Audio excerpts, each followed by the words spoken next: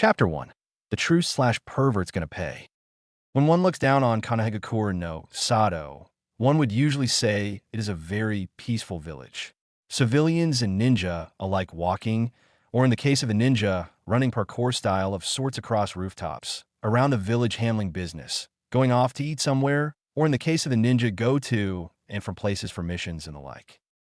However, if you are a certain orange-wearing, ramen-loving, pink-haired girl lover, in his mind at least, named Uzumaki Naruto, well, you'd be wrong, because said orange-wearing ninja would currently be falling down a ravine.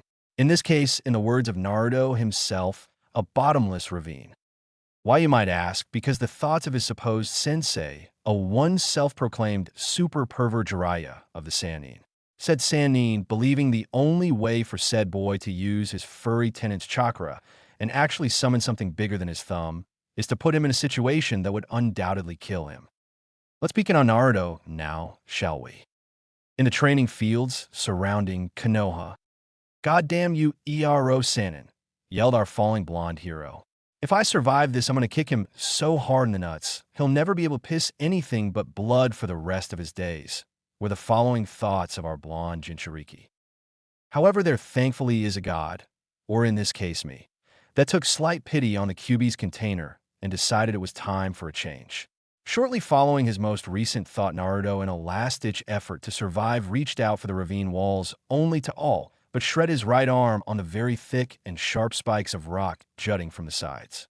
Thankfully, this had the bonus effect of causing so much pain to the poor Uzumaki that he near instantly blacked out. Naruto's Mindscape, i.e. Kyūbi's third home. "Oh, my head," said a very dazed and sore Naruto. As he stood up, he looked around to find himself in a very dank Indian dark sewer filled with leaky pipes, and a cage with the word seal written on a piece of paper in the middle that kept the doors shut.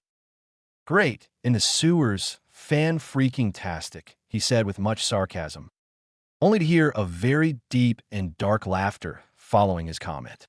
Looking in said direction only to see what he had believed to be dead only less than a year ago, the giant nine-tailed fox known all as Kyūbi. "Shit," Naruto said with much annoyance and slight worry. "You know, it's funny you would say such a thing, seeing as this is your mind," states the Kyūbi with what many would call amusement in his voice. Realizing his last words, Naruto sweat drops at that. "Well, since you made it this far, I can only guess you're here to demand some of my chakra and power, like it belongs to you, correct?" said Kyūbi in what anyone could tell was a very angry and pointed tone. Remembering his current predicament outside his mind. "Hey, yeah. No, wait," said Naruto, while cutting himself off at the same time. Thinking on the Kyūbi's statement, Naruto realizes just how true the Kyūbi's words are. If I take his chakra and power like this, I'd be no better than Sasuke team, like with how he copied Lee's Taijutsu move in the prelims. Something I'm certain that he worked really hard on only for Sasuke to come around and basically steal it. With these slightly forlorn thoughts in mind, it became quite easy for Naruto to finally answer in a small voice, "No thanks. Figures your humans always want what isn't yours or power that is." "Wait, did you just say no?" said Kyūbi. No, saying he was a little surprised would be an understatement. It'd be like saying Kishimoto only has a small liking for the Uchihas. So yep, big understatement. "Can I ask why?" said the Kyūbi, who if he was human would be raising the people's eyebrow one. "Well, I was planning to demand it from you, since you're kinda living in me, but the way you stated how I demand it like what was yours is mine doesn't actually sit well with me. I mean, it'd be too much like stealing, and while I have stolen from others in the past, it was only 'cause they kinda stole from me first," said Naruto, thinking back on all the times he'd been overpriced by most shops in Konoha only to, at night, come back to steal a few items to get even. "Huh. You're the only human I've ever met that actually turned down using my power or anything about me. Huh. You're like the anti-Uchiha, actually," said the Kyūbi while laughing at his own joke. Hearing this only made Naruto have a bead of sweat fall from his head his second time. "I'll take that as a compliment, I guess. Though now I have to figure out a way from falling to my death. You wouldn't mind lending me some of your chakra real quick, would you? At least to get out of this small mess that pervert put me, would you?" asked Naruto in a very nervous and surprisingly respectful tone of voice. I mean, he was still falling with a busted arm after all. The Kyūbi looked down on his third container, After a few seconds of staring at him, he lowered his head while still looking into the eyes of Naruto. I could do that, but how about we strike a different deal? Instead of me lending you some of my chakra, we could do something else instead, stated Kyūbi. Like what? I can't really think of anything else you could do for me while being locked up like that. Not to mention, I don't really have the time to be discussing with you any deal since I'm still falling to my death here, said Naruto in an even more nervous and now panicked voice. Well, first of all, don't worry too much. Time is slower here since the mind perceives things at a much faster rate, so you're still falling, yes. But you're not even close to the bottom yet, said the Nine Tails. Visibly relaxing after those words, Naruto looked back at the Kyūbi, asking him to continue. First, I wanted to answer me this. During the few times you used my power, during your battle with that ice girl, 2, and the time in the forest with that snake woman, did you not feel sore or exhausted afterwards? Asked Kyūbi with what could be an inquisitive look on his face. Now that you mention it, I did feel a bit sore after my fight with Haku-chan, and I did feel pretty exhausted even after I woke up in the forest after being knocked out fighting that snake woman. Why? Naruto asked in return. The reason is even though you're my Jinchuriki, seeing Naruto's confused expression, it's a human term for you, and containers of my other siblings seeing him nod, he continues, and you have had me sealed in you since birth. Your body will still never truly be able to handle my power. The sore feeling you get is from my chakra being forced into your body. As time goes on, you would be able to harness more, but you'd still be feeling after effects. Plus, the strain it causes you and your chakra coils from the use can get substantially worse, said Kyūbi in a lecture-style voice. Naruto was starting to see similarities between Irika and Kyūbi as he continued on. But what does this have to do with anything? I mean, all you're really saying is that no matter what I do, I'd never safely be able to use your power or chakra, said Naruto, cutting Kyūbi off from his next sentence. However, after a quick glare from Kyūbi, that clearly said, "Shut up, I'm getting to that," said Bijou continued.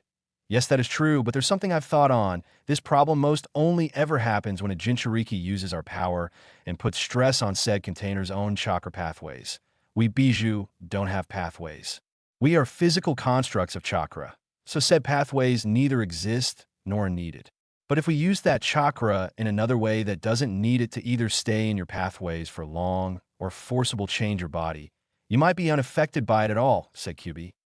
But how would that be possible, let alone work? Questioned our confused Uzumaki. I'm not fully certain myself, though I imagine something like a protective article of clothing or something of similar design may work, said Kyūbi with as much annoyance at no clear answer as Naruto himself has. Thinking on the Kyūbi's words for a minute, Naruto remembered a picture he saw once while in the Hokage's office. He recalled looking at some of his Aji-san's history books, specifically ones on the samurai of Tetsu no Kuni. What about an armor, like the ones samurai use? Suggested / questioned Naruto. That actually might work, said a surprised Bijou. If we have my chakra running through you into a piece of armor, like a gauntlet or chest piece, it would not only fortify the armor, but it probably wouldn't hurt you very much or at all, said Kyūbi. He was actually shocked that something so simple would most likely work. There are a few problems, though, said Kyūbi in an annoyed tone. Like what? Question, said Bijou's container. Well, for one, the armor would have to be made of a very strong chakra-focusing material. Secondly, it'd have to be practically covered in several powerful seals to keep my chakra from damaging the armor or creating a backlash. And finally, we'd have to do this far enough away from Konoha so no one finds out what we are doing, said Kyūbi in a very serious tone. One Naruto recognized was almost like when he saw the Sandaime talking to his AMBU. Well, how do we go about doing all this? Asked Naruto. It shouldn't be too hard if what I know of the pervert that's now training you, if you can call it training, he is probably the most acknowledged seal user alive. He did train your Yondaime after all, stated the giant Kitsune, though one could easily hear the venom in his voice at the word Yondaime. Well, that could work, but I can't think of where would be a good place to train or where to get the armor I'll need.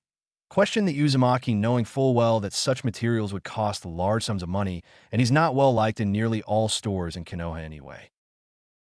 Wait, I got it. Do you remember that girl who was on the team with that Hyuga you're fighting in the finals? Asked the Kyūbi. You mean bushy brows female teammate? What about her? Asked Naruto with him pulling off the aforementioned people's eyebrow this time around. Well, remember how she fought with all those weapons? Replied the Kyūbi. Getting a nod from Naruto, he continued. Well, if you think on the amount of weapons she had, it makes one think how she owns so many, especially since weaponry seems to be her specialty. The only way she could afford these tools is if she worked at a ninja tool store or her parents run one. 3, stated the Kyūbi. But how would I find her? I mean, it's not like we even know each other, asked the blonde. That shouldn't be too hard, actually. Since we know that her teammate is in the hospital, you can just head there and ask him for directions, pointed out the Kyūbi. Oh, right. Naruto mumbled while scratching the back of his head. As for a safe training area, that's probably the easiest part. Just train in that forest you were in not too long ago. Kyūbi said like it was the simplest thing in the world. All right, yeah, that could work. Wait, what? Shouted Naruto with both shocked and horrified expression on his face. You want me to train in that forest? Are you nuts? Yelled our favorite blonde, Uzumaki, who looked as horrified as a 4-year-old child being told there is no Santa Claus. Kyūbi just looked at Naruto like he was stupid. Of course I'm telling you to train there. It's probably the most safest place, stated the fox with no true concern in his voice. Naruto still just looked shocked. Safest? That place is a death trap. Once again, our hero shouted. Kyūbi just looked at him with a growing tick on his forehead. Yes, it's safest, because neither your opposition in the coming tournament, most ninja and NO civilians will even step 1 foot into that place without good reason. We will be fine and undisturbed in there, the Kyūbi said with some aggravation in his voice. Realizing the fox's points were true, he decided not to push it. Or I will try it your way, sighed Naruto. He was really not looking forward to this. It was during this silence that Naruto brought up a forgotten thought. Oh shit, I still need to get out of this stupid ravine, yelled our orange hero. Don't worry, for this one time, I'll lend you some of my chakra to summon something to get out of this damn situation. Just do me 2 favors in return, asked the kitsune. What? Questioned Naruto with a look of slight desperation on his face. When you get out, make sure the first chance you get, kick that sanding hard in the crotch for me. Getting a nod from Naruto, he quickly continued, and as a request, I'd like it if you allowed me access to your senses so I can see the outside world easier than instead just through your memories. Kyūbi asked, how would I do something like that? Questioned Naruto. All you have to do is will it to happen. Since this is your mind and body, it obeys your commands. So all you have to do is think it, and it will happen here, stated the Bijou. Looking at the fox for a minute, Naruto finally agreed. All right, just will it happen, right? He asked. Seeing the kitsune nod his head, Naruto quickly did as asked and thought, let Kyūbi share my senses. Feeling nothing happen, he looked around and saw no changes. Thinking it didn't work, he looked at Kyūbi only for the fox to quickly say, don't worry, since you're kind of passed out right now, I don't sense anything either. I will once you wake up, he stated to Naruto. Okay, so can I get your chakra now? Asked Naruto. Yes, of course. Also, as a quick heads up, since we now have a connection, from you coming here, that is, we can no talk on the outside. All you need to do is think, and I'll hear you. And I can talk with you through your thoughts, okay? Said Kyūbi. Naruto nodded at this. All right, here's some of my chakra summon something quickly before you become a bloody paste on the ground out there, said the Kyūbi. 4. All right, see you later, said Naruto as he quickly started fading back to consciousness. Giant ravine outside Konoha. Waking up in the real world, he quickly bit back the cry of pain from the damage to his right arm. Damn, forgot about that, he cursed. Thankfully, as he was drawing on Kyūbi's chakra, it started healing his arm more quickly than it already was. Shocking our young Uzumaki hero briefly. Shaking his head and focusing on the current matter at hand, he quickly goes through the needed hand signs and using the blood on his arm cries, Kuchios no Jutsu. Poof. Where the hell am I? Shouted a booming voice. As the smoke clears, Naruto finds himself lying down on the head of a giant toad. Quickly noticing where he is, the great toad boss jumps up and out of the giant ravine he finds himself in. Feeling a small weight on his head, he sees a small boy laying down on his forehead. All right, I did it, shouted our hero, only to collapse immediately afterwards. Oh, that took a lot out of me. I see what Kyūbi meant by always being tired afterwards, stated Naruto, feeling the mentioned strain on his muscles and chakra from the forced, though brief, recharge brought on by Kyūbi's chakra. Hey Gaki, why are you on my head? And where's that pervert Jiraiya at? Said aforementioned giant toad yelled. After noticing his current situation, Naruto quickly slides down to meet the summoned boss of the toads face to face. However, before he even says a word, he gets quickly cut off by a familiar dark and booming voice. Gaki, before you even shout a word, which we both know you were about to, let me remind you he's now got you resting on his head while near a massive chasm. So it might be in your best interest that you speak to him in a respectable and humble, not to mention quiet tone. Said Kyūbi, knowing full well that if not handled right, his container will be knocking on death's door very early from just one swat of the giant toad's tongue. Taking in what his new partner, said Naruto, halts his words for a second to try to get the giant toad to not give him a reason to drop him back into the gorge. With a calm smile on his face, masking his nervousness, he says, "Well, I'm not sure where Ero-san is, but, it was me who summoned you, Gamabunta-san." Following his words, there was a tense silence, followed up by a very loud and slightly mocking laugh. "Ah ha ha!" laughed said Boss Toad.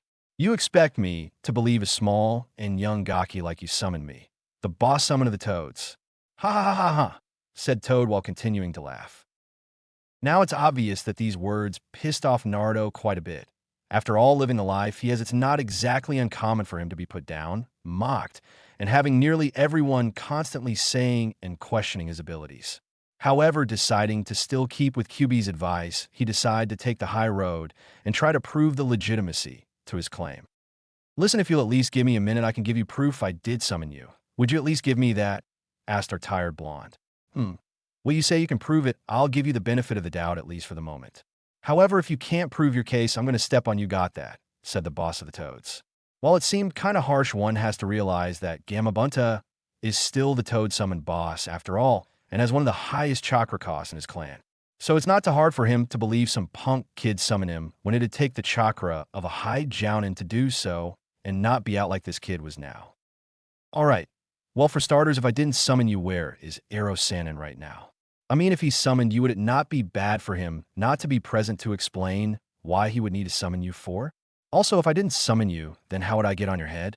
And lastly, since you're the boss summon of the Toads, that means you know every name that appears when someone signed your contract, so you could easily check and see my name, Uzumaki Naruto, on it," stated Naruto with a bright smile on his face, believing he covered any bases that Gamabunta would use to deny him signing and summoning him here. Gamabunta paused in his comeback to go over all that the little Gaki presented to him. How the Gaki's right Jiraiya would know better than to summon me and not be present. I'd kick his ass regardless where we were if he did, so next time I'd see him. And he's right on the contract part 2. I'll have to check on that after returning home after this matter settled. Lastly, he's right on the landing reason too.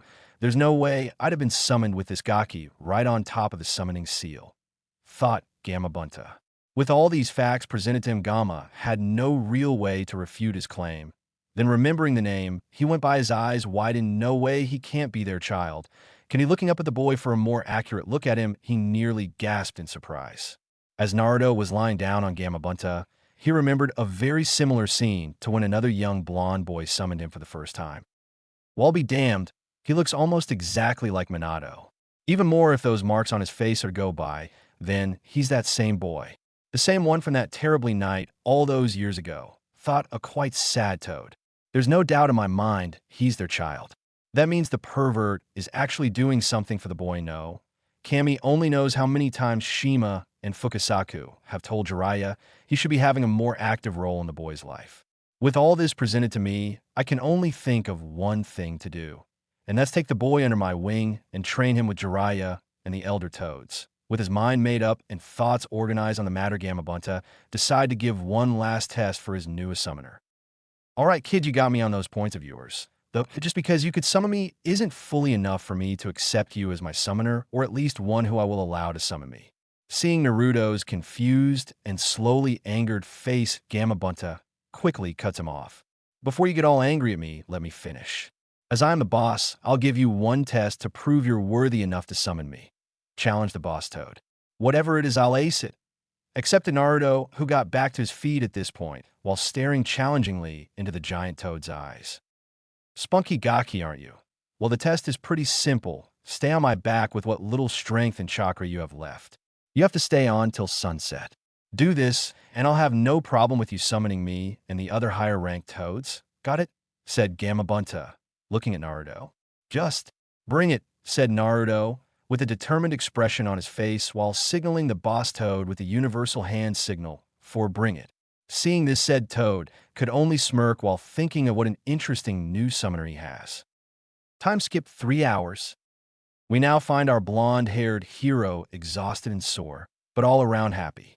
He just finished his test with the boss toad Gamabunta and lasted the entire 3 hours before sunset to pass. Feeling his exhaustion get to him, he decided to rest here for the night, being far too tired to move. Seeing his newest apprentice asleep, Jiraiya returned to the remains of the forest Gamabunta flattened during his test. With a pleased smile on his face, he gently picked up Naruto and took him to his apartment to rest while leaving a note for him to tell him where to find him tomorrow for his next training session. He mastered that a lot faster than I thought he would. I guess I can find him something else to work on, no? Sensei said he learned the Kage no Jutsu some time ago. I wonder if he knows the memory feature. I'll ask him tomorrow and see where it takes us from there, thought one white-haired Sannin. The next day, damn son, go burn in hell, cursed a sleepy and irritated Uzumaki, not even realizing the stupidity of his statement. After trying and failing to get the damn giant fireball in space, to leave him be, he slowly but surely got out of bed, only to blink and realize he's not outside in the training fields where he recalled falling asleep at last night. How the hell I get here? Could have sworn I was in the training fields, thought the confused Naruto. Looking around for a second, he spies a note hanging on his door. Getting up and reading it, he then realizes Jiraiya brought him back here following his passing out. How the old pervert brought me back. I guess that was nice of him, thought Naruto. Going over the note again, he notices Jiraiya asking to meet him around 9 a.m. at Ichiraku's. Looking over at his clock, he sees it's only a little past 8, realizing he should get moving so he could be there on time. After all, he'd rather not want to be late like his other sensei makes a habit of doing. Quickly showering and grabbing a bowl of instant ramen, he's about to get it ready when a deep and familiar voice speaks up. "Don't even think about it, Gaki," shouted the Kyūbi. "Wha? Kyūbi, what the hell?" yelled back our both surprised and angry Uzumaki. "You want to be stronger to beat that Hyuga? Well, here's lesson number 1 from the great Kyūbi sensei. Eat healthier food. Also speak through your thoughts, Gaki. Don't need people questioning you after all," said the Kyūbi, who quickly followed up with, "Besides, ramen isn't too healthy to eat constantly like you do. Heck, I bet it's part of the reason you're so short right now." The Kyūbi finished stated, knowing that Naruto's height was a sore spot for him. Before he could even say another word, Naruto once again stopped to think, and after hearing Kyūbi's last statement on the matter, begrudgingly accepted it. After all, if it meant getting bigger, he'd suck it up and start eating less ramen for the time being. So putting away his instant ramen, Naruto grabs a few fruits that had been left on his counter, most likely from Jiraiya or Kakashi, he figured, and walked out of his apartment to go see said pervy sage. As he was locking his door, Kyūbi decided to remind Naruto of their conversation from yesterday. "Gaki, don't forget to ask the pervert to teach you anything he has on Fuinjutsu when we meet up with him." "Don't worry, I haven't forgotten." Also to head over to the hospital to see Lee and ask where his teammate lives, right? Asked Naruto. "Yeah. Also don't forget to kick him in the nuts for the both of us from pushing you down that ravine," replied Kyūbi with a bit of maliciousness in his voice. "I won't," replied Naruto, who also had a touch of maliciousness in his tone as well. At Ichiraku Ramen, we find said Toad Sage and Super Pervert quietly enjoying the weather while waiting on his newest apprentice to show up to further his training for the upcoming exam finals. When suddenly he felt a very uncomfortable chill run up his spine. What the hell was that? Haven't felt a chill like that since the time I peeped at the one hot spring only to discover Shizen was in there, thought Jiraiya with a bit of paranoia remembering that day. Said incident led to a particularly bad beating suffered from Tsunade for peeping on said apprentice. Not as bad as when I peeped on Tsunade herself or the time I peeped on Kushina, but it's up there. With these thoughts in mind, Jiraiya figured it'd be best not to go collecting any research until after the exams were over. Not realizing his approaching apprentice was planning to invoke untold pain and embarrassment for the Sannin in the coming weeks.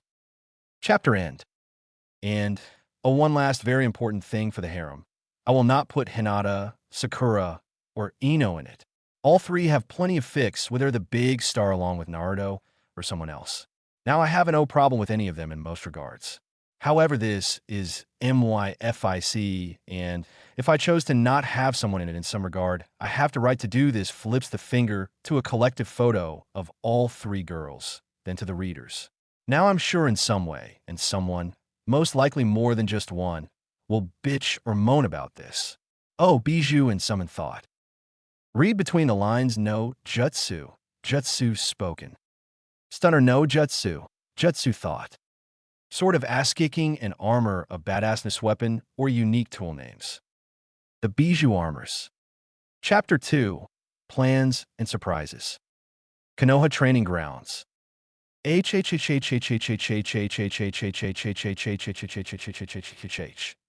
Once again, we find a relatively calm and quiet as a morning city can be, broken by the high-pitched screams of Konoha's self-proclaimed super pervert. Said pervert currently hold his package while crying on the ground. Reason being, well, his newest apprentice, not liking the early idea of being thrown over a seemingly bottomless canyon, would make sense. At least to everyone but Jiraiya. That was for yesterday, pervy sage, said our blonde hero currently standing over said sage. After resting for a little while, said sage, with some difficulty, climbed to his feet and moved to sit down for a moment to heal his sore groin. Okay, I might have deserved that, was the first word from Jiraiya. Damn right you did, muttered Naruto, feeling much better after delivering said divine punishment. All right, okay, now since you prove yourself worthy to Gamabunta and were able to summon him, I guess we can move on to something else to train in while every so often going back to summoning. How's that sound, Gaki? Asked Jiraiya. Fine, I was going to ask you for some training in Fuinjutsu anyway, actually, stated Naruto. Hearing his apprentice's request, he looked at him with a touch of surprise. Really? I figured you'd be asking for ninjutsu or taijutsu, remarked Jiraiya. Any particular reasons why? Asked the Toad Sage. Well, I figure I got this giant ass seal on my stomach. I kind of like to learn more on the field since sealing is kind of a major factor in my life since birth, Naruto retorted with a noticeable amount of annoyance in his voice. Noted his tone, Jiraiya was quick to agree, saying he'd start on that in a bit only to be cut off by Naruto. You think you could instead train me in Fuinjutsu while I head over to the hospital instead? Questioned Naruto. Jiraiya, hearing his idea, was of course confused. Naruto, you do realize I'd have to train you, so you can't go to the hospital at the same time, said Jiraiya with an expression that could be read as, are you an idiot? Seeing the expression, Naruto quickly made a Kage bunshin, and while pointing at it said, know you're trained this Naruto in Fuinjutsu, while I head to the hospital to go see a friend. Realizing Naruto meant to use the memory ability from his Kage bunshins, he asked for him to make a few more, while stated he'd see him back here around lunchtime. Nodding his head and making 4 more bunshins, both sensei and student parted ways. One to the hospital to see about his newest project, and one to train some clones in Fuinjutsu. Minus 10 minutes later, Konoha Hospital. Walking up to the entrance, Naruto headed up to the reception desk, only to spot one of the people Naruto needed to see already walking off. Guy Sensei. Hey, wait, called Naruto, seeing the spandex wearing Jounin about to walk off. Hearing his name called, Guy turned to see Naruto walking up to him. YSH. Hello, Naruto-kun. Might I ask why you are looking for me on this youthful day? Shouted Guy, only to be given the stink eye from the receptionist for his loud voice. Quickly lowering his volume so as not to be thrown out, Guy said, I'm sorry. Yes, Naruto. Is there something I could do for you? Seeing he had Guy's attention, Naruto brought up the question Kyūbi mentioned to him the other day. Hey, Guy-sensei, I was wondering, does your student tenant happen to work at a ninja weapon shop or smithy? Questioned Naruto. Guessing where this was going, Guy said, yes, she does. I can assume you're asking so as to get some new equipment before the finals. Yes? He said with a questioning look. Yeah, I'm going to need some really high-grade stuff for some things I'm working on. And I figure with all the weapons she used during her match and the prelims, she might either know or work at a shop, said Naruto, with a curious look on his face. I see. Well, if that's the case, I would have no problem taking you there after I stop and see Lee. If that's not a problem, asked Konoha's green beast. No, that's fine. I was going to see Lee while I was here anyway, said Naruto while giving a sad smile, remembering the damage Lee suffered at the hands of Gaara. Yash, your flames of youth indeed burn brightly to come and see an injured comrade, Naruto-kun, yelled Mato Guy while giving his patented good guy pose, sparkling teeth included. Twitching a little at the poses, Naruto quickly suggested seeing Lee before the nurses kick Guy out for shouting again, while hearing Kyūbi in his mind shouting, H. My eyes, what is that thing, kid? It's just Guy Sensei, and where have you been? You haven't said a thing since breakfast? Questioned Naruto, while trying to keep from giving any hints to his inner conversation. I've been going over some more ideas for the armor, mostly finalizing anything we went over last night, Kyūbi stated, who is currently looking over a massive blueprint of the armor in Naruto's mind. Thinking back on last night's events, Naruto recalled his and Kyūbi's design ideas for the armor as Naruto slept. They came across several ideas, most concerning the process of how to match each armor piece for one of Kyūbi's tails. After many hours, the basic designs were done. They currently mapped out that a set amount of Kyūbi's chakra would be focused on a single piece of armor. The equivalent of Naruto drawing forth a tail of chakra would be one piece of armor per chakra tail, thereby making it 9 pieces of armor with 1 tail per piece. They decided on the unlocking feature to be the following. First tail equals right gauntlet, second tail equals left gauntlet, third tail equals armored boots and greaves, both legs, fourth tail equals shos, both upper thighs connects to boots, fifth tail equals pauldrons, both arms connects to gauntlets, sixth tail equals armored belt, seventh tail equals chest armor, connects with belt to connect arms and leg armor together, eighth tail equals helmet, covers entire head and neck, ninth tail equals unique attachment, cloak, cape, mantle, etc. The last part was inconclusive at the moment, so Naruto and Kyūbi decided to let that one be left up for a later attachment. Naruto, yelled on Rock Lee. Looking around, Naruto quickly sweat dropped. I really need to pay more attention to my surroundings, thought Naruto. It seemed during his recollection of his armor design plans with Kyūbi, he and Guy made it to Lee's hospital room. Oh, sorry, Lee. I was a bit preoccupied with my thoughts at the moment, said Naruto while scratching the back of his head and smiling. Sometime later, we find Naruto following Mato Guy outside the hospital and heading towards what Naruto assumed was Tenten's shop. After walking for a good couple of minutes, we find our hero and his guide outside a plain and nondescriptive shop between the ninja district and civilian district. Naruto was about to mention it before Guy cut him off. I know the place seems pretty plain, Naruto-kun, but I can assure you that this shop is the go-to for any decent and acknowledged ninja, said a surprisingly serious Guy. Only to ruin it by following up with, Yash, no, let us stroke the flames of youth in you, Naruto-kun, with some new equipment, shouted an excited Guy. Sweat dropping at the overly excited Jounin, Naruto followed him inside, only for his jaw to drop through the floor at the amount of armor, weapons, and standard ninja equipment lining the walls and in racks around the floor. Hell, even the ceiling had ninja stuff of all kinds hanging from it and on high-rise displays. Hearing the sound of people chuckling, he turned to see Guy, Tenten, and an as-of-yet unknown man, probably the owner, Naruto thought, looking in his direction. Walking over to the trio, he got a good look at the man. He wore a dirty tan long-sleeve shirt covered by an even dirtier brown smock, a pair of loose black pants, and on his feet heavy-duty boots.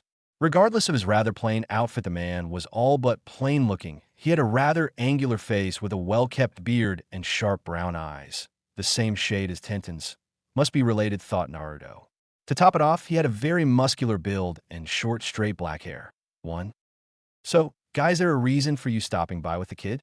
I already resupplied you with your usual gear last week, so I know you can't have run out yet, questioned the large man. No, I'm still quite all right, Dustin. I actually came to help Naruto-kun here get some new supplies, answered Guy with his signature pose. Sweat dropping at her sensei's actions, Tenten turned to Naruto, who was checking out several pieces of armor on the wall. Interested in armor? You know that stuff won't protect you from Neji-kun, right? Said Tenten with a bit of an arrogant tone and smirk on her face. Well, you never know. Besides, it doesn't say anything good for you if you can stand there and belittle me. Yet not only am I in the finals, something you aren't, but I'm also fighting for Hinata, someone your teammate almost killed who happens to be his own family, stated Naruto with a bit of venom in his voice while looking at Tenten with an angry expression on his face. Hearing his, Dustin looked at his daughter with no amount of disappointment on his face, and, in his words, Tenten, you never told me that part of the prelims. Why? Dustin questioned with a little bit of anger. Realizing she was put on the spot and how her words came out, Tenten quickly said, Sorry, I guess that came out kind of mean. I didn't mean to offend you. I guess I'm just not used to Neji-kun acting so terrible is all. Seeing she did seem apologetic, Naruto said, "It's fine, though if one listened close enough they could tell Naruto was by no means truly accepting of Tenten's apology." Trying to break the uncomfortable silence in his shop, Dustin turned to Naruto and decided to ask what he was looking for. "Well, I actually wanted to ask if you had any high-grade chakra metal. I need quite a bit for a project I'm working on," asked Naruto. "We have quite a bit of this stuff, but it's really expensive. I don't think you would have the funds to buy enough to make even a single gauntlet made of the metal," said Dustin in an apologetic tone. Realizing he forgot he most likely didn't have the money to pay for the armor, Naruto was quick to start panicking, only for Kyūbi to cut in on his thoughts. "Kit, calm down. I realized you might not have the necessary money already." Hearing this, Naruto was of course not happy. "What do you mean you already knew this? Why didn't you tell me before?" thought Naruto, who started to get a bit angry at the lack of forethought on the Kyūbi's part. "Like I said, calm down. There's an easy way around this now. Repeat what I'm about to tell you to this Dustin," stated Kyūbi. Back on the outside, Naruto, seeing the looks he was getting, quickly repeated Kyūbi's words. "Look, I know I don't have the money, but is there a way I could work out some kind of plan with you, like, say, working for you to pay off the Ryu? I'll need to pay you for the metal?" asked Naruto in a humbled tone while lowering his head. Hearing Naruto's proposition, Dustin gave it a bit of thought. Well, I could always use another pair of hands around here, and if what Irakin and Guy have told me of the boy is true, he's a very hard worker. I guess it could hurt to give it a try." Coming to a decision, Dustin looked at Naruto with a stern look upon his face. "All right, here's the deal. I'll agree to letting you work here if you pass a test. If you pass it, I'll hire you, and we can work out you paying through your work here on the metal. If you fail, we'll instead work out a payment plan that has you paying me back over an extended period of time with the money you make through missions. How's that sound to you?" asked Dustin. Tenten looked at her dad in surprise. "You're not really thinking of having him work here, Dad?" asked Tenten. Looking over at his daughter, he said, "Of course I am. With you being an active kunoichi for over a year, no, I've been slowly falling behind on my jobs. With an extra hand, I'd hopefully get back on track without having to hire a worker and pay at the same time. Working this deal with Naruto gives me a chance to hire an extra hand without technically paying him," stated a straight-faced Dustin.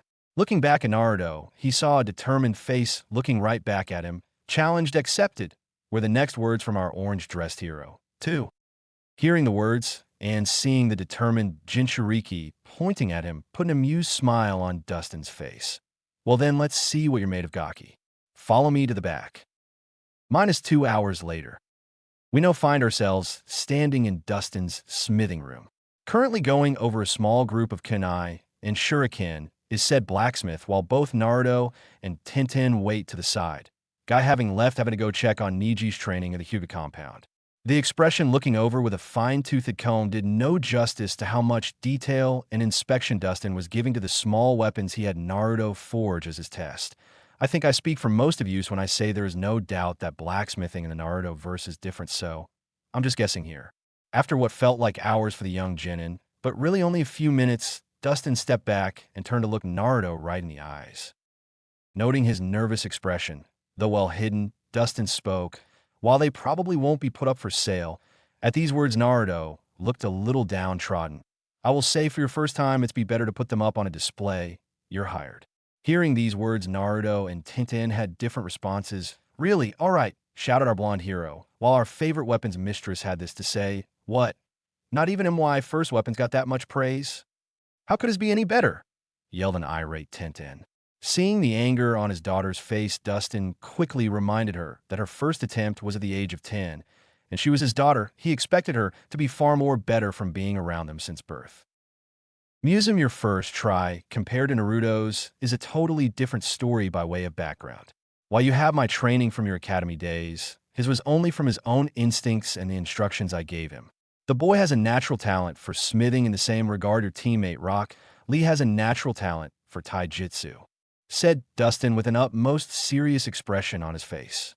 Seeing he had their undivided attention, he continued. "When Guy preaches his belief on natural talent and hard work talent, he's very much right. Every person is born with a natural skill or talent at birth in my mind. Some have an interest and work hard at it, while others have a natural attunement to a specific field. In your case, Tenten, while you have a natural-born gift for forging, Naruto has a natural gift of the hard worker. When he sets his mind to something, he gives it over 100% effort regardless of what it is or how hard it may be. At least that's what Irika and the Sandame have told me, stated Dustin. Starting to understand her father's words, Tintin turned to Naruto. Look, I'm sorry for my earlier words. It was wrong of me, and I hope if it isn't too much trouble, if we could try again, asked Tintin with a bit of hope in her eyes. Thinking it over in his mind for a bit, Naruto looked back at Tintin. Sure, apology accepted. However, I suggest you not make the same mistake twice. The last thing I want to deal with while working here is a female Neji. Okay, Naruto stated more, so then asked of Tintin.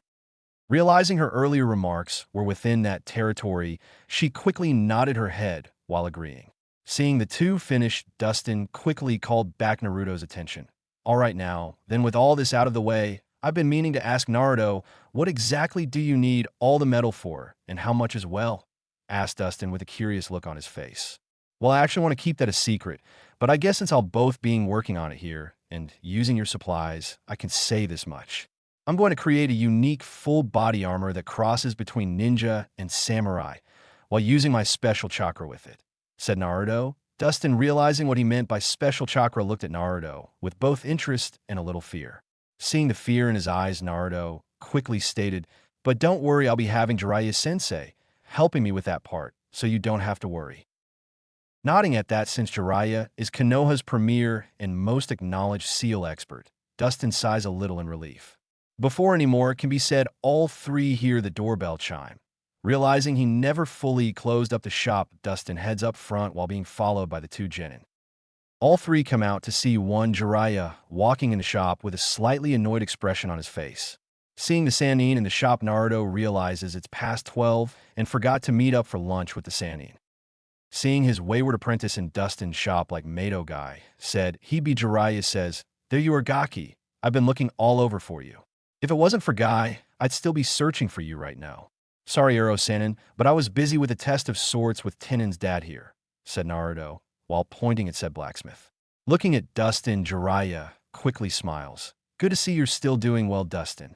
And I'm guessing the young lady here is your daughter, Tintin, you told me about some time ago.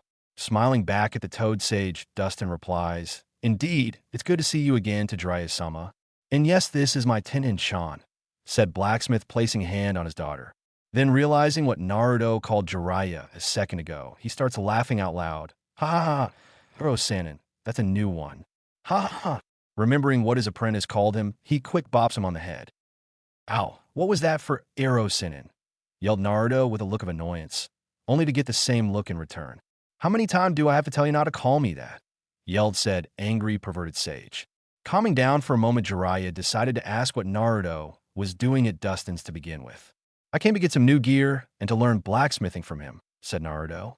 A little surprised at Naruto's newest interest, Jiraiya asked. Not to common a field for an active ninja to be taking. What exactly do you want to learn it for? It's a bit of a secret project that I'll explain later, Naruto stated with a bit of excited look on his face. Figuring he won't hear more, till later, Jiraiya decided to bring up a thought that had come to mind during his search for Naruto earlier. Hey Gaki, I meant to ask, besides Neji and your teammate, the Uchiha, who else is in the finals? I ask because you might need to plan a few things for your later opponents if you beat Neji, stated Jiraiya with a serious look on his face. Realizing the benefit of being prepared for his other future matches, Naruto quickly listed off the other matches and his future opponents. Well, first off, regardless of what anyone says or believes, I am beating Neji. But the other people in the tournament are my teammate Sasuke, my former classmate Aburame Shino, the team from Suna, Gaara and his siblings Temari and Kankuro, a girl from Kyūmo named Yujito, 3, and an Odo Kunoichi named Kin, 4, replied Naruto. Well, I'm sure you saw all their matches in the prelims, right? Asked Jiraiya. Receiving a nod from Naruto, he continued. All right then, what's the styles that they all used? Thinking for a few seconds, Naruto replied. Well, I already know how Sasuke fights, and since he's being trained by Kakashi, he most likely will focus mostly on ninjutsu. Getting a nod from Jiraiya, Naruto then said, and Gaara uses his sand for attack and defense while not moving at all. His sister used wine jutsu through her fan, and his brother uses a puppet. Neji is all Jukin and his bloodline, the Byakugan. Shino relies almost solely on his bugs for combat, and that girl Yujito uses fast taijutsu and a mix of fire and lightning jutsu. The last one Kin uses Jinjutsu, and her flexibility while relying on Senbon more so than Kunai or Shuriken. Taking on a thoughtful expression, Jiraiya then asked, "This Kin girl, who did she beat in the prelims?" Remembering that particular match, Naruto said, "My old classmate Shikamaru." "What?" Try to remember the name. Jiraiya's eye widened. "Wait, you don't mean Shikamaru Nara, right?" Hearing the surprise in Jiraiya's voice, Naruto raised an eyebrow. Naruto obviously doesn't smell what Jiraiya's cooking. "I know, bad Sosumi." "All right, Naruto, tell me exactly what happened in that match, okay?" Hearing the shock in his voice and seeing it on his face, Naruto began to recount the match from the prelims. Erasure hops into the DeLorean time for a flashback, shoots off into the past. Flashback, Forest of Death Tower, Chunin exam prelims. Nara Shikamaru versus Tsuchi-kin, up to the finish. For all intents and purposes, Tsuchi-kin was screwed. Not only was she completely at the mercy of her opponent's Kage, main no jutsu, but her main strategy and specialty failed her. At least that's what it looked like to the unassuming viewer, which was actually everybody in the room. You see, during their brief fight in the forest, Kin noticed two subtle but noteworthy weaknesses to the Nara's jutsu. First, he must stay completely focused on his target, and secondly, he could be overpowered if done correctly. Now you're probably wondering how one overpowers the jutsu correctly. Well, it's quite simple, really. If one has more strength in a muscle area that trumps another's, it's easy to believe that they can overpower the other. A good example would be if one person shows noticeable muscular strength in their arm, while another doesn't. It's right to assume the one that has said muscularity can beat the one without any in an arm wrestling match.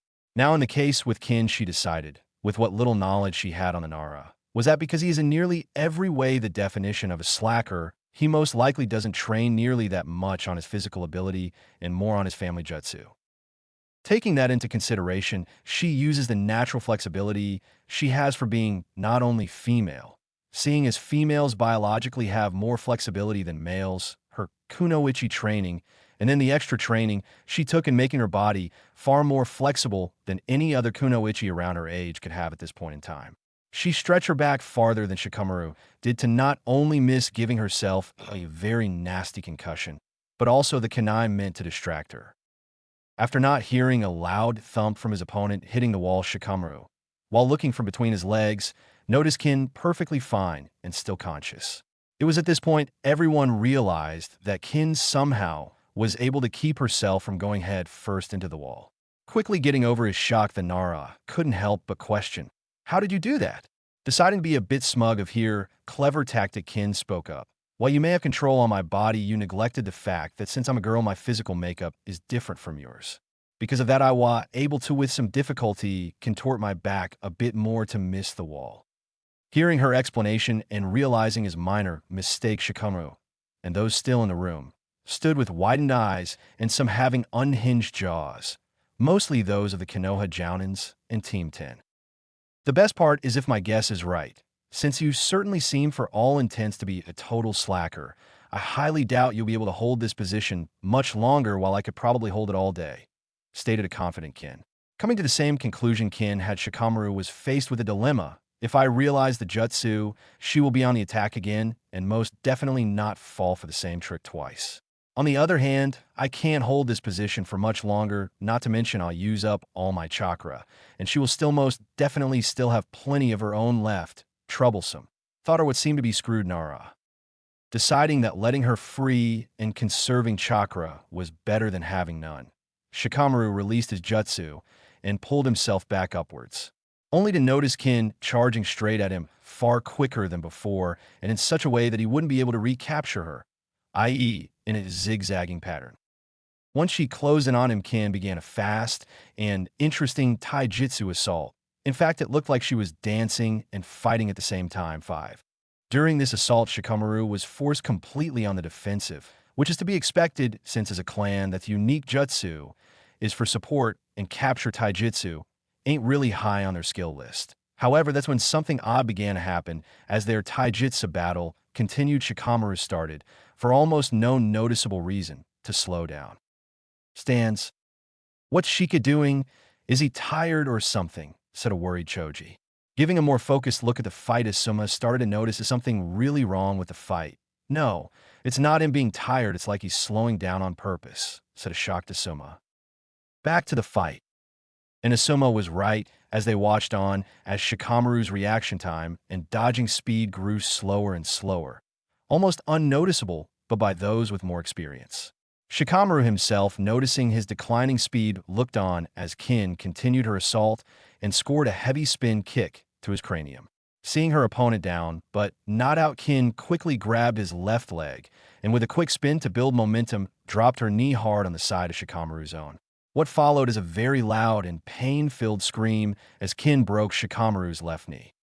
With a quick flourish and pounce on her opponent's prone body, she places a sunbon at just behind his ear so that if she wanted could pierce it straight to his brain's bottom lobe. Hate seeing the situation that the match was in quickly called the match, Shausa, Tsuchi Kin of Odo. Hearing her name called and seeing no point in continuing, Kin removed herself from Shikamaru's back and walked slowly away. Before she walked up the steps to the ringside walkways, she heard her down opponent call out to her. How is it you slowed me down? And don't try lying. I was using my chakra to up my speed, but I still was slowing down regardless. What was it? Questioned an injured Shikamaru. Deciding to be a little smug with her win, Kin said nothing, but pointed at the sunbon with the bells she threw near the beginning of the match. Looking at them for a second, he soon realized what it was. You used the sound made from the bells to cast a second Jinjutsu on me to make me slowly lower my reaction time, didn't you? Shikamaru stated more than questioned. Once again, not answering Kin, just turned around halfway to give a small smirk at him, figuring out her subtle tactic. It was at this point Naruto himself summed up all that just happened with one word, damn. Flashback end. Erasure returns in the DeLorean. Well, that was interesting. Raise your hand if you saw that coming. Back to the present, Naruto having just finished his recap of that match in the prelims to a stunned Jiraiya. To think she not only outsmarted Inara, but followed up with a simple yet effective attack to keep him from getting another chance to fight back. She's a clever one, stated the sage. Hearing a quick cough from behind them, teacher and student turned to realize that during their conversation, they forgot about the Arise 6. Well, before we get any further off track, Jiraiya-sama, I still need to set up a work schedule with my newest apprentice, stated Dustin. Understanding this, Jiraiya replied, well, if that's the case, let me give you a hand, since if he's going to be not only training with me for the finals, but working under you, we'll need to come up with an easy-to-follow but effective schedule, won't we? Nodding at that, Dustin had Jiraiya follow him to the front desk to work out an effective schedule for Naruto to use during the rest of the month. Before leaving with Jiraiya to the front desk, Dustin quickly turns to Tenten. Muzum, could you take Naruto to the storage room and see if there's any weapons he might have an interest in using outside of his standard kunai and shuriken? Dustin asked. Sure too, San. Turning to Naruto, follow me to the back. Naruto will see if you have an interest in using something new for a change, stated Tenten while leading the young Uzumaki away from the front of the shop. His curiosity piqued at the apparent insistence of Dustin and Tenten at him using a new weapon. Naruto decided to speak up on his thoughts. Why is me using something else than my kunai or shuriken seem so important to you and your Tusen, Tenten? Questioned Naruto. Quickly understanding his lack of knowledge on her family's trade, Tenten stated, it's usually customary and a sign of acceptance in both my family and in blacksmithing to bequeath to one that's going to learn under the master a weapon previously forged or owned by the master. Starting to understand the importance, Naruto continued following Tenten to the back of the building till they came to a sealed-off metal door. Naruto watched as Tenten took a kunai that she had grabbed from the front and lightly cut her hand to spread some of her blood on the door, only for a large and complex seal to appear, then turn from a dull red color to a soft green before once again fading from sight. What you just saw is a very strong blood seal a friend of my Tusan's placed on this door and around the whole room to keep people from trying to steal our more rare and treasured weapons, asked Tenten when noticing the confused expression on Naruto's face. Pushing the door inwards, she led Naruto into a massive collection of weapons of all shapes and sizes. Tenten turned to Naruto and started talking again. All right, here is my family's prized armory. We only allow those who are close to my family or those who are special in some way in here, and allow them to have only one weapon. You can take your time in here, but remember to only take one. Okay, she said with a very serious look on her face. Nodding at her request, Naruto slowly but surely looked around the massive collection, seeing if any weapon felt right in his hands. After searching for almost half an hour, Naruto came across an odd sword hanging in the back. What made it odd is that most he's seen had either a cord or cloth wrap on the hilt, but this one was different. It was a simple in appearance katana, around 42 inches long from hilt to blade. A circular golden guard in the shape of a coiling dragon. But the most unique feature was the handle. As mentioned above, it wasn't either a cord or cloth wrap, but instead an ivory dragon with its mouth closed at the end of the hilt. 7. Feeling an odd pull with the katana, Naruto grabbed the handle and scabbard and drew the sword. The blade was amazing in its simple appearance, being a simple but very well-polished steel that looked like it could slice with no trouble through the toughest armor. As he examined the blade, Tenten came to check and see if Naruto found anything. Upon seeing him holding the katana, she said, "Well, I guess you did find something after all. Let me get a look at it." Hearing Tenten's speech slow, Naruto turned only to see her staring, both shocked and amazed at him. Finally getting a little bit under control, she quickly asked, "Naruto, did you just draw that blade from its sheath?" Not fully understanding what's wrong, Naruto said with a confused expression, "Yeah, I did. Why?" What followed was a scream that made Naruto feel like it was Sakura he was talking to and not Tenten. "Tio-Usan, come here now." Only a second later did Dustin and Jiraiya come bursting into the armory, both looking around and acting as if they were about to be attacked. Seeing his daughter, he quickly ran to her to ask what was wrong, only for Tenten to point at Naruto. Dustin turning to Naruto only to gasp in shock at what he was seeing. Repeating the question Tenten asked earlier, "Naruto, did you draw that sword?" Once again, Naruto repeated with a yes.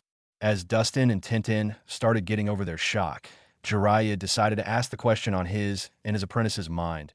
"What's the matter, Dustin? What's so important about if Naruto drew the katana?" "Jiraiya, that katana has been in my family for 5 generations, found by my great-great-great-grandfather. In that time, none of my family have ever been able to unsheath that blade. We even had others try, and still no one. Heck, I even had your former teammate, Tsunade-sama, give it a try.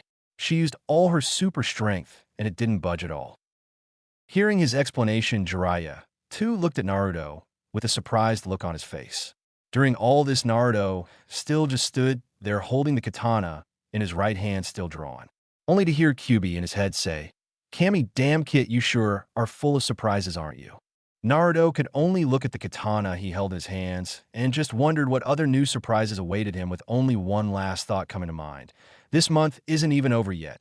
Chapter 3. Final preparations / meetings new and old. Dustin's Forge. After the silent moment about Naruto's new sword, things slowly went back to normal, well, as normal as a ninja village can be. We find Dustin and Jiraiya back near the front of the store, going over their planned schedule about Naruto's training and work hours. Adding in that he'll need Kenjutsu training now to supplement his katana, they quickly rework the schedule, while Tenten gives Naruto a more detailed tour of the smithy. "Alright, I think we covered everything necessary for the rest of the month, and half Naruto's has before the finals," said Jiraiya.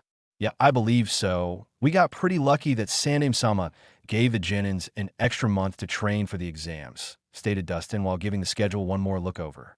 Indeed, it would seem that because of the participants in the Chunin exam finals being quite diverse and many, it was decided, with some aid from the Fire Demo, that the finals would be pushed back one more month.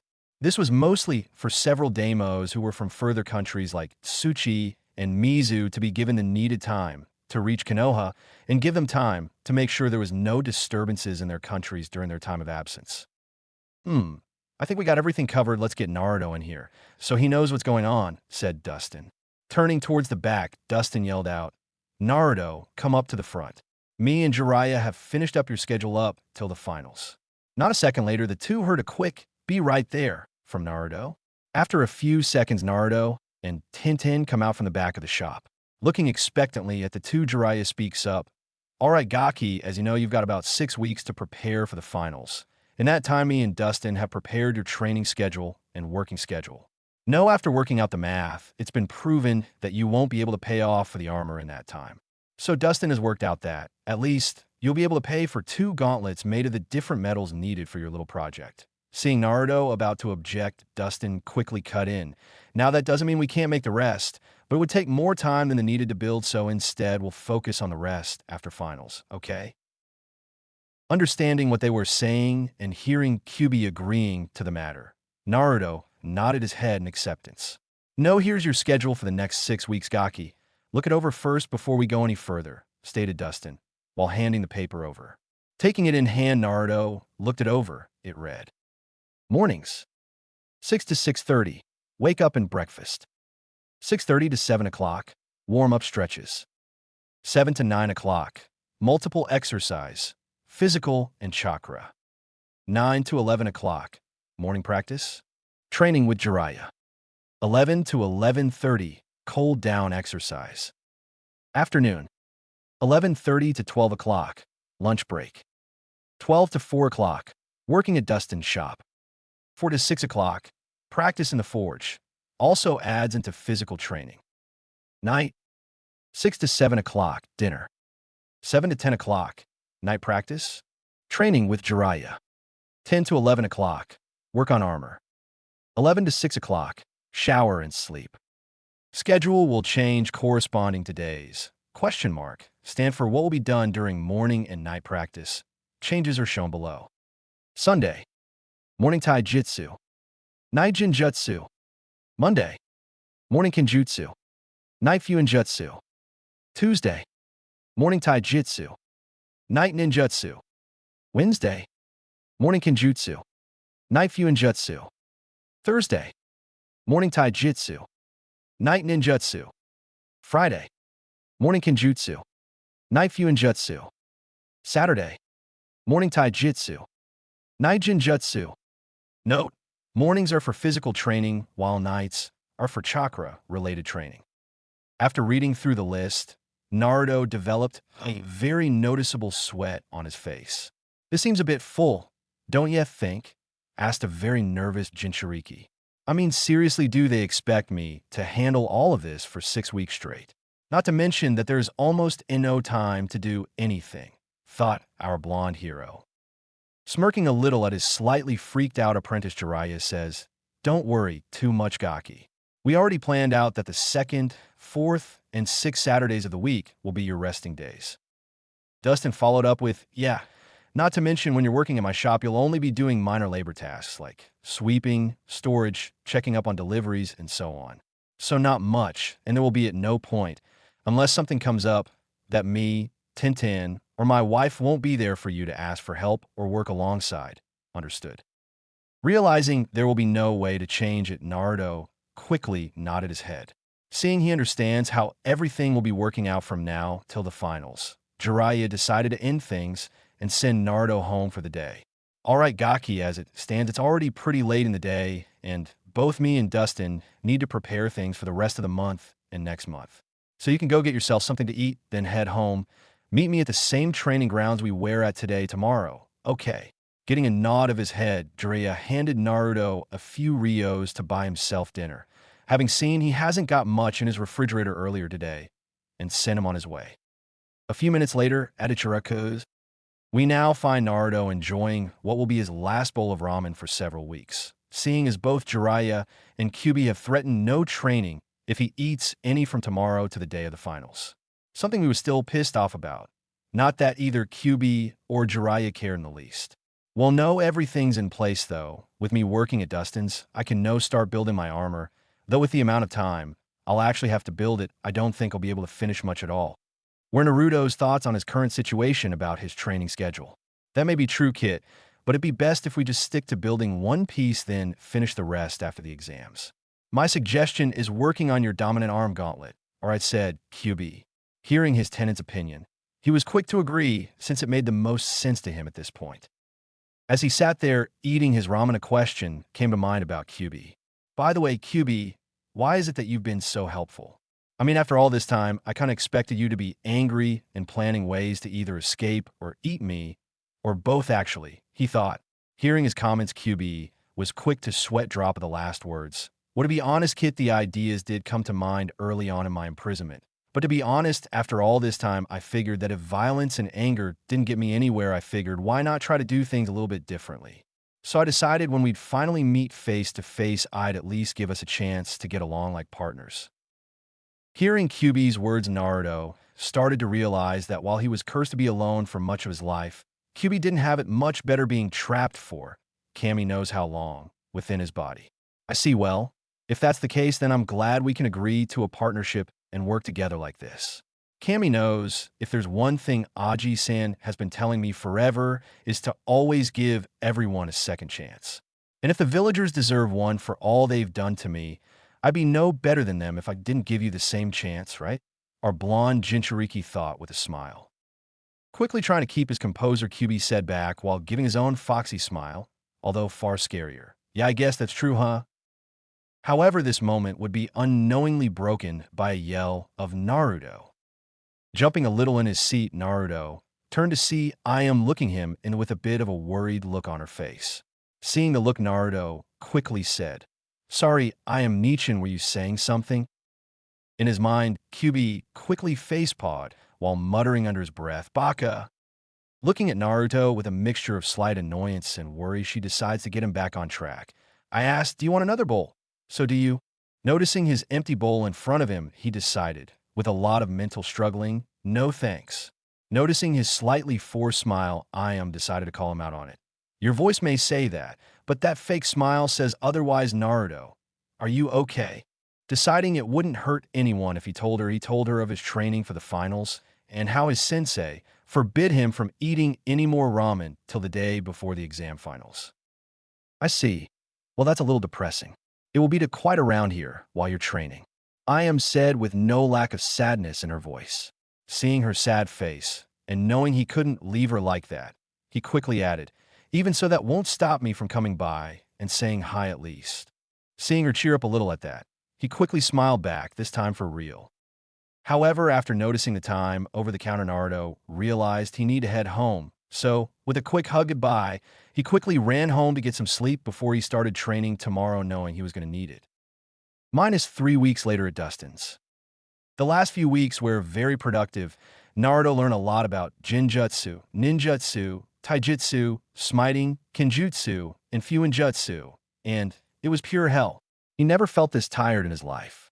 From sunup to sundown, he was worked to the bone by Jiraiya, Kyūbi, and Dustin. Every day, he worked through numerous stretches, exercises, both bodily and chakra, different fighting stances, and several clone sparring, both of himself and Jiraiya. Along with all of that, Jiraiya had him studying seals and reading up on several Fuinjutsu scrolls alongside ones for a select couple of ninjutsu scrolls. That was another thing Jiraiya did when he started his ninjutsu training. He taught him his chakra element, or should I say elements. He still remembered Jiraiya's face. Now, that is something he won't be forgetting anytime soon. Flashback 2 weeks ago to the DeLorean. We find Naruto and Jiraiya currently resting under a tree in the training field, watching several Naruto clones and a few Jiraiya clones working on multiple subjects around them. Having just finished his Taijutsu training at the moment, Naruto decided to ask Jiraiya a question that was bugging him for a while. Turning to the perverted sage, he quickly asked, "Hey, Arrow-sensei, when are you going to teach me any jutsu like shooting fireballs or making giant water dragons?" Let it be known that even with all that's happened in the last few days, Naruto will still be Naruto. Looking over at his apprentice with a slightly annoyed look on his face, he decided since he would be heading off to Dustin's soon, he might as well teach the Gaki about elemental chakra. Getting into what Naruto dubbed lecture mode, Jiraiya started his brief lesson. Alright, first thing you need to know, Gaki, is that every person has an element in their chakra network. By that I mean they're naturally attuned to a specific element. Before you ask, the elements are listed as the main 5 chakras. 1. In most cases, this is because there are 5 main chakra elements. They are as followed: fire, wind, lightning, earth, and water. Each element is stronger than the one after it and weaker to the one before it, namely saying, fire beats wind but loses to water, wind beats lightning but loses to fire. Then comes lightning to earth and wind, then earth to water and lightning, and finally water to earth and fire. So if I had the water element, my jutsu would beat Sasuke team's fire jutsu, right? Asked Naruto with a question look. Exactly, but that also means you would be beaten by someone with an earth element. And that's mostly if you're fighting using only your elements. As I've been told, you've also fought someone with a second-tier element, too, right? Jiraiya asked. Seeing Naruto's slightly confused expression, Jiraiya quickly mentioned, "What I mean is someone with an element that is composed of two of the main five gaki." "Oh, you mean Haku-chan, right?" Naruto asked, realizing who Jiraiya was talking about. Exactly. She has what's called a second-tier element, which is when two of the other five are combined to make a new element. Examples would include the Shodame's Mokuton, which is earth and water, while your friend Haku's is Hayaton, a fusion of water and wind. Jiraiya stated. Seeing Naruto was still with him, he continued. There's also a third tier, but as of this moment, the only user of such an element is the Sandame and formerly the Nidame Tsuchikage, which is the dust element. And I don't know for sure what elements make it up, most likely earth, wind, and possibly a third element. So how would we go about learning about my element? And for that matter, how is your element chosen? Is it random or something? Asked Naruto. Well, finding out what it is the easy part, but first I'll answer your second question.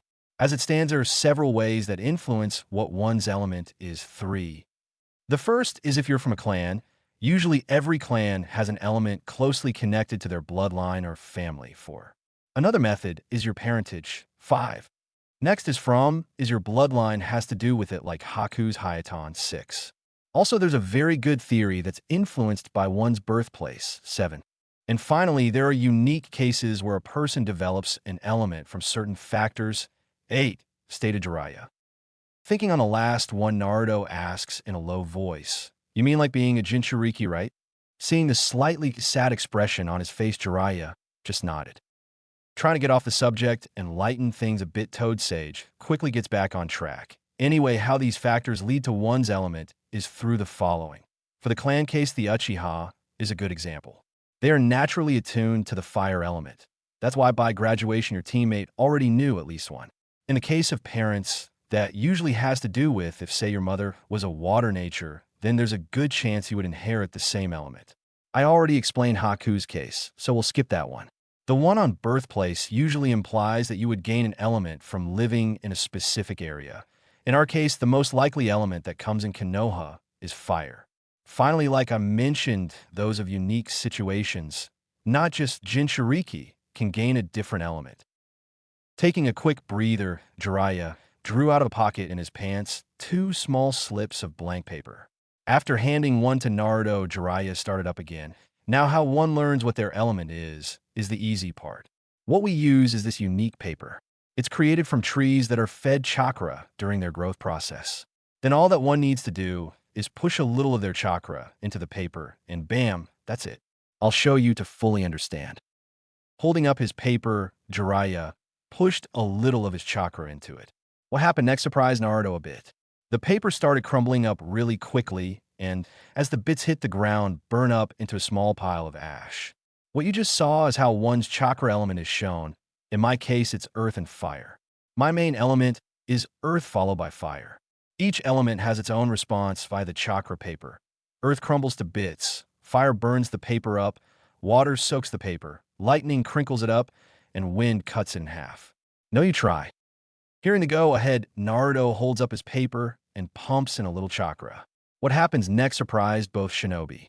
Naruto's paper not only cut in half, showing his main element to be wind, but cut into pieces followed by the same pieces burning into ash. What made the last part shocking is that it burned up near instantly after the first cut. Not understanding what happened fully, Naruto turned to Jiraiya, only to see him in a corner kneeling over in depression. How is it possible? Not even I had 2 elements at his age, or one that strong. It's not fair, said a depressed sage. Still a little confused, Naruto only looked on while scratching the back of his head. Flashback end. After Jiraiya got a hold of himself, he went on to explain that the reactions he got from the paper meant his affinities were not only for wind and fire, but that his affinities were far stronger than anyone his age should have. From then on, Jiraiya focused on training him in his fire element, since it was the one he already mastered himself. He knew the training for wind, but only had Naruto focus on that a little, figuring he could train in that element after the exams when he has more time. Getting back to the present, Naruto looked down at his current project, his armored gauntlet.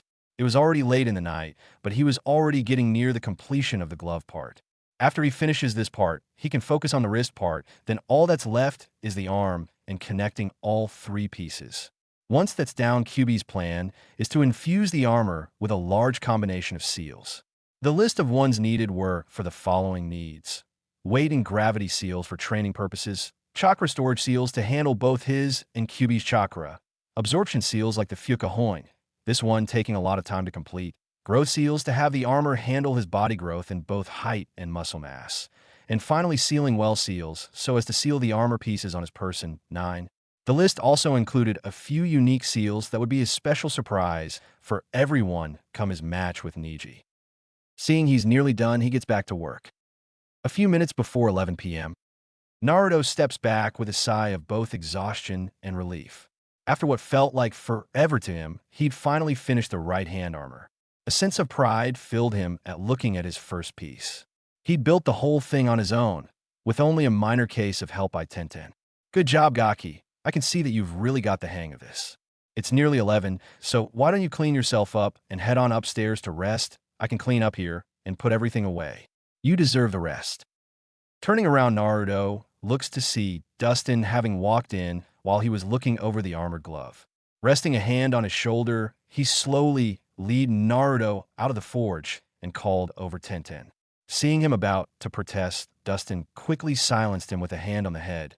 No, I won't be hearing any complaints. You've been working nonstop for 3 weeks. I think this once I'll let you clock out a little earlier, right? Seeing he wasn't going to argue, Naruto followed Tenten to the second floor to get washed up and rest in the guest room. This had become a bit of a habit of Naruto's since he started working on the armor. He'd work so hard and lose track of time only to be far too tired by the time he's done to be able to walk home.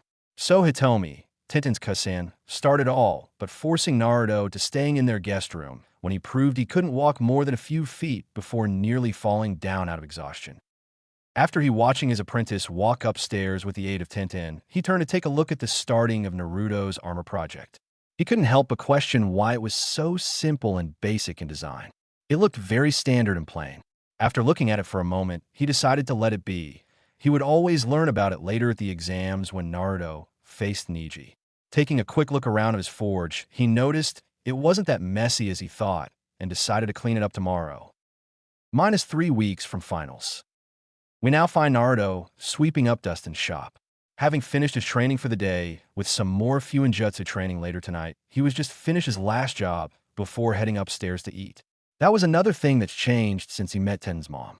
She made it a point to have him join her, Dustin and Tenten, every night for dinner before heading out to train and then to working in the forge. The woman was very persuasive. It seemed though he would have to wait a little bit longer since just a few minutes before the store was to close, one last customer decided to show up. We're about to close, so unless you only need a few items, you'll have to stop by tomorrow, Naruto said while having his back turned. However, the voice to answer him was probably the last one he expected. Well, luckily, I only need to get a few things anyways. Naruto turned to see none other than Tsuchi-kin, one of the opponents Jiraiya warned Naruto to take very seriously should he fight her in the finals. As Naruto turned to look at her, Kin seemed to not recognize him and was more busy looking at several different size Senbon on display. Quickly getting a hold of himself, he headed over to the front desk to grab the price list Tenten got for him in case such a situation, such as right now, were to happen. That being Naruto left alone in the shop with a customer. Finding a list under the cash register, Naruto came up to see Kin before him holding a few different pieces of equipment from the displays. 10. For a second, nothing came out her mouth, only to drop everything on the desk, to step back and point at Naruto. This was quickly followed with a shout of "You" from Kin. Deciding to be a bit of a smartass for once, Naruto replied in a deadpan voice, "Yes, me. Know, are you planning to buy all this or stand and point at me till closing?" Realizing she's making a bit of a fool of herself, Kin quickly collected herself and said, Yeah, I need 2 dozen of the heavier senbon and 4 dozen of the smaller size. I also need 25 kunai and 30 shuriken. Alongside that, I'll need about 10 yards worth of ninja wire. Finally, new holsters for all 4 weapons.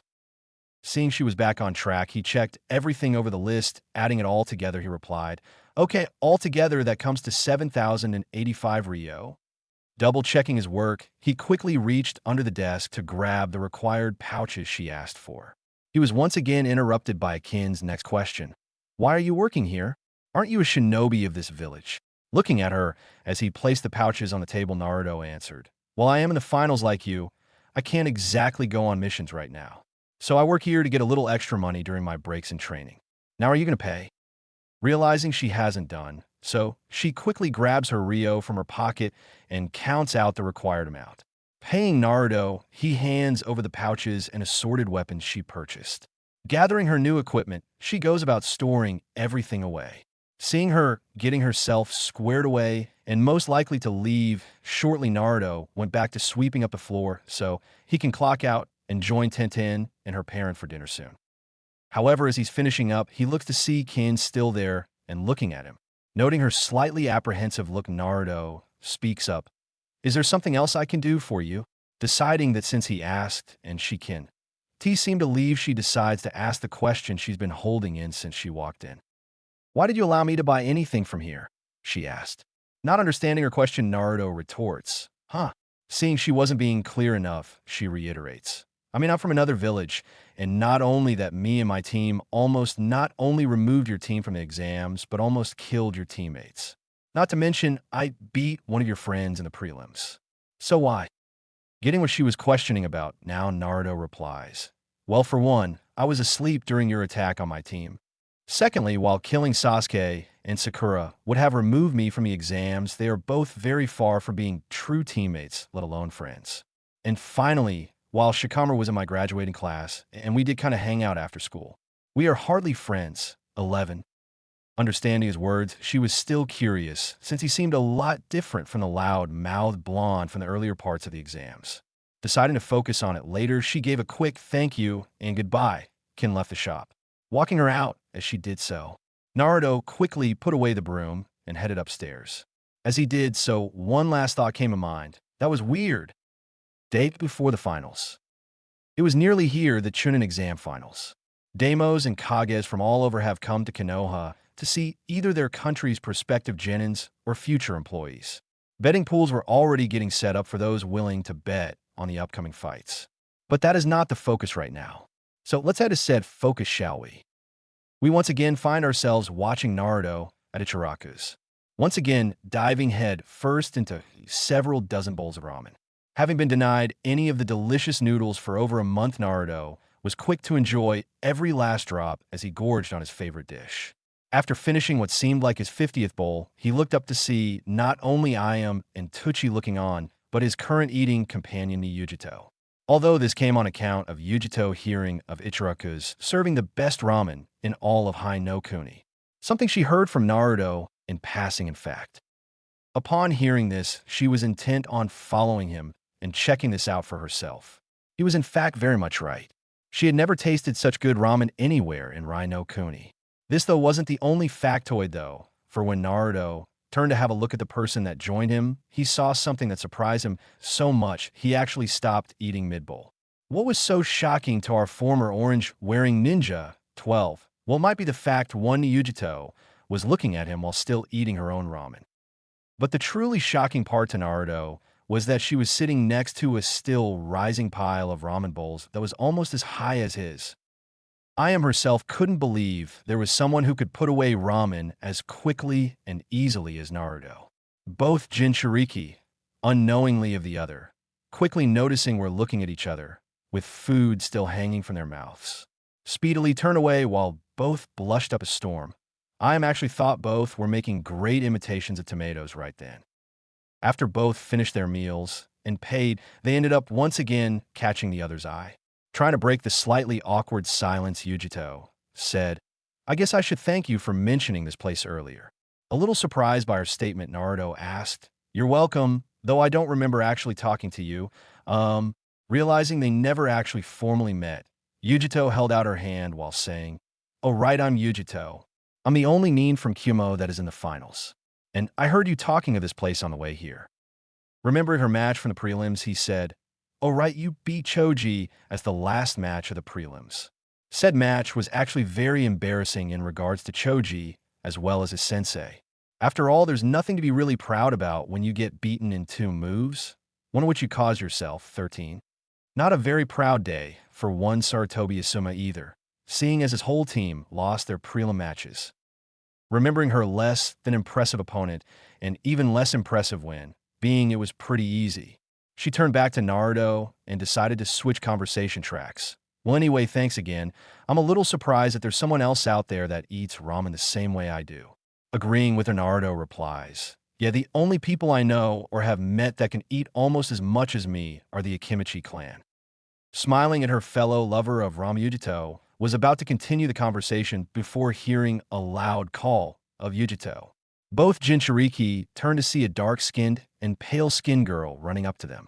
Upon closer inspection by Naruto, he notices the Kumo Hitayate on them, properly guessing that they are Yujito's teammates. Both were unfortunately not in the finals, the pale blonde having forced a double knockout with Daso, 14. While the redhead had to withdraw, having gained, in the Forest of Death, a very nasty hit to her arm that required surgery as soon as possible if she wished to keep it. "Finally found you, Yujito. We've been looking everywhere," stated the redhead with a great deal of annoyance.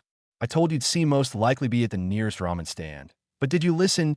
The large pale blonde girl said. Noticing the time, Yujito quickly turned to Naruto. "Sorry, Naruto-san, but I must be going. It was nice talking to you." "That's fine, I have to be somewhere myself anyways." "It was nice talking to you."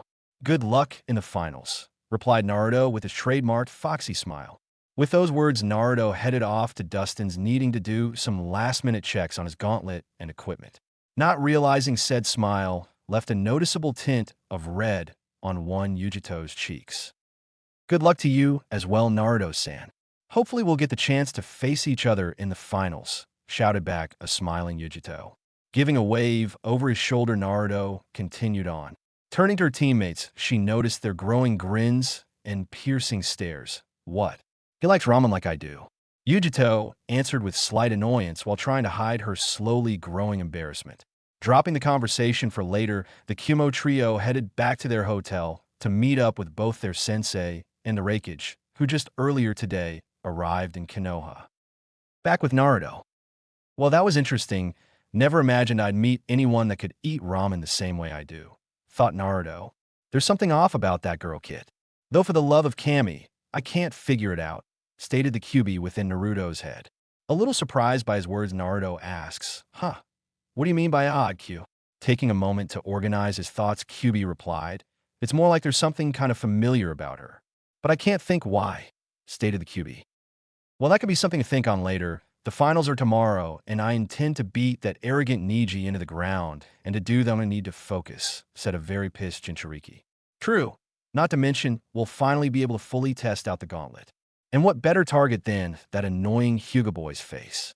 "Ha ha ha ha ha," said Kyūbi with no hidden amount of maliciousness. Not at all minding of Kyūbi's dark laughter within his mind.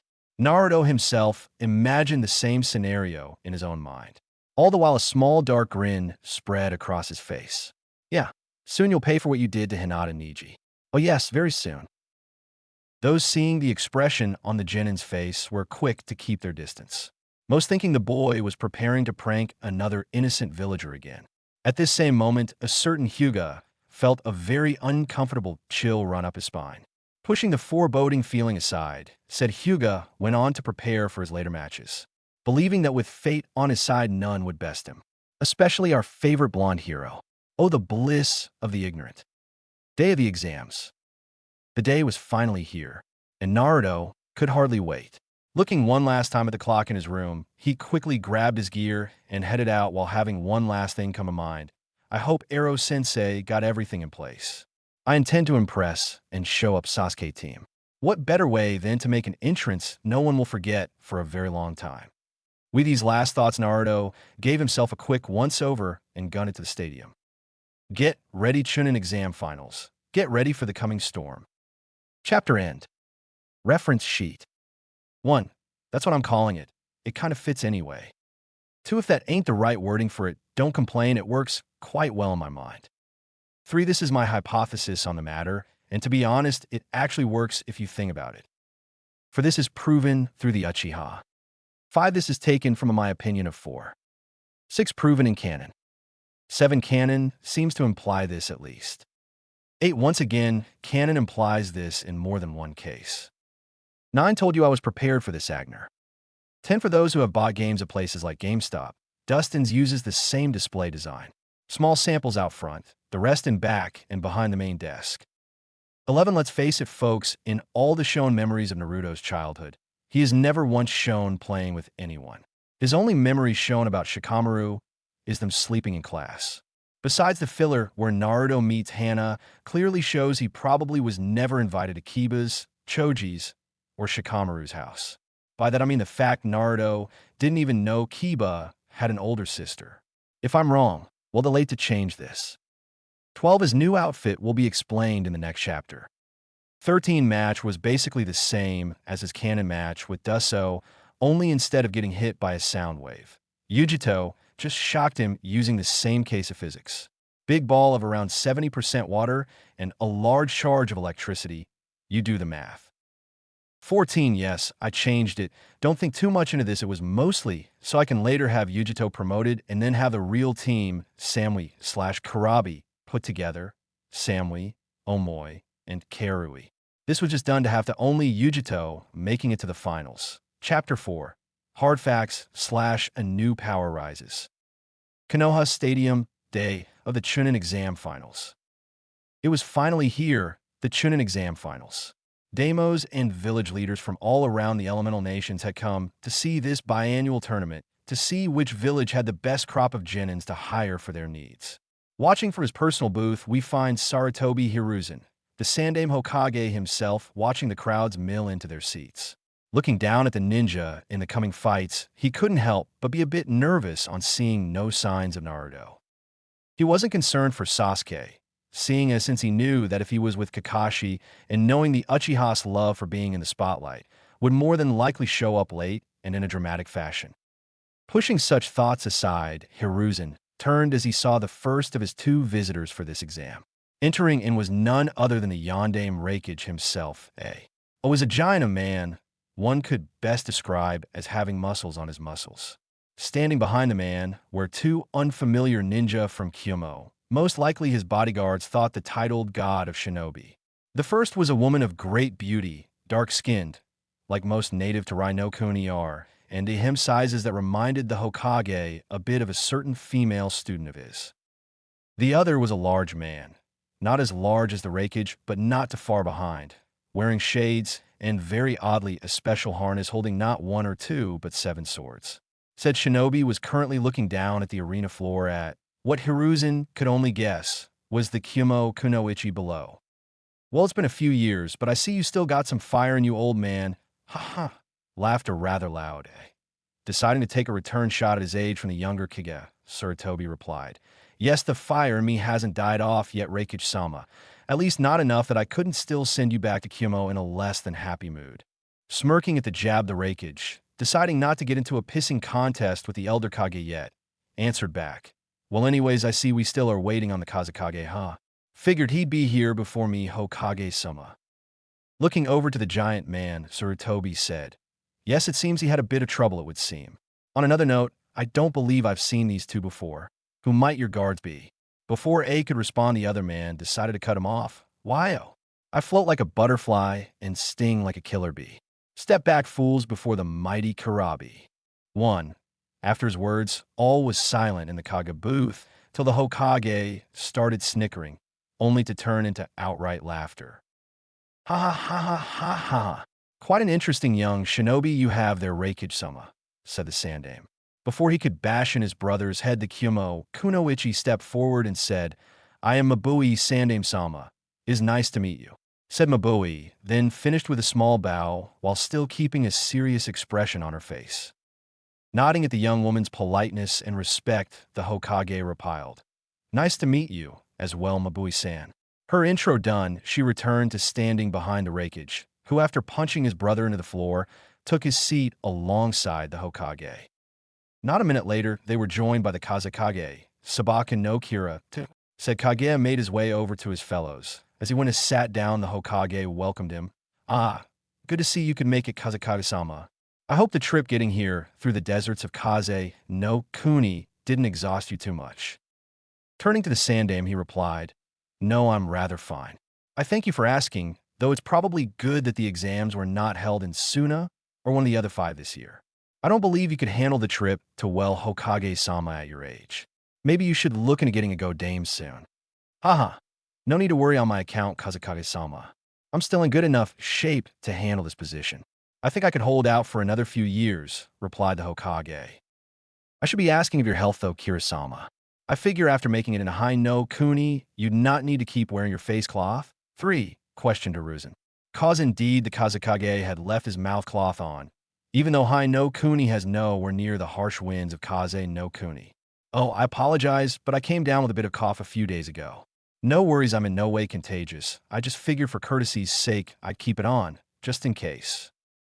Nodding at their fellow Kage's words, both dropped the subject, though if one noticed quickly enough, they'd see the suspicious glance the Hokage sent the Kazekage. Turning to the ground below, Hiruzen noticed the continued lack of either the Uchiha and, more importantly, Naruto.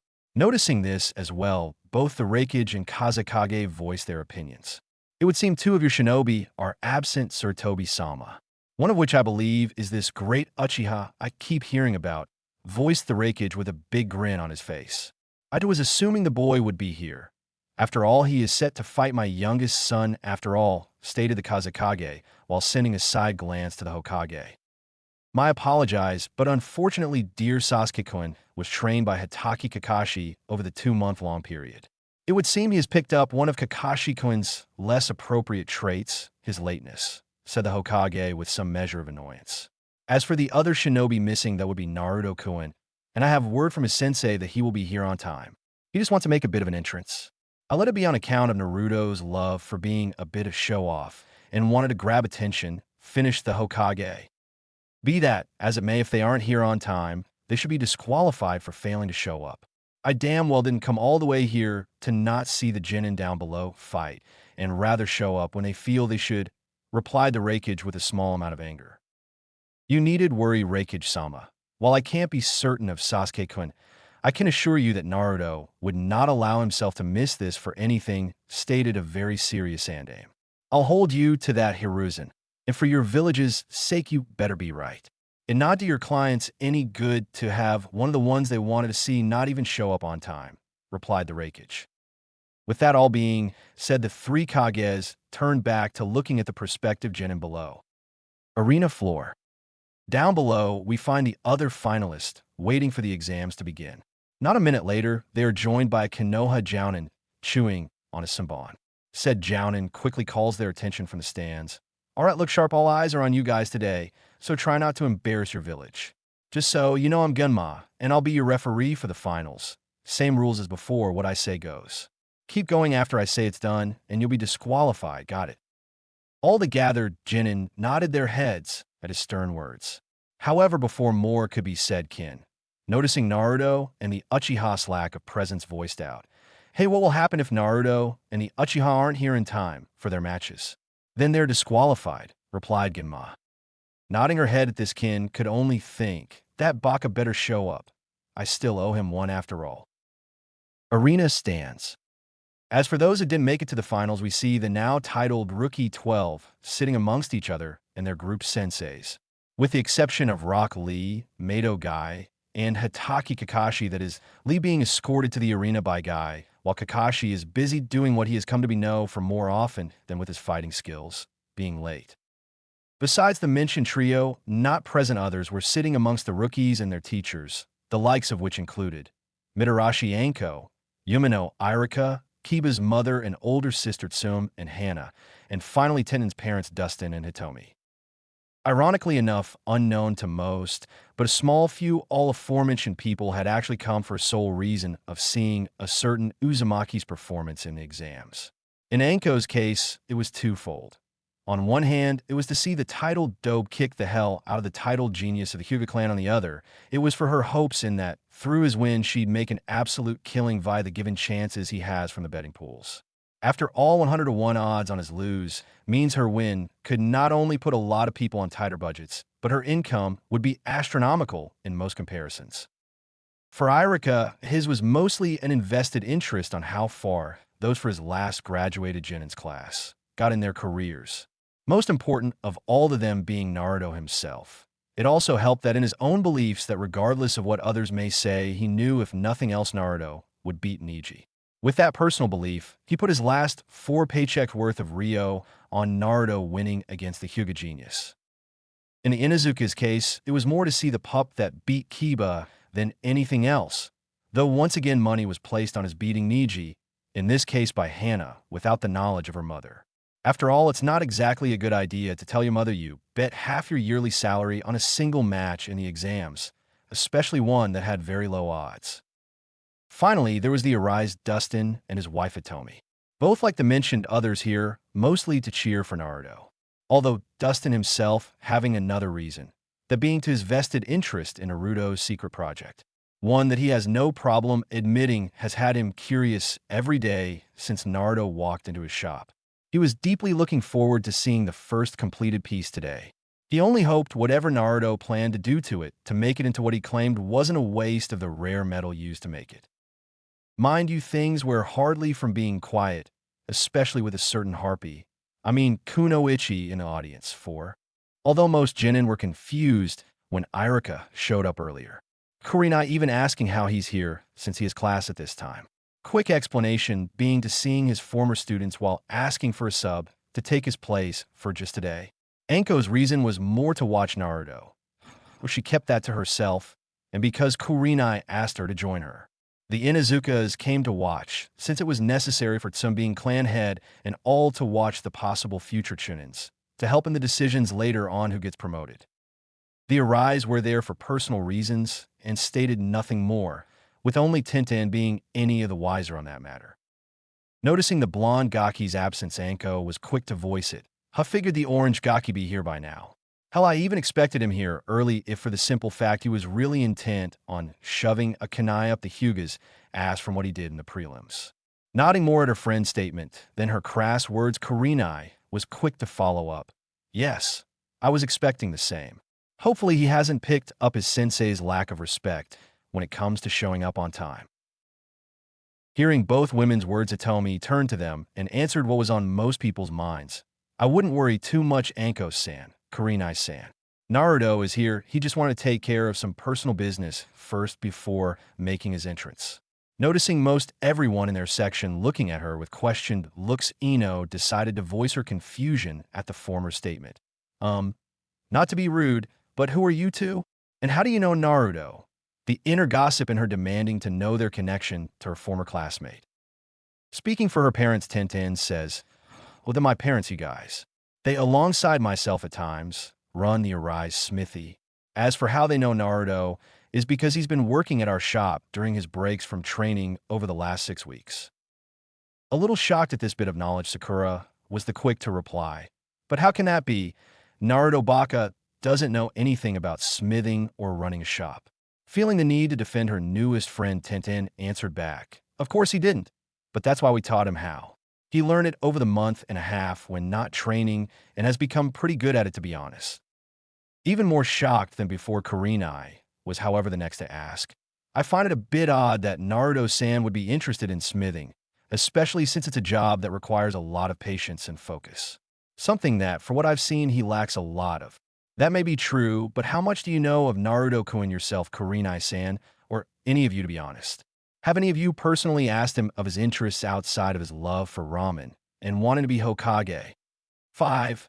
Asked Hitomi with a well-hidden sly smile on her face. Many, realizing that they indeed didn't know much about him, stopped any responses or questions, for that matter, from being voiced.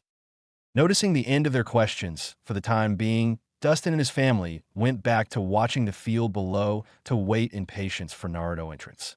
After all, if they learned one thing about Naruto for all the time he spent with the Arise, is that he likes to do things in a unique and its sometimes unorthodox way. They would realize how right they are very soon. Kage's box. "Well, I believe everything is good, and we can begin," said Sarutobi. Standing from his chair, the Sandaime walked forward to address the audience, performing a quick voice-enhancing jutsu. Since at his age he wouldn't be able to naturally raise his voice, he spoke, "Thank you all for coming to the biannual Chunin exams. We hope those that have come will enjoy the performances of the coming matches. With that being said, may the Chunin exam finals begin." With his piece said, Sarutobi Hiruzen returned to his seat. Just before any more could be said amongst the Kages, a voice cut in from the doorway. "Well, I see I'm not too late," and entered one Jiraiya, the Gamasanin. Seeing his former student present, he quickly said, "Ah, Jiraiya-kun, I'm glad you could make it." Nodding at his sensei, Jiraiya turned to the two visiting Kages. "Nice to see you to sensei, and to you as well, Kazakusama, Reikage-sama." Before either Kage could voice a comment on the Toad Sage's appearance, from below they heard Gunma's voice shout out, "Will Uzumaki Naruto please come down to the arena floor? You have 5 minutes before being disqualified." Noticing his sensei's worried look, Jiraiya quickly grabbed his attention. "Don't worry, Sensei, Naruto will be here. He just wanted to try something out beforehand. And before you ask, no, I don't know what it is. Most likely some unique entrance." Nodding at his student's words, Sarutobi turned to look at the arena floor. Arena floor? A few minutes earlier. Hearing the Sandaime's words, Gunma called to attention the genin present. "All right, everyone, here's one last look at the matches. Get a good look, cause this is the last time before we begin." Pulling forth the same chart used after the prelims, Gunma showed the current match listings. Block A. Match 1, Hyuga Neji versus Uzumaki Naruto. Match 2, Sabaku no Kankuro versus Aburame Shino. Block B. Match 1, Sabaka no Temari versus Tsuchikin. Match 2, Sabaka no Gara versus Uchiha Sasuke. Yujito will face the winner of Match 1 in Block A. Looking the match listings one last time, Gunma then took down the paper and put away. Following this action, he spoke up for the crowd and participants. With the exclusion of Hyuga Neji and Uzumaki Naruto, would the other competitors return to the fighter's box up above so that we can begin the first match of the day? Hearing his request, all but Gunma and Neji went up the stairs leading to the stands, leaving only the two to wait for Naruto to show up. After waiting for a few seconds, Gunma shouted out, "Would Uzumaki Naruto please come to the arena for your scheduled match?" Looking around and still not seeing him, Gunma spoke up once more. "If Naruto does not show up in the next 5 minutes, he will be disqualified." Hearing this, Neji had his own thoughts on the matter, so it seems fate is right.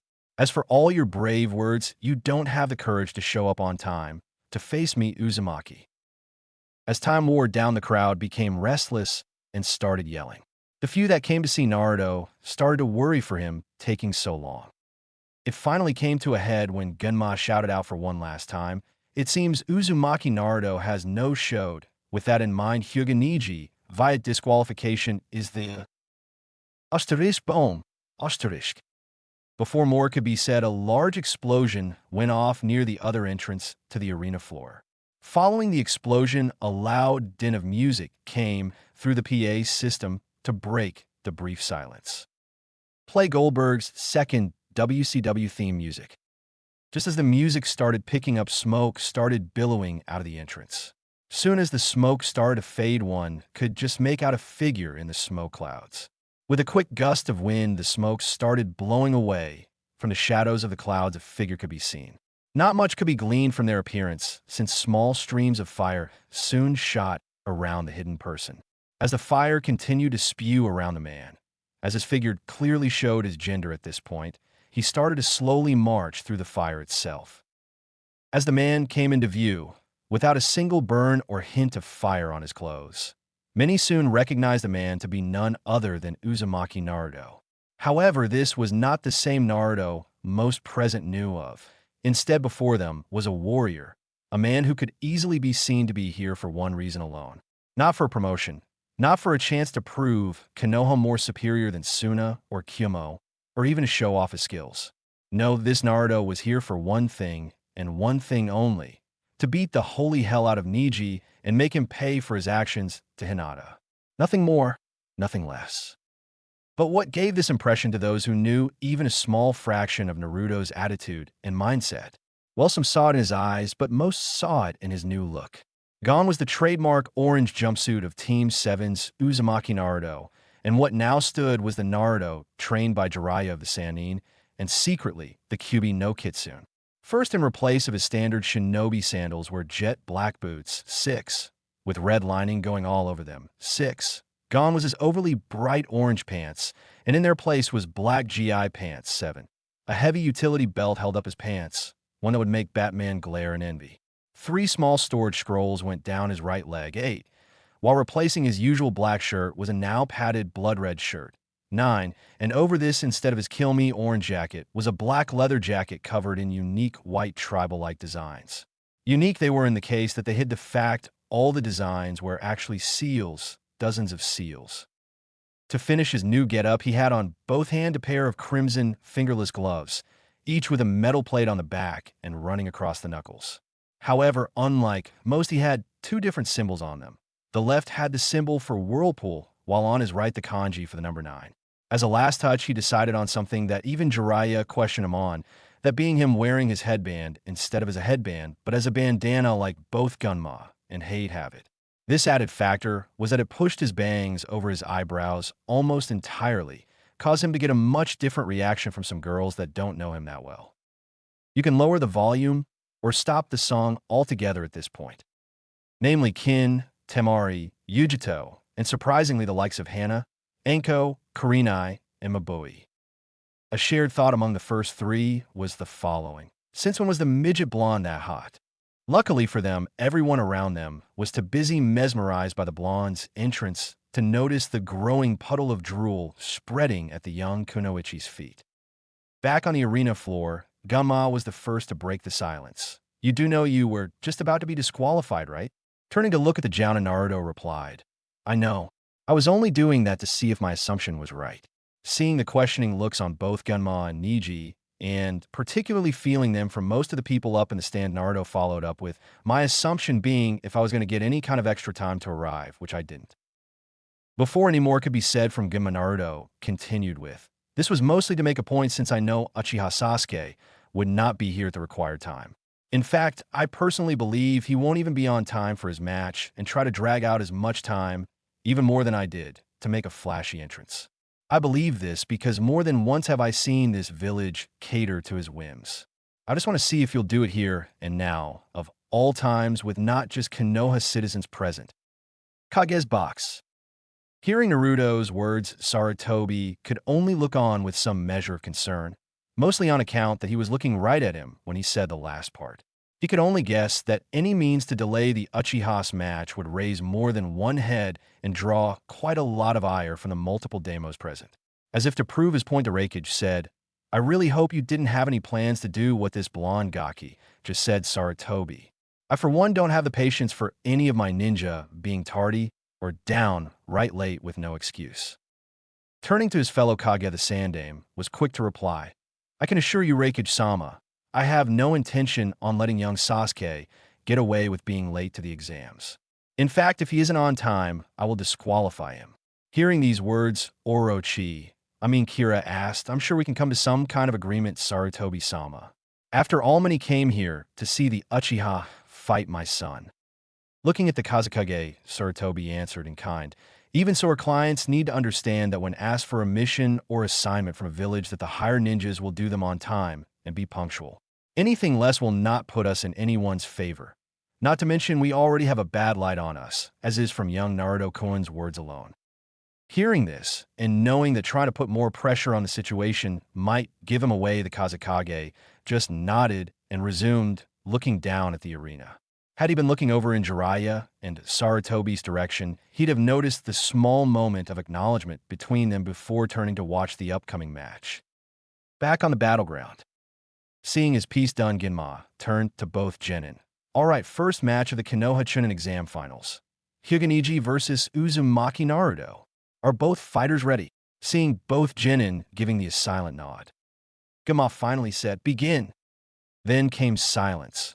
Neither Neji or Naruto said or moved, After a few seconds, both slowly entered their respective fighting stances. Neji in the Hyuga's signature Juken stance, with his Byakugan active and Naruto in a simple martial arts opening stance. After not saying anything else, Neji decided to try doing to Naruto what he did to Hinata, weaken him mentally. You should just quit now and save yourself the embarrassment. It's by fate's decree that I win this day.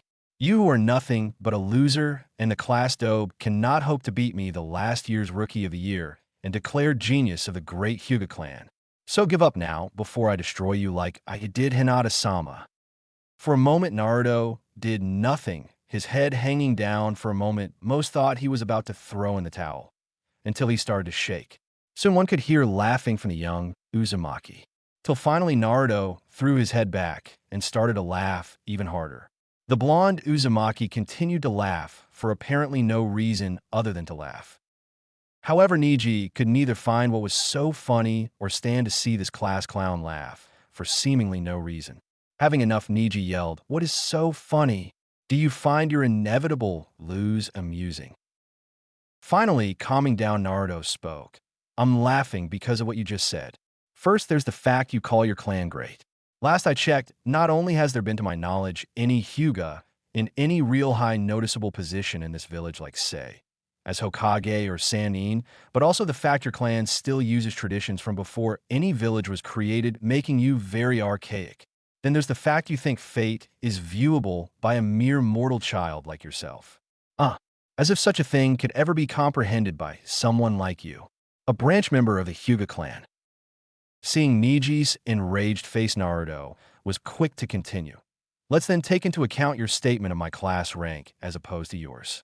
Personally speaking, I've thought on that for some time now, and realize I'd much rather be considered a dope and loser than a Rookie of the Year or clan prodigy. You know why? Because those in this village that hold the title Rookie of the Year aren't great people in most cases. Example number 1. Orochimaru, a clanless boy who is now a S-class nuke and became so for experimenting on children and many others from his own village to become immortal. That alone makes you think how great a ninja he was if he feared death so much that he would do anything possible to escape it. Dying is in the job description after all. Next we have Uchiha Itachi, youngest student to graduate the academy and unlock his Sharingan, and yet at the age of 16 or so butchered his entire clan, save his little brother. Then we have you and Sasuke, both Rookie of the Years, but with little to no social skills and even fewer friends. No, wait, last I checked, neither of you have any friends." Making a mocking face, Naruto quickly finished up. "Yeah, being Rookie of the Year and a prodigy is so great. At least me and Lee have people we can call friends and allies. Who do you and Sasuke have? I'll tell you have particularly no one, but a bunch of fangirls and skissers. More importantly, last I checked, there is no Namikaze clan, so it comes to question how great being from a clan is, since both Hyuga Hayashi and Uchiha Fugaku, heads of their respective clans, both failed at becoming Hokage to a seemingly clanless blonde." Having enough of Naruto's words, Neji charged Naruto down at near full speed, completely enraged. "Silence," he shouted as he went for what many could notice was a killing blow on Naruto. Only to fail? Yes, even at full speed, Hyuga Neji, Rookie of the Year and titled strongest genin in the Leaf, missed hitting the titled dobe and class clown. Well, to be fair, he didn't actually miss. To be more precise, he actually was blocked. Nearly everyone looked on with utter amazement and shock. Uzumaki Naruto, the claimed failure and loser, had caught Neji's fingers, just mere inches from his heart. Using Neji's shock to his advantage, Naruto quickly pulled him in close and had Neji kiss his knee hard. Letting Neji go, Naruto stood stock still as Neji collected himself. Still surprised at what the supposed failure accomplished, Neji decided to calm himself before starting on the attack again. Seeing his opponent still standing still after their first clash, Neji took a moment to study his stance. Seeing no true fighting stance or visible taijutsu moves available in his enemy's position, Neji once again charged Naruto head-on. However, to his and everyone else's surprise, Naruto dodged every single strike sent his way. More importantly, and to Neji's own frustration, he was dodging in a way that seemed almost like he was not even trying. As if to drive this home, more so than before, Naruto quickly followed up his last dodge by stepping into Neji's guard and grabbed both his arms during mid-attack. To add insult to injury, quite literally in this case, Naruto drove his knee for the second time into Neji's face, once again quite hard. Releasing Neji again, but this time with a well-timed throw, Naruto stayed in his place while Neji nursed his now slightly bleeding nose. Breaking Neji from his slight disbelief at being struck a second time and having landed no blow of his own, Naruto spoke up again. "Well, ain't this a surprise? The dobe has struck you not once, but twice, and I've done so with no injuries of my own. Obviously, your clan's vaunted Jukin isn't as great as it seems, since you couldn't stop either hit." Enraged to the breaking point after that last comment, Neji tossed several kunai, followed by charging Naruto a third time. This time he was met with more success. Dodging all of the kunai was the easy part. Moving to dodge Neji's next barrage of Jukin strikes was another story. A minor, but near fatal, mistake came in the form of Neji striking Naruto near his upper arm. This blow forced Naruto jump backwards to try and make some room for himself. Unfortunately, this was what Neji wanted. Entering a stance that confused some but shocked the ever-loving hell out of his uncle Hyuga Hayashi, Neji shouted "Hack Rokujion Sho." Striking with more speed than before, Neji followed his call with 2 palms for palms, 8 palms, 16 palms, 32 palms, 64 palms. Following each yell, Naruto received every strike, only barely maneuvering himself away from the more deadlier hits. 10. Backing away, slightly, Neji looked on as his adversary fell backwards a few feet from the combined blows. Putting an arrogant smirk on his face, Neji proceeded to mock his assumed defeated foe. "Do you see now? You are garbage and a loser, just like Hinata-sama. You will never be able to compete with the likes of me or those chosen by fate to rule over those that aren't." Turning to the Senbon chewing Jounin, Neji said, "Call the match, Gimma-san. He isn't getting back up." As he said this, he turned to go back up the steps to the contestants' booth. Sadly for Neji, he forgot one thing: don't make assumptions, because they have a tendency to make an ass out of you and me. In this case, it's just Neji, though. Only to hear that annoying voice speaks back. "Hey, where the hell do you think you're going?" Slightly surprised, Neji turned back to see Naruto slowly, but surely, standing back on his feet. "If you think for one damn second that we are done here, then you are damn wrong." Annoyed by his opponent's refusal to back down, Neji exclaimed, "Why won't you just give up? I've closed all of your most needed and important chakra points, not to mention shut them down. You have no means of using your chakra anymore. So why do you still stand? Because unlike you who would rather roll over and accept your lot in life, I fight to change and control mine," shouted back Naruto. Giving Neji his best stare down, he quickly cut him off from saying any more. "I still owe you for what you did to Hinata after all." Hearing his reason, Neji was quick to reply, "Do you even know why I did that to her?" Cutting Neji off again, Naruto yelled, "No, I don't. But knowing you, it's a stupid and piss-poor excuse to nearly kill her." Sick of the Uzumaki's words, Neji decided to air his issues and the Hyuga's dirty laundry to the crowd, telling Naruto of the failed Kumo kidnapping of Hinata at age 3, and how to protect the Byakugan and keep from starting another war. They sacrificed his father, Hayashi's twin brother Hisashi, in Hayashi's place. Hearing Neji's side of the story, Naruto decided to give his opinion. "You are one of the dumbest SOBs I've ever met.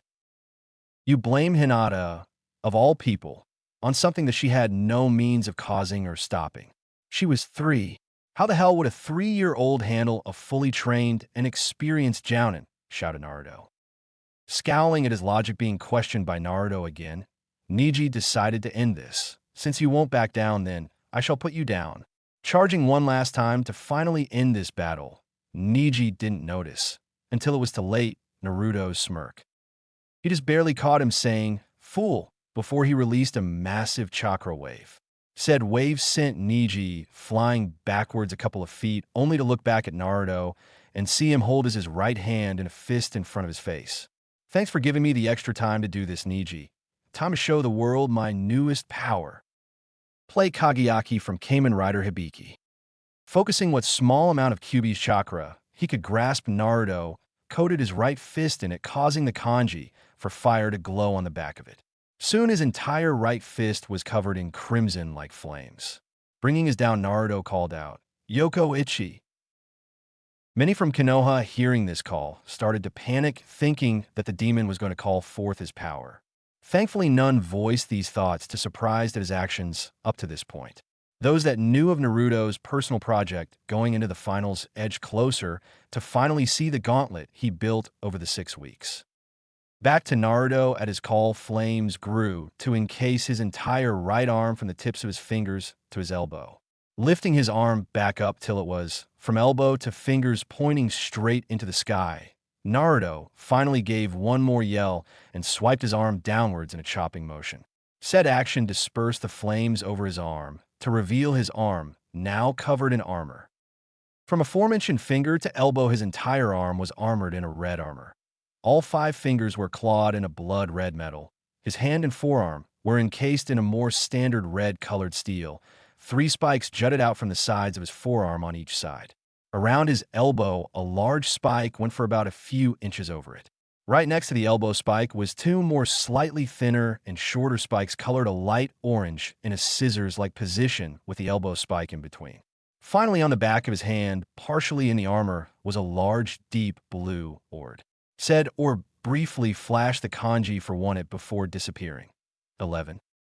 Holding out his new armored arm, Naruto turns to Neji, and much to Neji and every other Hyuga present, noticed that all of his chakra points were open. Stuck temporarily speechless, Naruto decided to introduce Neji and everyone to his newest toy. "Allow me to introduce you, Neji, to my new armor. It's not finished yet, but that's fine for now. The right gauntlet will be enough. Say hello to Kurama, and goodbye to your last chance at victory. Cause as of this moment," Naruto raises his gauntlet and waves in front of his face, "You can't see me." 12. Chapter end. Erasure, dreadful cliffhanger jutsu. Always wanted to try that. So what did you think, Jiraiya? Jiraiya, you have quite a flair for theatrics, and all I'd say you're doing very well. Erasure, thank you, and yeah, I'm starting to realize this. As a reminder, at the moment the polls are still active, so if you haven't voted, do so. You'll have still quite some time, since they won't be closed till the end of the invasion. I intend to give a warning on the last chapter before said, closing as a last reminder. Namely, the chapter that ends the invasion, i.e., to canon of Naruto's finished battle with Gaara and Sarutobi's last move to seal up Orochimaru's arms. Also, if there's still someone you want in and a vote on that isn't present, review and give me a reason, and they will be given a slot. I think that's everything. You got anything left to say, King? Jiraiya, only that if you still believe your armor is better, I will reap your soul and give you to Klemperer, and I'll say you want to be his best friend. Erasure, who the hell is Klemperer? Some old demon god or something like Cthulhu. And yes, if you want to brawl, in the words of The Rock, just bring it. Jiraiya waves hand and summons another portal. Out steps a large ghost with blue skin and blonde hair, wearing striped pajamas. Klemperer, remember how I told you that if you were patient you would find a friend one day? Klemperer nods, and Jiraiya King points to Erasure. Well, there's the perfect friend right now. Why don't you give him a big hug? Klemperer looks as Erasure, and his eyes become big as Saucer's friend. He tackles Erasure and gives him a bear hug. Jiraiya, I warned you. Erasure, oh right, the man-child-like ghost from Danny Phantom. Get him the hell away from me. Erasure runs by with Klemperer on his tail. Jiraiya laughing in the background.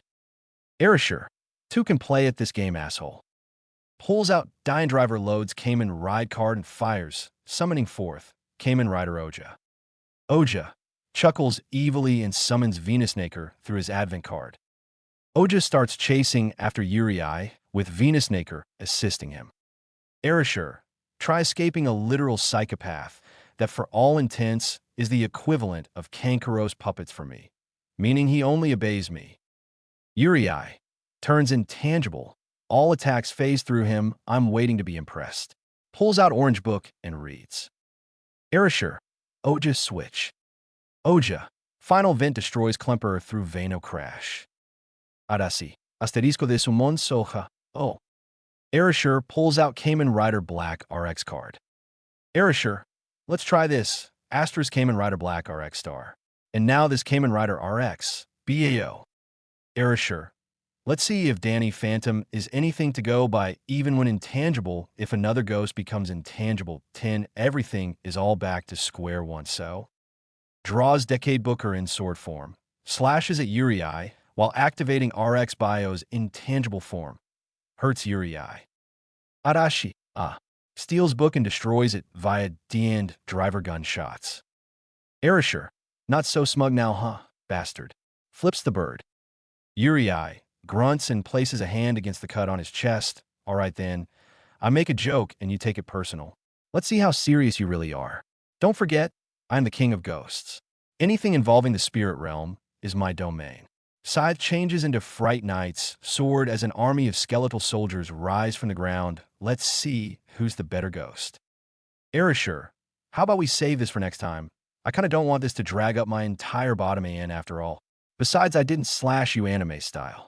I slashed you Power Ranger and Kamen Rider style, which basically means I didn't make you bleed so much as made you release spark for no reason.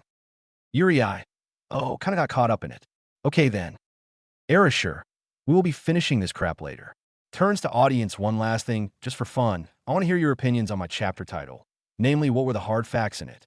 Any correct guesses, and I will answer one question on my FIC privately to you via PM. Reference sheet. 1. I am trying, so don't be hating. 2. He's given a no name even though he has a face. Unique ninjutsu style. Plenty of background material. It also made no sense that everyone else in his family has a given name. But him. Always found that to be stupid. 3. Okay, seriously. How come in 01 has every question this before? Ninja or not, he's the only one to fully cover his face. Not even Danzo, Mr. Paranoid himself, covers his whole face, and he is from a warring era injuries can be hand-waved. But the Kage comes in fully covered with only his eyes seeable, and no one questions him, even slightly. For Dash, let's face it, early Sakura wasn't a really great person. Hell, most awesomeness she gained after the time skip was lost when she not only failed to kill Sasuke herself, but nearly killed Naruto when she missed her second attempt. Face it, it would have been so much better if Kishimoto hadn't been an idiot and done what he even claims would have been better, make Hinata the main female lead instead. Point 54. Another thing that ticked me off about the canon, at what point does anyone truly spend time with Naruto that doesn't include the following? Missions, training, or mission preparations? I'll tell you, never. I never see him hanging out with any of the Rookie 12 at any point that doesn't involve something entirely different. Like the short when Team 7 tried to see Kakashi with his mask off. I'm fairly certain Sakura only went because Sasuke did, and Sasuke clearly got suckered and only caused Naruto's constant tempting with what could be under the mask. The times he's shown with Kiba, Shikamaru, and Choji at the academy, they're all doing what Kiba, Shikamaru, and Choji like to do. Skipping class, sleeping, and eating. Never what Naruto might like to do. Hell, all the rookies only started being his friends after he kicked most of their asses. Rock Lee didn't even acknowledge him till after Naruto came to see Lee when he was in the hospital. Tenten didn't till after he beat Neji. Kiba was apparently a good friend till later on, and he became a big jerk and, like Team Guy, was more intent on going after Sasuke and ignoring Naruto. Cue sarcasm mode. Yes, I'm friends. I never had to beat up my friends to get them to like or even acknowledge me. So what the hell kind of friendships and bonds is Kishimoto trying to show us here? Beat up people to gain acknowledgement and friendship? 5. Think Napoleon Dynamite's boots. 6 inches this case, they're similar to Scion armor boots in design. 7. Similar to Ryu's, Ken's, and Akoma's from Street Fighter. 8. Think like Ryu Hayabusa from Ninja Gaiden with a sheathed kunai. 9 is similar to the kind you see in Under Armour commercials, namely padded. 10. He still took all 64 strikes. He just kept himself from suffering any kill hits. 11. If you're having trouble, it's basically Issei's early boosted gear. Just the yellow spikes near the elbow are light orange and the green, or it is blue, Naruto's eye color. 12. Don't give me crap if you're a John Cena hater. I just felt like it would fit for the coming fight in Chapter 5. If you hate Cena, that's your opinion. I happen to not like him much myself nowadays. But regardless, I don't want to hear bitching about it.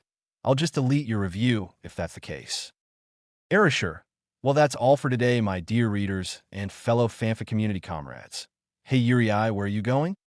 Jiraiya, I've decided to literally kill some time by going to kill the Lich King from WoW as payback for consuming so many of MY souls.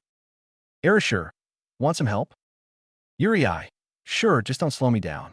Opens portal to Northrend and goes through. Erasure, well, good night, good morning, good day, and goodbye. Asterisk whispers. Cammy, this is a long ending asterisk jumps through Uriai's portal, which closes afterwards. Chapter 5. Kitsune's Trump Falcons. Everyone from the contestants, audience, and Kage themselves looked on at the newest addition to this fight. While all had their own varied opinions on the gauntlet wielded by Naruto, none were more surprised than Kurabi, Gaara, and Yujito.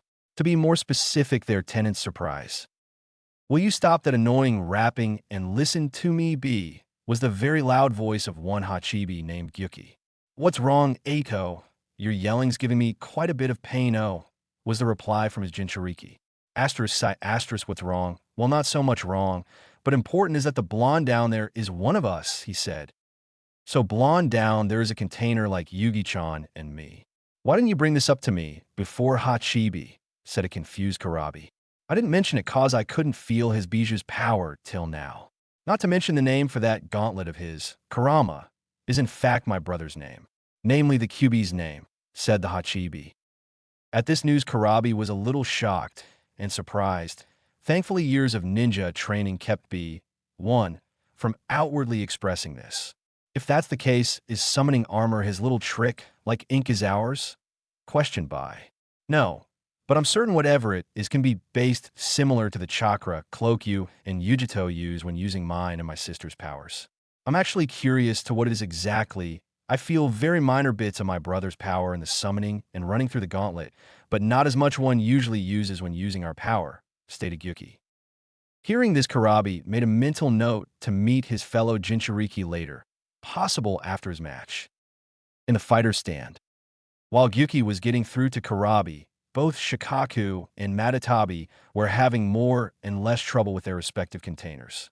In the more case, it'd be Gaara, Shikaku feeling a little bit paranoid and anxious seeing signs of his oldest sibling nearby. However, in Gaara's opinion, that just made him want to fight Naruto even more, something Shikaku was less than enthusiastic about. As for our favorite Nico pair, too, Matatabi was having a more different conversation with her container as opposed to brothers.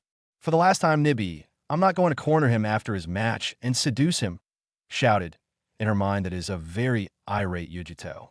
Oh, kitten, come now. There's no reason to not try to get to know that very interesting young man down there. And if he finds you interesting too, seducing doesn't seem like such a bad idea later on, does it? Was the words of a very insistent Nibi. Deciding arguing wasn't going to stop her from making more comments, Yujito just went back to watching the rest of the match. Although she agreed on one thing with Nibi, he was indeed hiding more under that stupid jumpsuit. I'm just surprised he was hiding so much, were less than clean thoughts. Back with our combatants. If one was to describe Hyuga Neji, one would call him such things as intelligent, a prodigy, the pride of the Hyuga clan, and other such accolades. And those would be from both his clan and those that like to kiss one's ass. If you were to ask that same question to those that meet him on a day-to-day basis with a more neutral standpoint, you'd get such things as arrogant, self-absorbed, friendless, and an all-around jerk. Let it also be known that Neji has never been one to believe that he could be defeated by one he thought was beneath him. And yet for the first time, Neji was uncontrollably facing those types of thoughts at this very moment. Namely, if he could actually defeat one Uzumaki Naruto at this point. Why would such thoughts be in the head of one so set in his ways of predetermined fate? And such, well, it could be that Naruto is unpredictable. It could be that he isn't the type to stay down for long. Or it just might be the undeniable fact that our former orange-wearing hero just took his best trump card and finishing move and is still standing. Yes, ladies and gentlemen, one Uzumaki Naruto just took the Hyuga's famed 64 palms technique and was not only able to return to his feet, but also reopen all of his formerly closed chakra points. It can be understandable at this point as to why Neji would be stunned silent from such an action. Using Neji's current state of being stunned, Naruto decided to do a quick rundown on his finished creation. Everything seems to be fine, no tightness to speak of anywhere under the armor. Nor do I feel any pain from the flames or your chakra Kurama, thought Naruto. Yes, it would seem our hopes and faith wasn't misplaced in either Jiraiya or Dustin. Both have helped to create this, personally speaking, incredible piece of art, replied the Kyūbi. Art? Didn't take you for someone to call a piece of metal or a weapon art. Naruto thought, just because I enjoy a good deal of destruction and such, doesn't mean I can't appreciate something that has that sense of carnage or power to it, especially something that I had a hand in creating, said Kurama in a bit of a boastful tone. Right. Well, anyway, everything seems 100% here, and it seems like Neji is coming back to the world of the living. So, as we promised, keep all comments and such to yourself till the battle is done. Okay? Asked Naruto. Right, just don't lose, replied Kurama. Seeing Naruto return focus onto Neji, Kyūbi thought back on Naruto's little request before the match started. Flashback, before Naruto's entrance. Listen, Kurama, when the battle starts, I want you to promise me under no circumstances to give me advice or comments at all during my match with Neji. Okay, asked Naruto. A little confused by his request, the Kyūbi asked back, and why should I not help you? Seeing as you're ninjas, it's kind of expected of you to want to use every advantage you have to beat your enemies. Regardless of my ninja status, I want to try doing this by myself. I want to prove I can beat him without having to be given an advantage like his bloodline gives him. I already get enough help from you and my family via the unique healing factor and your chakra.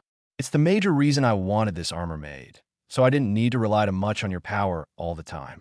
The bit user for the gauntlet is enough, replied the blonde Uzumaki. Hearing him out, Kurama relented.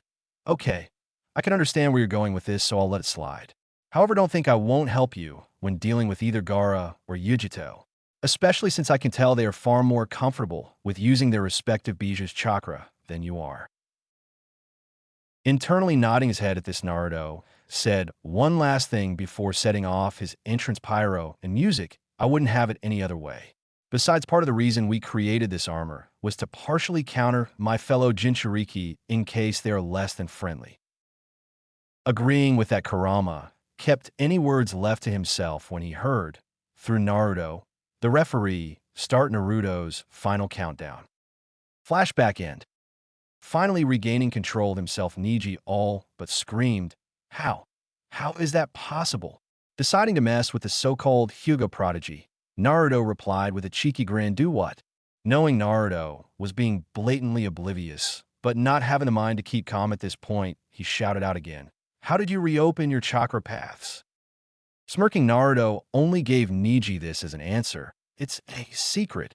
Seeing this got the intended reaction from Neji, Naruto stood there still and decided to say one last thing to throw Neji over the edge. Again, obviously your Hyuga pride never believed it to be possible, huh? Guess your clan ain't all it's cracked up to be after all. Once again hearing both his clan and, more importantly, at least in his own mind, himself being mocked for the umpteenth time, Neji lost whatever calm or control he had on his anger and charged Naruto again, intent on not just defeating him, but destroying him. Of course, Neji unfortunately forgot the phrase, no plan survives first contact with the enemy, and with his only true plan being destroy Naruto, which isn't much of a plan to begin with, he was about to learn this the hard way. Neji's attack ended up allowing him to be the first to taste Naruto's new power via fist to the stomach. In Neji's rage-induced state, he aimed straight for Naruto's heart. Sadly for him, Naruto saw this quite easily, Neji not really bothering to hide his intentions at all.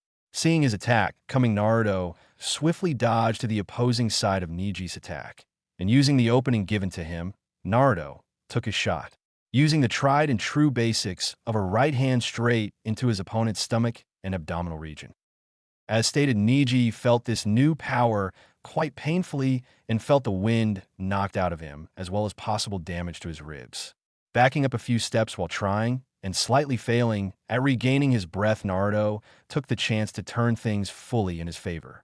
Charging Neji down, Naruto began his offense with several punches aiming at Neji's already bruised chestal region, Neji himself putting up as much of a defense he can muster while still feeling the effect from Naruto's first blow. Audience seats. As of this moment in time, all those watching from Konoha could only watch in amazement and shock at seeing the supposed dead last in dobe of the most recent graduation class for the Konoha Ninja Academy, fighting on equal if not better terms than the Hyuga prodigy and last year's Rookie of the Year. The Hyuga wear silence, seeing not only Neji being bested, but their 64 palms technique being shown ineffective to Naruto's newest power. The clan head himself, Hayashi, could only look on with shock at this development. Not only has a branch member learned and nearly mastered a signature jutsu of the main branch, but Uzumaki has recovered and neutralized it with little effort. These were the thoughts of one Hyuga Hayashi as he watched this battle continue. Right next to him was the clan head's youngest daughter, Hyuga Hanabi, who was as well shocked at seeing one of the techniques she herself was shown and told about from her Tusan.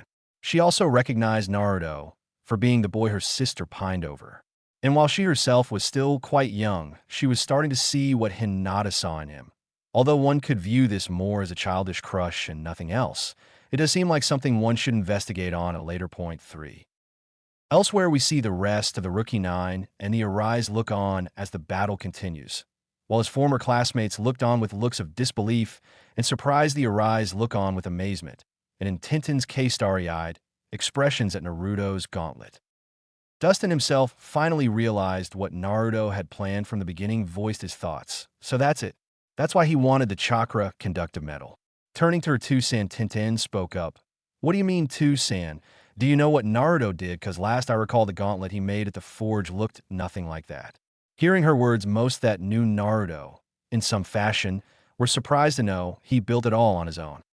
Noticing his Musumi put him on the stop, he decided to continue for everyone else's sake. Alongside training in the forge and in Taijutsu, he also studied Fujitsu under Jiraiya-sama.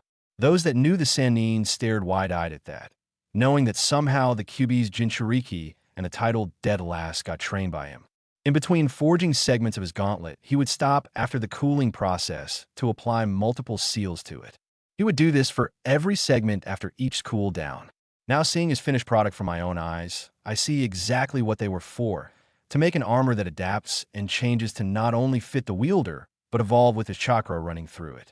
He basically made a gauntlet that only he can use and wield. 4. Staring even more shocked than before at what Naruto constructed, those that originally believed it only to be some fancy piece of armor Naruto bought were now starting to wonder what else it could do. Back to the battle. While all this was going on, Naruto and Neji were still in the thick of it. Having regained some of his strength back, Neji continued his assault on Naruto, only to fall short in that regard, as it seemed that not only did Kurama give him increased strength, but also increased speed. As it stands, both were in a bit of a standoff, both throwing blow, Neji with his juken strikes and Naruto with his fists, and neither really landing any blows. 5. So far from what most could see was Naruto getting at best glancing blows, while Neji kept hitting Kurama only, Naruto being clever enough to bring it up as a makeshift shield to block Neji's juken attacks. After what felt like an hour, but was really only a few minutes at best, both jumped backwards to bring some space between them. Realizing he wasn't getting anywhere, Naruto decided to use one of the few jutsus Jiraiya taught him during the 6 weeks they trained. Knowing Neji could most likely dodge a long-range jutsu easily from this distance, Naruto went for a two-pronged attack. Flipping through the necessary hand seals, Naruto called out his first attack, Yomi Numa. With a quick slam of his hands to the ground, a small, but very thick, swamp surrounded Neji's feet. He was soon stuck in place with it coming up past his ankles. Jiraiya taught him this jutsu to use for capturing and trapping. However, he was far from mastering or even perfecting it, so this was the best he could do in such a quick sequence. However, that was what the second jutsu was for. With a couple more hand seals, Naruto called for his second attack, Katan, Inden. At the call of the jutsu, a long stream of white-hot fire flew at Neji. Most seeing this were admittedly shocked to see Naruto using an actually elemental jutsu. In Neji's case, he was admittedly surprised as well, not believing a clanless nobody could use a jutsu like this so effectively.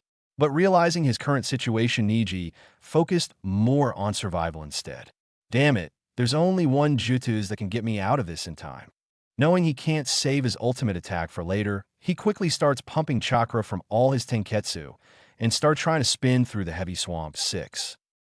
After only a second of trying, he breaks free whilst calling his attack, Hakusho Katen.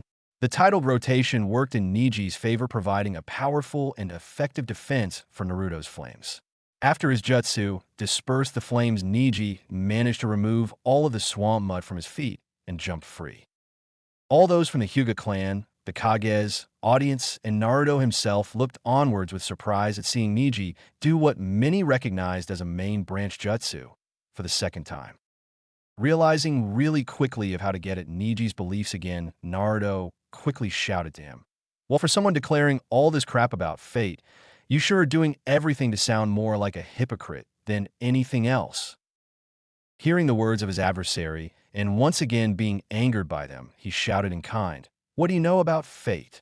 It's an all-encompassing force that controls and manipulates all. And you have the gall to say you can see it better than I." Seeing Neji fall for his trap, Naruto decided to finally put the proverbial nail in Neji's coffin. "I dare, because you've already proven that fate doesn't exist. If it was true, then how in Kami's name would you, a branch member, be able to use not only the 64 palms, but the main branch's Kaiten as well? Not only that, but if fate was real, then how did I just beat your 64 palms and already quite nearly beat you now? I'll tell you why. 'Cause fate is nothing but a load of bullcrap and stuff that weaklings and people who need excuses for everything use to try to make themselves feel better, when all they really need is a nice wake-up call. And guess what, Neji? It's time for me to wake you up." With a shout of Kagebushin no Jutsu, Neji soon found himself facing a dozen Narutos. Oddly enough, none were wearing Kurama on their arms. This made it quite easy for Neji to find the real one. However, before he could use this to gain any kind of advantage, Naruto had all 12 clones charge Neji down after surrounding him. What came next was pretty expected of both, namely all of the Narutos making a dive at him, only for Neji to use his Kaiten again to destroy them all. Neji quickly called out to Naruto, "See, the Kaiten is the ultimate defense. No matter what you throw at me, you'll never be able to break it or beat me," were Neji's words while having that "I'm superior than you" smirk on his face. However, surprisingly enough, Naruto just stood there and took Neji's words with a very devious look on his face. Getting into a charging stance, Naruto declared out loud his next intentions. "You think your so-called ultimate defense is indeed just that, ultimate? Well, guess what? That little barrage of clones was just a test. A test that proved effective, 'cause now I know I can break it. And I'll show you how right now." Before Neji could counter his statement, Naruto began a fast charge towards Neji. Seeing him approach, Neji quickly entered into the Kaiten's beginning stance, watching and waiting for Naruto to enter his range. However, about halfway towards Neji, Naruto started to yell. No, yell isn't the right word, more like roared would be a better description for the noise. A loud battle roar. Play G Gundam's Burning Finger theme, and yes, the move is based on it. As Naruto closed in on Neji, all soon noticed the bright red glow coming from his gauntlet. As he got closer, Neji, could soon see that it wasn't a light so much as the gauntlet heating up. In fact, just before he began the Kaiten, Neji could actually feel the incredible heat coming off the piece of armor. Neji, seeing Naruto in range, called out another Kaiten, this time pumping far more chakra than the last two into it. Seeing Neji begin his move, Naruto jumped into the air while bringing his fist down at the very top of Neji's Kaiten. At the apex of his jump, Naruto called out, "Here's your wake-up call, Neji, Ninsho and Oken." 5. At the call of his jutsu, Naruto's gauntlet fist crashed on top of Neji's Kaiten. There was a brief power struggle before things changed. Neji's Kaiten soon gained the better part of the struggle, being provided by him being grounded. When it looked for a second like Neji was about to fling Naruto off and away, Naruto could be heard yelling out, "Kitsune Heki! Fox Burst!" With that shout, there was a bright red flash, followed by an intense explosion right afterwards. Music can be stopped at this point. A big dust cloud covered over where both ninja were at their brief but explosive clash. Not a second later, two different figures are launched out of the cloud. One went straight into the arena wall, while the other hit the ground, while leaving a small trench for about 3 meters before stopping. Neither figure could be seen from the dust and smoke covering them for the longest of moments. However, soon the one on the ground could be seen slowly, but surely, rising to his feet. Finally, after getting up to his feet, in it could be shown Neji standing. While his clothes were still on they've seen better days, and while Neji himself was showing signs of a damaged arm and chest, he was still the one standing. A second later, the smoke and dust cleared away to show Naruto's body imprinted into the arena wall. Like Neji, his clothes shown in bad shape, he himself being in even worse shape. Genma slowly approached Naruto to check him. Reaching Naruto, he checked his pulse to find it going, but could see he was unconscious. Seeing him out, Genma went to make the call. Seeing as Uzumaki Naruto is out, the winner of the first match is Hyuga Pop. Genma was abruptly cut off by the small popping noise. He turned to notice the Naruto in the arena wall was in fact a clone. Neji, seeing him gone, quickly turned his Byakugan back on, only to notice just too late where Naruto had gone. In another resounding pop, Naruto appeared right in front of him. Not giving Neji a second to recover, Naruto quickly punched Neji in the gut with all his might, and seeing him gasp for breath, decided to signal the end. Raising his right thumb up from his fist, he quickly gave the sign for execution over his throat while sticking his tongue outside of his mouth. 6. His moment done, he quickly grabs Neji and raises him onto his shoulder with Neji's legs going over his back. With a speedy spin, he pulls Neji's body down towards the ground and places his head between his thighs. And with a quick jump forwards, drops Neji head first into the ground with Naruto's knees holding his skull in place during the move, leading to all three parts making contact on the ground at the same time. Letting Neji's legs go, then joined the rest of his sore, busted, and bruised body on the ground. Flipping Neji over so he was facing him, the move causing Neji to land with his face into the ground, Naruto stood over him with a kunai to the throat. Seeing that Neji was in no position to move or retaliate, Genma finally called the match. With Hyuga Neji being unable to move, Uzumaki Naruto is the winner of match 1. There was a brief silence with his declaration, until one could hear clapping up in the stands. Naruto quickly turned to see his Aji-san being the first to start. Following after him was a Karabi, the Arise, and the girls that found his new look interesting. Almost immediately following that, the whole audience started to clap for the match. For a second, Naruto thought he heard a scream of the crazy proctor lady, saying something like, "The Gakis made me rich. Ha ha ha ha ha." Deciding to leave it be for now, he removed his kunai from Neji's throat. Looking down at him, he saw Neji's expression and guessed what he was thinking. "I hinged into a rock after the explosion kicked so many up. I had my clone that I made after hitting the wall throw me after you. I knew your Byakugan would be off after our clash, so I used that opening to sneak under your guard." Seeing no way to refute him at this point, he could only say, "I guess you were right. Asterisk cough, asterisk. Maybe there's no fate after all. Asterisk cough starred." Seeing the medics come to collect Neji, Naruto gave him some parting words to think on. Even a cage bird can break free once he's wise enough to break the lock with his beak. Seeing his words heard, he quickly got up and headed for the ramp to enter the contestants' box. Before exiting the arena floor, Naruto raised his gauntlet-covered right fist into the air, followed by the sounds of a thunderstorm playing over the PA system. With his little bit of fun over, he headed off the arena floor. After going up a few steps and taking a quick look around, seeing no one around, Naruto grabbed his stomach and right arm while spitting up a bit of blood. The pain being a bit too much to bear, Naruto sat on the ground resting against the wall. Focusing with what energy he had, he activated the seal on his hand and resealed Kurama. Looking at his right arm, he saw burns all over it, most of which were just now starting to heal. His thoughts were quickly broken by Kyūbi's presence. "I guess there's still some kinks to work out, huh? Yeah, my damn arm feels like I just put it into the forge's fire. I'm also feeling a little lightheaded," thought Naruto. The pain was at this point becoming so intolerable and distracting, he didn't even realize someone had come up to him till they put a hand on his head. Feeling the hand and the immense relief right after contact, Naruto turned to see his healer. Sadly, the pain temporarily blurred his vision, but the voice he soon heard lead him to know exactly who it was that was helping him. "You always were one to go the extra mile to help someone. I just wish it didn't require you to cause yourself so much pain, Naruto-kun." Smiling at their concern, Naruto's sight finally returned, and he voiced his thanks. "Well, with a beautiful nurse like you to always be there to patch me up, I kind of think it's worth it." Don't you think, Haku-chan? Seeing her pretty brown eyes looking into his bright blues, he could only smile and blush as she continued to heal him, working on his burned arm now. As she worked, Naruto took the time to see Haku's new outfit she got since coming to Konoha with his team. Gone was her gender hiding battle kimono, and in its place was a long-sleeved, deep blue sweater, one that was both comfy but very noticeable form-fitting.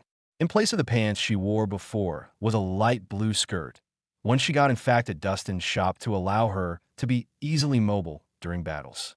Besides her new Konoha headband on her head and the standard ninja tool sheaths at her waist, she wore regular kunoichi-style sandals. Although hers were a strong wooden pair with a jet black paint job to them. Her final touch was she kept her hair down instead of in the ponytail she had when they fought on the bridge, something Naruto admitted he liked more so than the ponytail. As he was admiring her new look, Haku herself was just about finished with the major injuries Naruto suffered from his battle with the Hyuga. Seeing her work done, she got back to her feet and assisted Naruto to his own. Before she could return to the medic bay, she noticed Naruto limping a bit, and using her position given to her from the Hokage, took Naruto's arm in hers and helped him walk back to the contestants' box. Noticing her aide, Naruto spoke up while trying and failing to hide his blush. "I'm quite fine, Haku-chan. I can get back up to the box on my own." All Haku did was smile and put on her best medic mean voice and said, "Now Naruto-kun, while that may be so, I'm still a trained medic and partially in charge of taking care of you when not required for other duties. With that in mind, right now you require that aid. So just relax and allow me to do my job and help you rest before your next battle." Seeing the look in her eyes and knowing he won't be able to talk her out of this, just let her lead him back up top to watch the next matches. Fighter's box. There was a brief intermission till the next match, mostly on account that Naruto's gauntlet and Neji's Kaden ripped up the field something fierce. As they waited for the next battle to be called, those that watched the last match had their own thoughts on how it went. Let's have a peek into those heads of theirs, shall we? Kankuro, okay. If I wasn't sure before, I'm sure now. I'm definitely withdrawing from my match. No way I'm going to take a chance fighting against that blonde Gaki's gauntlet. He'll most likely destroy Karasu with one blow. Temari, wow. Who would have thought that short, orange-wearing, loudmouth could not only beat the Hyuga, but also do so and make it look easy. And it wasn't bad seeing a little of those nice muscles he has either. Gara dash. Regardless of Ka-san's wishes, Uzumaki will be a far better opponent to test my existence against than the Uchiha. Shino dash. This new tool of his worries my hive, but even more so because of the chakra scaring them and not the fire. This is a bit troubling. Kinha. He wasn't lying when he said he'd make the Hyuga pay. He definitely kept his word. I just hope he keeps his word to me. Although blush is the second choice I was given doesn't sound as bad as it did before. 8. Yujito, nice job, Uzumaki. I can't wait till it's my turn to fight you. Maybe I can get you to agree with a little bet over it. I sure know what I want if I win. Oh, kitten, I'm so proud of you. Shut up, Nibby. As the last of their thoughts on Naruto's when we're finished, we turn now to Naruto himself entering the fighter's box, with Haku still providing aid till he can walk safely on his own. Something that caused some measure of annoyance to the participating kunoichi present, especially when all three were starting to show their own signs of interest in our favorite blonde. Being held very closely to said unknown female didn't do their growing anger any better, especially with all the noticeable touching she was doing, not realizing she was doing so to check for any more injuries. Unaware of her actions causing said issues with the present, kunoichi Haku lead Naruto over to his opponents and helping him rest on the provided chairs. She helped situate him in a way that feels most comfortable while using every opportunity to stay close to him. Something neither Kin nor Yujito failed to notice and was slowly pissing them off, deciding to gain his attention from a slew. Other girl Yujito said, "Congrats on your win, Uzumaki. If I wasn't as excited before than I am now. I can't wait to fight you when I get the chance." Seeing another girl getting up close to Naruto, Kin decided she didn't want to be left out. She came up and gave Naruto a once-over. Something that didn't go unnoticed by Haku or Yujito. Before either could make an attempt at getting her away, she said, "How are you feeling, Uzumaki-kun? You looked a little unsteady walking up here." not wanting her to try and getting any cozier with her Naruto-kun. Haku subtly pushed her aside and went back to checking Naruto's injuries while saying, "He's mostly fine, but don't worry, I've got everything under control." While the most it would seem like a simple statement to most, Kin and Yujito could clearly sense the hidden meaning in her words. "Back off my man, bitch."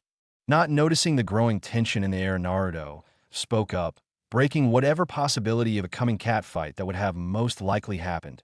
"It's nothing to worry about, Yujito-san, Kin-san. I'm just a little sore and tired, but I'll be up and ready in a few minutes."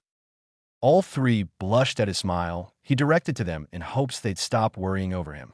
However, the moment his eyes went back to the arena below, and the girls noticed the blushes on the other's cheeks, then instantly went back to glaring at each other, all thinking the same thought. "Next chance I get, I'm gutting these bitches." Just as Gunma made the call for the next match, Naruto suddenly felt a shiver go up his spine. "Why do I feel like I just became the center of something I'd much rather run away from?" Not realizing the coming storm Naruto's unknowingly caused, he turned to hear Gunma call forth the next genin for the coming match. Chapter end. Erasure. Fucking finally, that felt like it took way too long to finish. Now I can take a moment to rest and focus on my next important project. Jiraiya. Chapter 6 of Bijou Armor, or our second project. Erasure. Neither. I'm going to focus on finally beating Kingdom of Amalur. Reckoning first. Damn, game's taking quite some time to beat. Just getting near the end and heading out to kick the final boss's giant ass. Jiraiya. Interesting, but still, maybe you should let these people in on the new project we've been discussing. Erasure. Good point. So what should be mentioned first? Scratch his head. Jiraiya. How about the actual idea itself? Maybe a sneak peek? Bait the hook, man, it's like fishing. Erasure. True. But give them a more detailed summary than I can fit in the story description or a sneak peek of my planned first chapter. Jiraiya. Do a detailed description. Erasure. Okay, where to start though? Should I go about the basic background and characters and such? Because that seems like maybe the best way to grab their attention. Jiraiya. That sounds like the best place to start. Erasure. Puts on sunglasses and activates Ace Ventura voice. Alrighty then. Erasure. Alright. Here's what me and my esteemed colleague were just talking about. I have a dream. Wrong. Startup. Ahem. I had a dream about my next FIC. This story will be an AU with Naruto characters being the main cast. However, they will not be my only anime characters making appearances. This FIC will include some from Bleach and DxD High School, to name the majority. But the main characters will be a main cast of 4 with 2 others taking it close to 6. These main 4 will be Naruto, as my main male lead, Rias, from DxD taking my main female lead. And the last 2 will in fact be myself and Jiraiya playing as the older mentor brother roles. Alongside this, I will be basically creating an entire new world and universe for this FIC. I will be using aspects from several different series to create and reference it, the like of which include Harry Potter, Naruto, Power Rangers, by minor parts and No Rangers, and a few other series that will be named for their contribution. With that being said, I think I covered everything necessary. I think? Did I forget anything, Jiraiya? Jiraiya. I think that should be enough. Now I think it's time for me to start hunting Pariah Dark. See ya. Erasure. Hey, don't forget me. It gets boring around here with not many of my favorited fics being updated enough. Jiraiya. Groan's fine, but one more fiasco like last time, and I'm never taking you with me again. Opens portal to Ghost Zone and walks through. Erasure. Oh, come on. How was I supposed to know that the giant pile of bones was his undead dragon? Everything in his realm was made of bones. So well, goodbye, and see you next time. Be on the lookout for Chapter 1, my newest FIC, since I plan to at least get Chapter 1 out first before continuing this FIC. Wait up. Jumps through portal as it closes. Arashi's head pops back out of the portal. Oh, here's the index, by the way, When I plan to go back and forth from calling him B, by Karabi, Killer B, and Hachibi Host, and similar titles. The same with all other Bijou and Jinchuriki.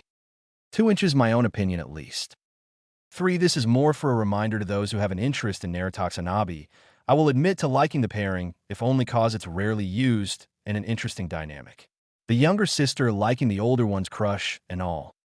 4. And that is how Naruto goes about the whole how the armor keeps up with his size changing, it readjusting itself to his size and form. It's a man-made adaptive armor meant to only be handled by him and is a part of him in a way. No matter how tall, muscled, or all-around developed physically, it will still only ever fit him. 5. Think like when characters in DBZ or other fast-paced fighting animes like One Piece are when two fighters are throwing several punches in seconds at each other. You just see the blurs of them. 6. Just to be clear for those that might think, well, what about the Kawarimi? Here's my 2 counters.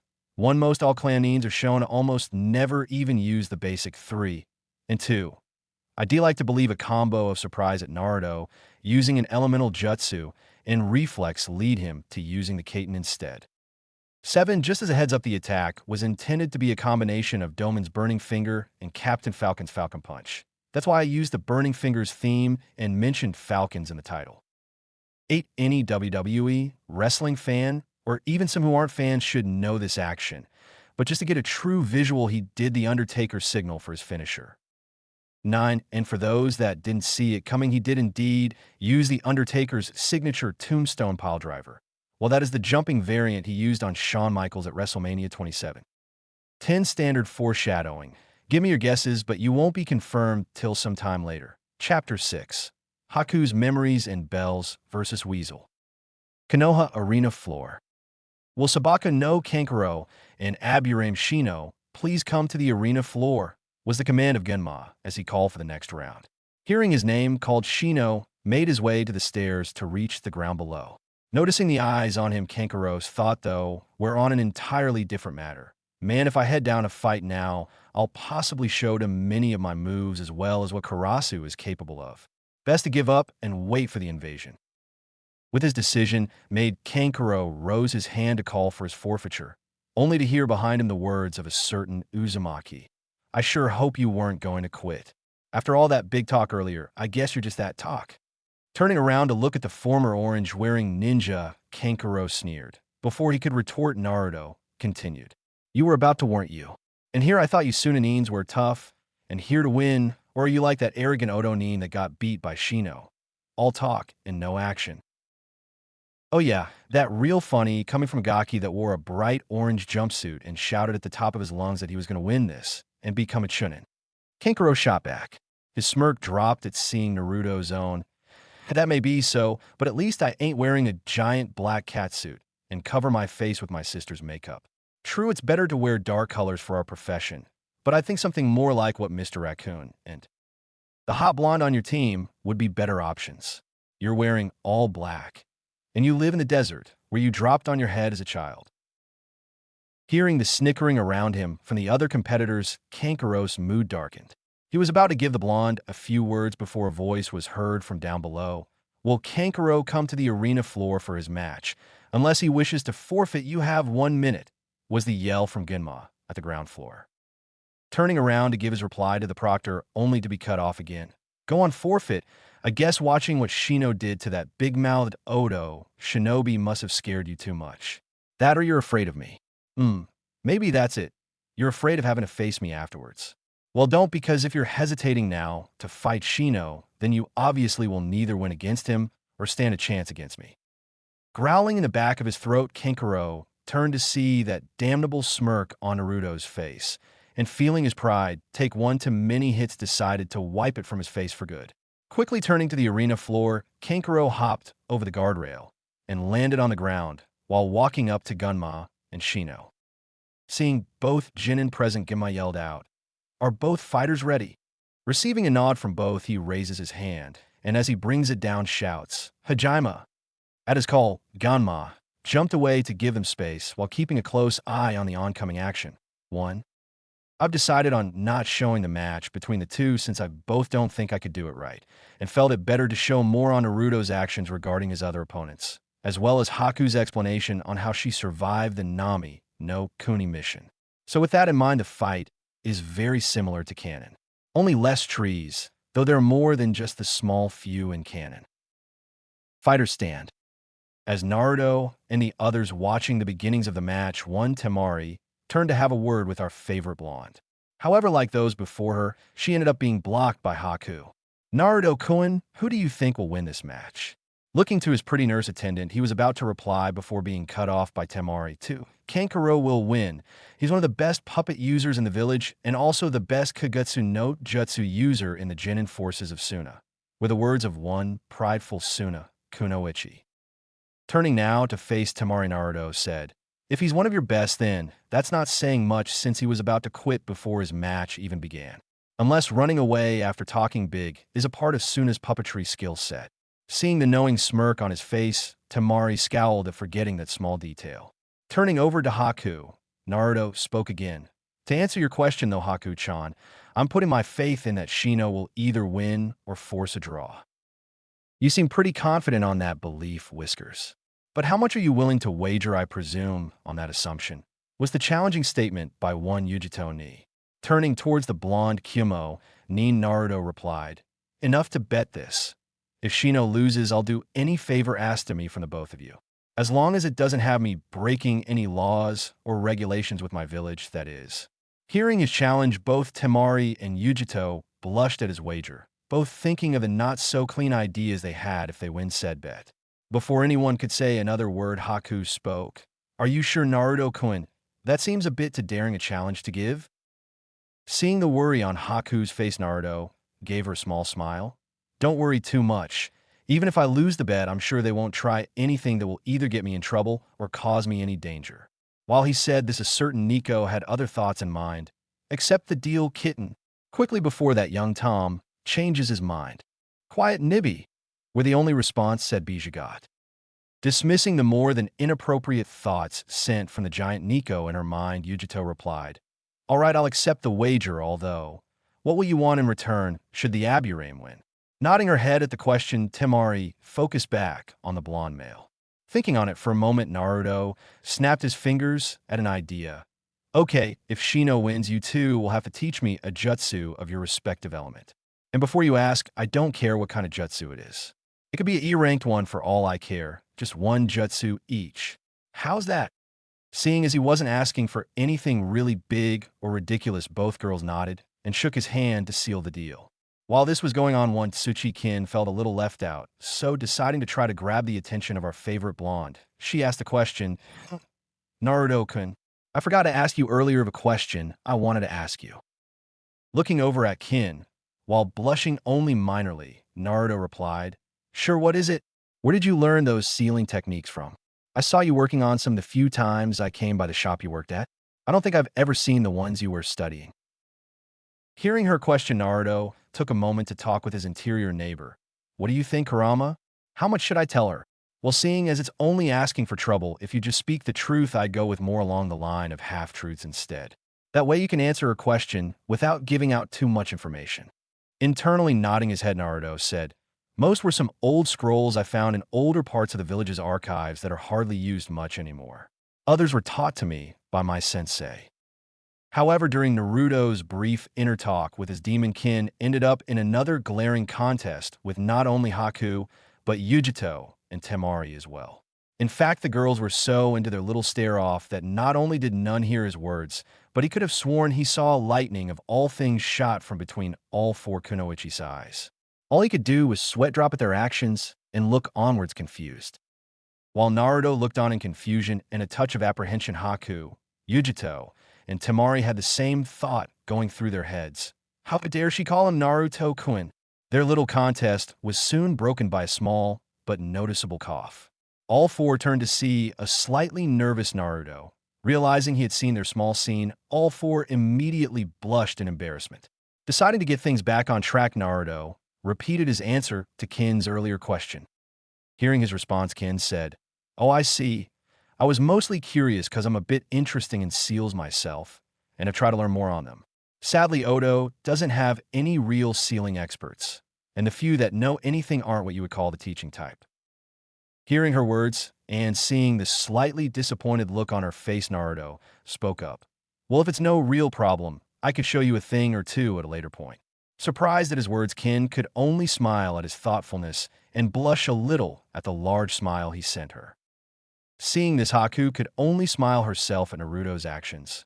He always wants to help people no matter who they are. It's that same concern and care that saved me on the bridge in Nami. She could only smile more at thinking about how determined he was at saving her that day. Flashback to the battle on the bridge. Please, Naruto-san, kill me. Those are the words of one Yuki Haku as she looked on at the still slightly enraged Uzumaki. Having used up nearly all of her chakra and being beat to all hell by a partly cubified Naruto, she had nothing left to fight with. Seeing him hesitate, Haku tried to rile him up enough to do the deed. I've just killed your friend and teammate. Why have you stopped? I cannot fight back anymore, neither can I hardly stand. Kill me. Noticing her despite pleas weren't getting them anywhere, she tried to yell at him again, only for Naruto to speak up. Why, damn it. Why would someone like you not only work for someone like Zabuza, but also someone like Gato? And why do you think me killing you will do anything? Hearing his own small plea, Haku begins to recount her early life in Mizu no Kuni, from her birth up to her discovery of her bloodline, and then of that horrible day where she watched her mother's murder by her father's hands and her subsequent killing of him and the mob he brought to kill them. Eventually bring about to her coming across Zabuza and his taking her in, along with all the training and care he took in looking after her. Hoping her story would bring the needed courage for Naruto to end her life, she finished with asking him a final time to kill her. Naruto, still slightly dumbfounded, could only ask, "Is this really the only way?" Seeing his depressed face, Haku could only sadly smile at him for his concern, but pushing her slowly growing feelings aside, she said, "Yes, I can no longer serve him effectively, so please, Naruto-kun, kill me." However, at hearing her words, two things happened that would change the outcome of this moment and change fate's plan concerning Haku and what was to happen here on this day forever. 3. Unknown to both Haku and Naruto, in his weakened state, Zabuza heard nearly all that the two said, even from the large distance from them. Now, for most, such a thing wouldn't be possible, what with the constant splashing of the waves from down below and the constant sounds of battle going on between him and Kakashi. But for someone like Zabuza, that was a much different matter altogether. See, alongside his training in the silent killing techniques, one not only needs great stealth skills, but also a great sense of hearing. And that was something Zabuza had in spades. Alongside his great sense of hearing, he also had the advantage of a sensory removal, which is to say the ability to temporarily shut down a sense at will. And with his currently closed eyes and lose of smell, caused by a broken nose via Kakashi's fist, Zabuza heard nearly everything both young teens have been talking about after the brief explosion of chakra caused by Naruto's temporary release of Kyūbi. No, alongside Zabuza, one other heard her words, those of course being one Uzumaki Naruto, obviously. Now, at first Naruto had taken to killing Haku, no matter how much it bothered him, a little bit more easier since it was his technically last request. However, at his calling him Naruto-kun, he realized something that made said option get thrown out the proverbial window. Haku cared about him. He had some concern for his well-being, for now knowing this, he could not in any way kill him, but also realizing Haku would possibly kill himself, Naruto decided to try knocking Haku out.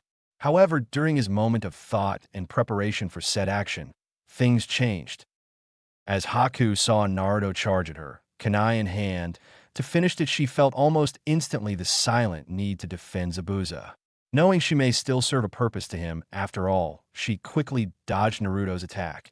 And with a call of, "I'm sorry, Naruto-kun, but there's still one last thing I can do," for Zabuza-sama, she used the last of her chakra to create an ice mirror to warp to Zabuza's side. However, as said before, Zabuza listened in on Haku and Naruto's conversation, and realizing the true depth of her loyalty to him and her growing bonds with Naruto, he knew that something had to change. Seeing Kakashi's incoming kill shot using that noticeable powerful jutsu intent on goring him to death, knew exactly what Haku was planning. So it came as no surprise to him when she appeared via her ice mirror in front of him to act as a human shield for the coming Raiden jutsu. However, as some beliefs and stories say, when one feels death upon them, time seems to slow and their life flashes before their very eyes. And in that instant, Zabuza saw not just his life, but Haku's as well. And at that moment knew that she didn't deserve to end it like this. So in a move that shocked all present, that being Kakashi, Haku, and a just arriving Naruto, Zabuza ripped his very arm to shreds to escape the hold held on him by Kakashi's ninken.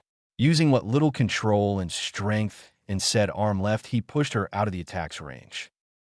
With the sound of flesh being pierced and a large quantity of blood spewing forth from both Zabuza's mouth and chest, all became silent of the bridge. All three ninja could only watch in bewilderment at Zabuza's sacrifice. Knowing his former enemy's life was not long for this world, Kakashi stopped the flow of chakra to his hand and slowly lowered Zabuza to the floor. Haku gradually approached the dying body of her master as a growing trail of tears fell from her eyes. No, no, no, no, no, no, no, no, Zabuza-sama. Why, it was supposed to be me, she screamed as she threw her arms around his wounded body. Feeling a hand on her shoulder, Haku turned her head to see a solemn-faced Naruto looking at her. Shaking him off, she hugged Zabuza's body and cried even more over him. However, in her hysterics, she heard a small voice break her from her episode. "Stop crying, cough on my account, Haku." Looking downwards at his face, she saw the still alive Zabuza looking at her. "Zabuza-sama, hold on, I'll heal you. Just give me a moment and you'll be up soon." Were Haku's frantic words at seeing him still alive, if just barely. However, as she reached for her supplies in her pouch, a hand grabbed it and slowly moved it away. Looking up at Naruto, she quickly tried to pull away, only for Naruto to shake his head. Before she could push him away, Zabuza's voice claimed her attention again. "Don't waste your time, cough on me, Haku. I'm not going to survive this no matter cough what you try." Shaking her head in despair, she yelled out, "No, I can fix this. I will heal you, and we can try getting a job somewhere else. Someplace better with better pay for your chance at restarting your rebellion in Kiri." Unfortunately for Haku, Zabuza knew this was his last few minutes alive. Accepting this, he turned, with what little strength he had left, to Kakashi and Naruto. "I want you to promise me here and now, cough Kakashi, to take care of Haku for me. The same goes, cough, for you too, Gaki. Take her with you to Konoha, breathes heavily, and have her start new life there. She has no connections to Kiri outside of me, and that's not much anyways," said Zabuza. Understanding his dying wish, Kakashi nodded, figuring not only would this bring a new bloodline to Konoha, but someone with knowledge of several Kirigakure, unique jutsu and knowledge. How selfish this might be, it would keep the more darker elements of Konoha's council and military from abusing her. Especially if Naruto can persuade the Sandaime to protect her. Nodding his head at Zabuza, he looked over at Naruto to see him nodding as well. Naruto himself spoke up. "I figured you were just using Haku for your own gains." He gains a small smirk. "I guess I wasn't entirely right. I promised to protect Haku and take him to Konoha and give him a chance at a new life from this one. And Uzumaki Naruto never breaks his promises." Smirking a little at Naruto's words and lack of knowledge to Haku's true gender, he just nodded and turned back to Haku, who was now crying on his chest. "Haku," lifting her head at hearing her name, "I want you to promise me that you'll keep on living and cough, not allow my passing to keep you from doing so. I want you to go with them to Konoha and make a new life for yourself, a better life. Understand?" Seeing her nod, he turned back to Kakashi. "Two last favors if you don't mind, Kakashi." "Sure," Kakashi replied. "Burn my body after this, and help Haku learn to wield my blade. It's tradition, after all. A member of the 7 swordsmen pass on their blade to a student, whether through retirement or death. And in this case, Haku's deserves it most of all," said Zabuza, seeing the son of the White Fang nod. Feeling his life start to ebb away, he closed his eyes and said, "Goodbye, Haku, you were the daughter I never had, and I love you, Musum." Hearing those words, Haku whispered in reply, "I love you, to Otu-san." Soon all was quiet and Zabuza's breath stopped. In her still depressed state, Haku spoke. "Otu-san? Zabuza Otu-san? Tu-san." Realizing what's finally happened, Haku broke down again, crying over the deceased body of her father. Lowering his head in mourning, Kakashi lowered his headband. Naruto himself just looked on as Haku cried, only for the depressing silence to be broken by a loud clapping. With Zabuza's death, the mist he conjured via the Kirigakure, no jutsu lessened till it was all but gone, only to show a short man dressed in a business suit standing amongst a small army of mercenaries. Said midget soon spoke. "Well, I guess I was right after all. Zabuza was a baby demon in the end." Couldn't even kill an old bridge builder, one man, and a bunch of brats. Well, it's no skin on my back anyways. I wasn't going to pay him in the end after all.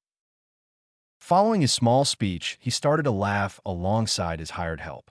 However, hearing his words only caused to enrage Haku. You bastard. Zabuza died, trying to do your dirty work, and you didn't intend to pay us, were the words of one very angry and distressed Kunoichi. Seeing the person who had the gall to yell at him, and recognizing her, the now revealed Gato yelled back, "Oh, I see you're that little bitch that broke my arm. I'll make sure to pay you back extra for that." Turning to his thugs, Gato ordered, "I'll pay double to whoever brings me Tizuna's head and that little bitch alive and mostly unspoiled." Turning his attention back to Haku, "I plan to have a little fun with you for what you did to my arm." At his words, most of the mercenaries started to cheer, while a few charged. One particular eager thug quickly drew a crossbow and aimed at Haku, only for his shot to be body blocked by Naruto. Said Uzumaki took the deadly bolt straight in the stomach, with nearly the entire bolt inside him. All present of the completed side of the bridge stared horrified at Naruto's action. Combining the pain from the crossbow bolt and his earlier fight with Haku was too much for the Konoha Genin, and soon Naruto passed out from the pain and severe exhaustion. As Haku screamed in fright at Naruto's move to save her, she rushed to his aid, only for something very surprising to follow. What no one knew at the time was that since Naruto's learning of Kyūbi being sealed within him and his first use of its chakra during the battle with Haku, said Bijou has slowly been gaining more and more ground and making contact with his vessel. The recent actions that have led to more than one life-threatening situation for Naruto has enabled the Kyūbi some measure of control in their shared mindscape. Said control being mostly limited to viewing memories and seeing parts of the outside world through Naruto's eyes. With his most recent conduct, those being using the Fox's power earlier and now taking the shot meant for Haku, with said bolt hitting directly on his seal, has allowed the Fox an opportunity to take some actions of his own. Knowing that the death of his container would only cause terrible repercussions for him, Kyūbi used what little time he had to briefly take over Naruto's body.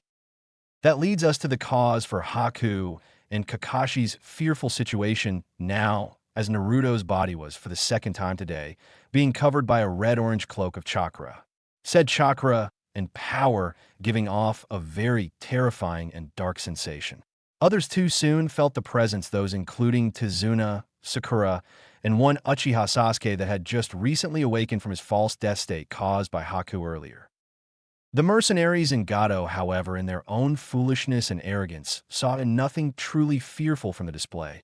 Most would account this to a combination of stupidity and false belief that both numbers and money would protect them from this new, apparently small problem. You can only guess the believers of such thoughts. What happened next astonished all present when the newly revived Naruto grabbed what little of the bolt still in his gut remained on the outside and ripped the whole thing from his chest. Dropping the now useless weapon, Naruto opened his eyes to reveal the slitted eyes of one Kyūbi no Kitsune and dashed towards his enemies. Ignoring the cries of his sensei and new friend, Naruto ran as fast he could towards the amassed group of thugs until he was only a few feet before them. Knowing he had only so much time outside, Kyūbi drew in what amount of chakra he could draw forth and focused it to the vicinity of his lungs. Though with one deep breath followed by an incredible roar, he exhaled a sea of flames from his mouth. 5. Said flames engulfed the League of Men and continued you onwards till nearly all were burning alive, only those that stayed near Gato, which was very few, what with his added money incentive from earlier, survived. Watching in horror at his near entire army's demise, he fell backwards on his ass and slowly tried to crawl away, only for that to be stopped by an arrow landing smack dab behind him. Those still alive on the bridge swung their heads around to see a large column of people standing there. All ages and genders were present, standing together, holding a large assortment of random tools and makeshift weapons. It took only a second for those present to realize the large collection of people were in fact nearly the entire population of Nami. At the head of this group was none other than Inari and Tsunami. Inari himself holding the crossbow that released the arrow that landed near Gato. Seeing the large group of people here, Kyūbi decided he overstayed his welcome and released his hold on Naruto. This causing said Uzumaki to land face first on the ground truly and fully knocked out. Seeing Naruto fall once again, Haku made a quick dash for his body and dragged it as fast as she could in her current exhausted state over to Kakashi. Still having some chakra left, Kakashi placed his hand on Haku's shoulder and spoke. "Leave the rest to me. You watch over Naruto while I help the people here clean up this mess." With a small inclination of her head, she went to checking over Naruto, while Kakashi went to finish off the rest of the mercs and capture Gato, immediately afterwards going over to check on his other two students. Looking down at Naruto, Haku could only give a small smile at his earlier words, and said smile grew as she heard him say her name in his sleep. "I promise to live on Zabuza-san. I'll live and do so at Naruto-kun's side." In Flashback, Shausa, with both Sabaka no Kankuro and Aburame Shino unable to stand, I declare this match to be a draw. The shouting of one Shiranui Genma. Following his words, the stands erupted with cheers for the interesting matchup and great display of insect jutsu versus puppet jutsu. Hearing the proctor's call and the stadium's cheers broke Haku from her reminiscing. Turning to look at the field below, she sees as Medic Nin gather both Shino and Kankuro on a pair of stretchers and carry them off to the nursing station set up for this tournament. Realizing she missed the whole thing during her recollection of the events that lead her to Konoha, she turned to ask Naruto about it, only for her mood to darken. Reason being one Tsuchi-kin standing near shoulder to shoulder with her Naruto-kun. More than a little pissed off at this hussy trying to get close to her Naruto, she walked over to try to regain his attention. At her approach, she caught the end of their conversation. "And don't worry, after everything concerning the exams is over, I'll start teaching you some Fuinjutsu lessons, okay? Arigato, Naruto-kun, and I do appreciate the help," replied Ken. "What are the two of you talking about?" Both ninja turned to see Haku behind them smiling, although in reality, it was mostly forced. "I was just talking to Kinchan here about some things. You were a bit deep in thought earlier, so I figured to let you be." "What were you thinking about so much earlier? You didn't respond when I was talking to you a few minutes ago." Seeing his slight concern, Haku just smiled and said, "Just remembering how we met and what brought me to living here is all." At hearing her answer, Naruto began to blush from embarrassment, mostly on account of the fact that Naruto eventually learned of Haku's real gender after accidentally walking in on her while she was in the shower. Thank Kami she didn't scream. Back to the present, Naruto looked to see Haku and Kin glaring at each other again.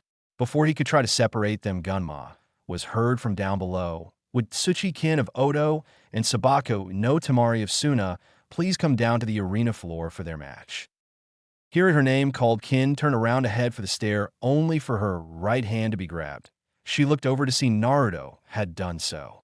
"Just wanted to wish you good luck, Kin-chan." Blushing a little at his words, Kin responded with a thank you and headed for the stairs.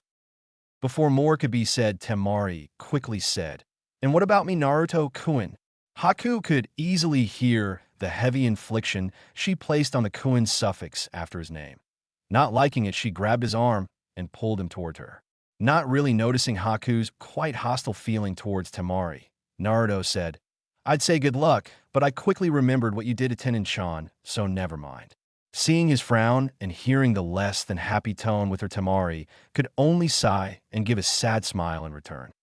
"I guess now would be a bad time to say I'm sorry, huh?" Naruto slowly reined in his anger but still replied, "Yes, it is, not to mention the real recipient of that apology should be Tenten, not me." Nodding her head at that, she slowly walked down the steps. Seeing her downcast form and cursing at his noble and chivalric ways, Naruto called out, "Still, it says something for your character to want to apologize, even if it doesn't seem like you're truly sorry. Talk with me and Tenten after the exams, and I might forgive you. Whether Tenten does is up to you." Listening to his little speech, Temari could only smile a bit and nod her head. As she continued down the steps, her thoughts were another story. "Great, look what you've pulled yourself into this time, Temari.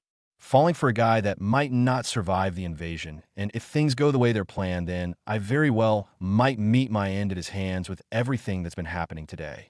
I wish Kasan was still alive. She'd have known what to do, better than Tusan at least." Arena ground floor. Soon both Kunoichi were standing apart from each other. "Are both of you ready?" asked Ginma. Receiving a nod from both, he raised his hand, then brought it down as he made the call Hajime. With the call made, both girls shot into action. As Gunma jumped backwards, Kin sent several Senbon racing towards Temari. Seeing the attack coming, the Suna Kunoichi brought forth her fan and batted them away while still closed. Not being deterred, Kin continued with a small onslaught of Senbon needles. Interestingly enough, none of which had a bell attached to them. Temari continued batting them away, showing no signs of tiring or injury, proving none hit her. Stopping after a few more throws, Kin began a quick charge mid-throw, hoping to catch Temari off guard during her blocking. This proved only minorly successful, since the space between the two was only a few yards. Temari, while being able to block all the Senbon, was slightly surprised by her opponent's head-on attack. Still being prepared for physical confrontations, she quickly positioned her fan for melee combat, only to be shocked by the Kin she was about to strike vanish in front of her. It was only through her well-trained reflexes she was able to avoid the kunai sent at the back of her head. Turning, she sees Kin sent 3 more kunai her way, deciding to dodge this time so as to keep her eyes on her Temari ducks, and dives to the side, avoiding the kunai, only to meet the Tsuchi girl's knee ramming straight into her face. Said blow sent the eldest Sabaka backwards on her back. Quickly getting to her feet, Temari looks to see multiple Kins surrounding her, far more than were used against Shikamaru in the prelims. Remembering Kin's specialty, Temari quickly brings her hands up to realize the Jinjutsu placed on her. With a shout of Kai, the Jinjutsu was broken and showed the true Kin to be nowhere in sight. However, with her senses back in control, she quickly noticed the growing shadow growing above her. Looking up, she sees the real Tsuchi Kin diving straight for her, with several more Senbon held in between her fingers. Noticing the chance, she had Temari unveiled her fan and brought it back while calling her jutsu's name, Kamaitashi no Jutsu. Temari sent a large blast of cutting winds towards the airborne Kin.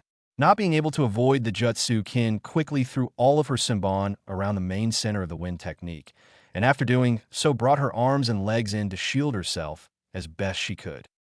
Alongside the cutting winds, the jutsu also ended up sending Kin straight into the arena wall. Oddly enough, right near the same hole Naruto made in his own collision. Bringing her fan down to rest, Temari smirked.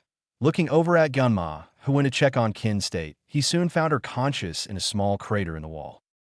Seeing the match finished, Gunma raised his hand to make the call, only to hear for the second time this day a familiar pop come from the crater.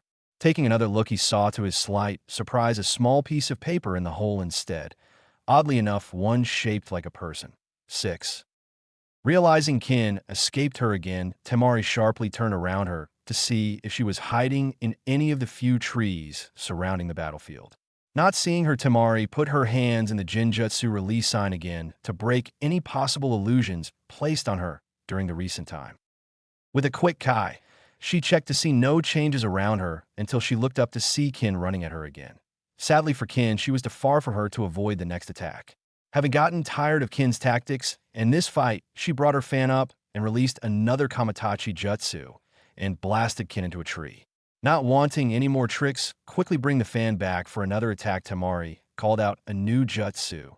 This will end it. Daika Maitachi no Jutsu. With her cry and swing of the fan, she sent forth an incredibly large stream of wind towards Kin. Said attack engulfed both Kin and the surrounding trees. It went on to destroy most of the trees in the arena, as well as leaving a massive crater in the wall. Folding up her fan and leaning on it, Temari used her still remaining strength to stand. Damn it, that jutsu still takes a lot out of me. Gonna need to rest a bit after this, so I can be ready for the coming invasion. At least I know there's no way she'll get up from that. Soon the dust settled and revealed to everyone present Kin's form. 7. Temari smiled at seeing her lying beat up and unconscious on top of a few trees, while being stuck under another. Gunma hurried over to check her status, only to find none. Seeing as she was killed, Gunma raised his hand to call the match, only for both himself and Temari to be fooled again. 8. Play Mega Man X, Command Mission OST, T05, Marino the Thief, play till chapter ends. I don't think so, was the loud voice of a very alive Tsuchi Kin. Raising her head to look at Temari, she said, If you think your little breeze was going to take me out that easily, you're dead wrong. Soon the world began to distort around both Gunma and Temari, as well as nearly the entire stadium. In a small flash, all that was shown is a still destroyed forest, but no kin. Looking around for her, neither Temari nor most in the arena could see her anywhere, only to hear a small chuckling heard from all around the Colosseum. 9. Looking for me. Everyone soon turned to see Kin standing on the very top of the stadium's ceiling, right at the edge of the hole of the roof. She was looking nonetheless forward, showing only the signs of being thrown the first time into the trees before the larger attack following. Before more could be said by anyone, Kin brought her hands up into the Hebe hand seal. All around Temari and the ground itself rose numerous Samban. Oddly enough, the spacing seemed evenly placed, as well as the fact every other Samban would have a bell at the end. It said we got a whole month to prepare for the finals, later pushed to 2. One would think that at least one of you's participants would have the forethought to make preparations in the very ring before the matches themselves. Many, realizing what Kin was saying, stare at her in shock. Kage booth. The Raikage could only sit there and laugh, who have thought to actually set up traps beforehand in the very arena itself before the month wait was over. Calming down a bit, then said, I'm starting to like this girl. The Sandame himself couldn't help but chuckle a bit at her actions. Indeed, to think she came here and had set up a plan before she even fought is truly incredible. I think I could see a bright future for this young Kunoichi if she continues to surprise us in the coming fights. All present in the booth nodded their heads at his words, although the Kazekage, less enthusiastic than the others present. Arena floor. Realizing she needed to do something before Kin began whatever it was she was planning, Temari brought her fan to bear and readied another wind jutsu to try to finish her. Sadly, Kin had other plans. Before she could finish her swing, Temari let forth a pain-filled scream. Ah! In fact, the pain was so much she released her hold on her fan and fell to her knees. After a bit, the pain slowly subsided, only to hear a voice in front of her. It hurts, doesn't it? And before you try to break it, don't bother. This particular genjutsu is far more complex than you'd imagine. Looking up, she sees the face of Kin not 2 feet from her. Raising her head to look up towards the roof, she sees another Kin still standing there and still holding the hand seal. Before you ask, no, I'm just a clone of sorts. That's the real me up there. No, here's what's going to happen. You can either surrender or make you feel so much pain you pass out. Either way, I win, but you'll get less pain if you choose option A. With her part said, the Kin clone raised her hand and held up 3 fingers. I'll give you 3 seconds to decide. At her words, she started to lower 1 finger. Hearing her words, Temari quickly tried to stand, only for her body to heavily protest to the action. 1. Looking at Kin in slight horror, Temari tried once more to stand, and sadly again failing to move off her knees. 2. Seeing the second finger fall, Temari started to desperately try to figure a way out of her current situation. Unfortunately, before she could think of any real plan, Kin's voice cut her off. 3. Just as she began to feel the early sensation of pain bubble to the surface, Temari screamed out, I quit. I quit. Just please don't. Hearing her give up, Kin, the one up top, released the Jinjutsu and dispelled her clone. Hearing Temari quit, Gamar raised his hand for the 3rd time in 1 match even and shouted, Shuso, winner of match 3, Tsuchi Kin of Odo.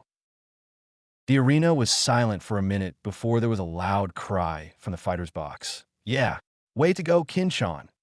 Those nearby, or familiar with the shouting, recognized the voice of Uzumaki Naruto doing the shouting. Soon after, the entire arena started to cheer and clap as well, leading to a very loud ovation from Ms. Tsuchi. Smiling brightly at her when Kin pulled a grappling hook and long rope from her ninja pouch and, hooking the claw onto the roof, slowly rappelled down from her spot. Fighter's box. Naruto couldn't stop clapping. The match was great. He was at first afraid when Kin got sent into the wall, and even more so when she got nearly buried under all the trees. He was a little weirded out by the scene since he thought he saw something else at points during the match. Now going over it with Kurama, they realized that Kin's mass Jinjutsu must have only minorly affected them, with him being what he is messed the effects up a bit. Haku could only look onwards with a little annoyance at seeing Kin's skills. Taking note of them, she made sure to work more on her Genjutsu defenses, There's no way I'm letting you beat me for Naruto-kun's heart, you siren whore. Ironically, very similar thoughts were running through one Yujito's mind as well. It didn't help Kin's future plans any that Yujito was being coached along by the Nibi no Bakuniko, Matatabi, very much either. Said coaching being more along the lines of turning the tiny cowgirl, said nickname being for her black and white camo outfit and admittedly larger bust size compared to Yujito, into her very own scratching post. Yes, not good future plans for Yujito indeed. Arena floor. By the time the medics arrived to take care of Temari, Kin had reached the ground. Looking back at Temari being helped into the stretcher, she called out to her, "Temari," seeing Temari face her sorry for being so rough, but it was a bit personal for me. Surprised at her words, Temari said back none too angrily, "For what? Last I checked, no one from Suna has caused a problem with Odo." However, instead of getting angry, Kin just gave a sad smile. "I wasn't talking about Odo, you hurt my friend. Her name's Tenten." At seeing Temari's surprised face, she continued, "I met her in Naruto over the 2-month period and became fast friends with both. After the time spent together, no matter how short, I decided since I was going to face you, I could use your unnecessary roughness with someone who's from a village allied with yours no less, to be my motivation to beat you. And it sure worked out for me, didn't it?" Not being able to really deny her logic, she just stayed quiet as she was taken to the med center. Although Kin's last words to her shocked her. "I'd be careful on whose side you fight for soon. I'd rather not like to actually kill you." Temari could only turn to watch as Kin walked off, one hand resting on her hip as she slowly but confidently walked to the stairway. 10. Chapter end. Erasure, and another one done. I'm glad so many have stuck it out this far with me. Although I'm more than a little unhappy with the lack of love my second FIC got. If you have things that bother you about it, PM me, and I can explain to the best of my ability, which translates to try not to spoil too much about my plans and ideas for said FIC. Another note to mention is part of my time spent on this is hampered by a combination of playing Dragon Age, Life, and becoming more and more disappointed with Kishimoto's taking a Naruto canon. Really, it's not bad enough Sasuke gets recognition from the past Hokages, gets to see a Uzumaki-owned building I'm sure Naruto's never seen or even heard of, has a very loyal fangirl. That's an Uzumaki as well. Still love him, even though he clearly stated before he had no more use for her and very nearly killed her, just for his revenge, mind you. Showing that yes, Sasuke will in fact kill allies for said revenge. Take that, Sasuke fans. Now you want to give him Naruto's dream. What's next, Kishi? Sasuke learns a Hiraishin? He claims Hinata and Sakura to revive his clan? Given the Rinnegan? Here's an idea, why not just change this from Naruto, Shippuden, Hurricane Chronicles, to Naruto Sasuke or Uchiha Chronicles? Because that stupid Hacks clan sure has more impact on the plot at this point than the Uzumaki or Senja have. Not to mention Naruto is treated more and more as a secondary protagonist than its main. All I have left to say at this point is this takes a deep breath. Fuck you, Kishimoto. Fuck you, you Uchiha and Sasuke, loving piece of shit. Breathes heavy for a few seconds. Okay, I feel kind of better now. Jiraiya, anything to say of my rant or about the update? Jiraiya stares at Erasure. You have some seriously repressed anger issues, don't you? Erasure gives sideways glance. You have no idea. So what's your thoughts on the chapter? Jiraiya, I can guess we are friends after all. It's excellent, by the way. Erasure, thanks. I'm trying my best to make this as close to perfect in my hands as can be. That's why I'm using the site's spell check, having you beta it, and using a thesaurus website to broaden my vocabulary use here. So, who's next on your list? I heard you mention something about Kishin earlier. You want to go hunt Azura in the Soul Eater verse? Jiraiya, nah, those brats took care of Azura on their own. The problem is there's a few others that are pretty smart. They're laying low in some plague lands, using the deaths there to gather souls until they're strong enough. I'll let the death in that world know about it, and he asked for some backup. So, want to go hunting? Erasure, does talking about Kishimoto and Sasuke send me on rants? Raise his hand. Wait, don't answer that. But yes, let's hunt. By the way, I forget, did they ever kill that one law guy that turned traitor and joined Azura? The one guy that didn't need a Meister? Jiraiya, I don't know. We can ask when we get there. Waves hand, and a new portal opens. Oh, by the way, look out for Blair. She likes to flirt a lot. And if I catch you messing around while we're working, I'll lock you up with Pariah Dark in the same coffin. Erasure gives dumbfounded expression. How in the hell did you know I had a cat girl interest? Besides, what if we bring her along? I happen to have some kind of animal magnetism. Don't believe me, asked Felicity from Darkstalker's verse. At one point, I actually contemplated getting a restraining order for about 1 minute. Uriai, because I know you idiot, and no, she is not coming with us. The last time I visited Death City, that insufferable kitten almost got me, and I am not letting that happen again. We get there, kill the maturing Kishin, and get out. Erasure, Pautso, come on. If not taking her with us, then how about after we're done hunting, I go find her to hang out with? I mean, I haven't been to that verse ever. And you haven't been there in some time, I assume. We're going to need to be going back and forth from Death City and wherever the next target is, so taking a day or so break in between hunts would be a sound idea. After all, Spirit King, or not every king deserves a day or two to rest before taking on the next big job. Whatever it might be. Besides, if this weird animal magnetism thing of mine gets to her, she probably won't leave me alone, which means she will leave you alone. Uriai growls, I know I'm going to regret this, but fine. If we take a break, you can visit with Blair. But I swear I will leave you in the deepest pits of Tartarus if you fail to do your job. Understood?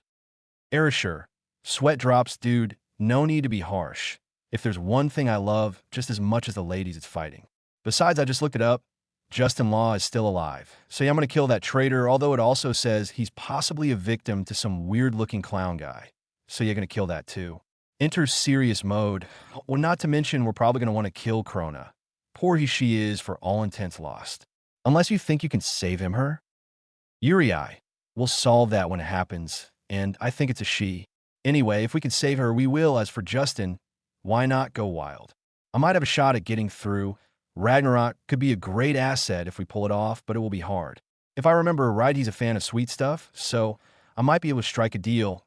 Asterisk shrugs, asterisk, like I said. Deal with it when it happens. Erasure salutes Roger. And you're right, maybe use a soul ability. You might have to give Rag a body of his own. Also maybe work a soul searching or reverse mind rape technique to heal Krona. Think you can do those, because I keep them busy if it requires time. I just don't have the abilities or skills to do those kind of things myself. Uriai. There are a few techniques, but I'm not as studied on them as the combat. We'll have to stop in my home dimension. I need to see my library to update my knowledge. We're taking too long. By now the readers are bored. Let's go. Jumps in a portal. Erasure. True. Anyways, hope you enjoyed the chapter. See ya. Waves as he jumps through the portal. Erasure. Oh wait, please review. Gah. Uriai's arm grabs and pulls Erasure in by the throat, Looney Tune style. As a heads up for you guys, I've decided to retire the favorite 2 reviews edition of my Fics. I will have something replace of sorts in following chapters. You can read more about this at the bottom alongside my first make. Once again, a large portal opens up only to have Uriai King come jumping out while dragging a long and strong-looking chain. With a sharp tug, Uriai hauls the near armorless form of one Kamen rider, Erasure, said rider only wearing his decade helmet and a pair of pants. Erasure, okay, seriously, you couldn't give me a minute to put some clothes on and the rest of my armor? Grabs chain currently fused with his skin, and was this really necessary? Uriai glares at Erasure, I warned you. Erasure glares back, need I remind you that we agreed that as long as I kept focused on the mission and save said action for afterwards, we were cool? I also distinctly recall sending you a text saying I'd be ready in 5 minutes. After you texted me saying we were done here. But somebody felt the need to interrupt my kiss goodbye and drag me out after only 4 minutes had passed. Uriai, considering she was straddling your waist, I knew it was going to take longer. Erasure, asterisk gains deadpan expression, asterisk, okay, true, but I was trying to get her to wait until next time for another round. I mean, I was trying to get my shirt back on, not off. Speaking of which, can you release the Shake's body to show still being lassoed by several yards of chain? I'm getting an itch on my nose and can't reach it with these damn chains locking my arms down. Uriai, I warned you what would happen. Consider this punishment for disregarding wise advice. So you're stuck with him until we choose our next target. Now address the people reading this so they can move on to their story. Erasure, Cammy, I hate you sometimes. Whatever. All right, then where to start? Well, as a heads up real quick before I start this thing, I have planned out my chapters for this. First, I plan to finish the invasion arc with a short kind of filler afterwards. Standard stuff: Jiraiya asked to be Hokage, cause live or die Hiruzen's getting the figurative boot after this. Jiraiya declines and chooses Tsunade and brings Naruto along to hunt for her. The filler will also be the chapter that will be my reveal on who the top 3 in the harem poll are chosen, and from there I'll begin the process of Naruto building the necessary bonds to lead to liking, love, and later marriage. Haven't decided on lemons yet. May need help if I decide to do them. The reason for my plan to stop briefly after that chapter is for me to start chapter 2 of the world of duos. I believe that's everything important for now. Okay, seriously, if you're not going to release me till later, at least scratch my nose, please. I got no arms, technically. For Christ's sake, give me a scratch. Yuri, nope.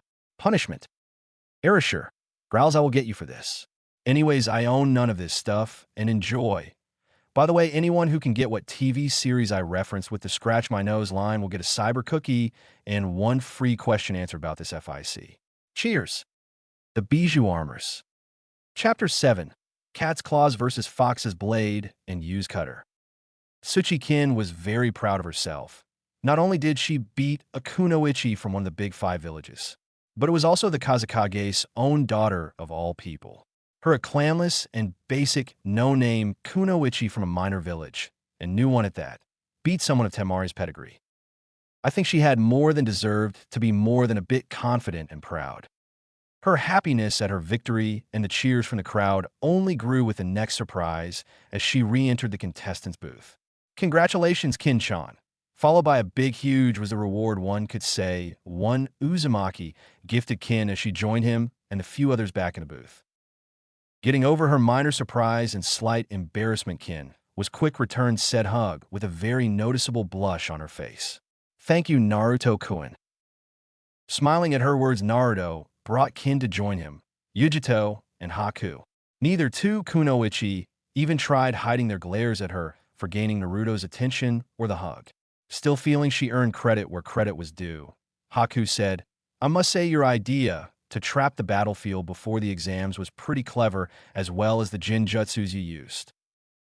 Before more could be said by Haku or a reply could be returned by Kin, Yujito cut in, yeah, though I'm a little intrigued by whatever that last one was. Whatever, it was most have been painful to get Temari to surrender so easily after only 1 dose. Seeing the spotlight on her, Kin decided to give them a small understanding of her technique. Well, I guess it wouldn't hurt too much to give you some small insight to my technique. What my last illusion did was target key nerve systems in one's body and triggers them all simultaneously to create one of the most painful experiences of your life. Something like that would need more than just a pre-prepared battlefield, though, said Naruto. Turning to him, Kin replied, True, that's why I used all those earlier Sunbon before the finish. What most didn't realize was that not only was I buying time, but also aiming to get her distracted enough to miss the one soul Sunbon with the bell I sent near the end to stab her. Guessing where she was going, Haku spoke up. Oh, I see. Because most common jinjutsu breaks come from expelling chakra from the body, you implanted one in her via the Sunbon to counter her releases. Nodding her head, Kin said, Exactly. It was all one plan I based for my match with her. Though before either of you think that was it, you're wrong. I know for a fact that I more than likely can't use the same strategy against either of you, since I relied on the fact that my information gathered on Temari was what set this plan exactly for her. All 3 present Nins could only look at Kin in shock. She planned that whole strategy entirely for Temari. Seeing their joint surprise, Kin could only giggle at their faces. Getting over his momentary surprise, Naruto asked, What was the information that leads to this being a sole strategy for Temari? Figuring it wouldn't hurt, Kin answered once more. Alongside her being the Kazekage's daughter and one of the best kunoichi genin in Suna, she is also on a team with her younger brothers Kankuro and Gaara.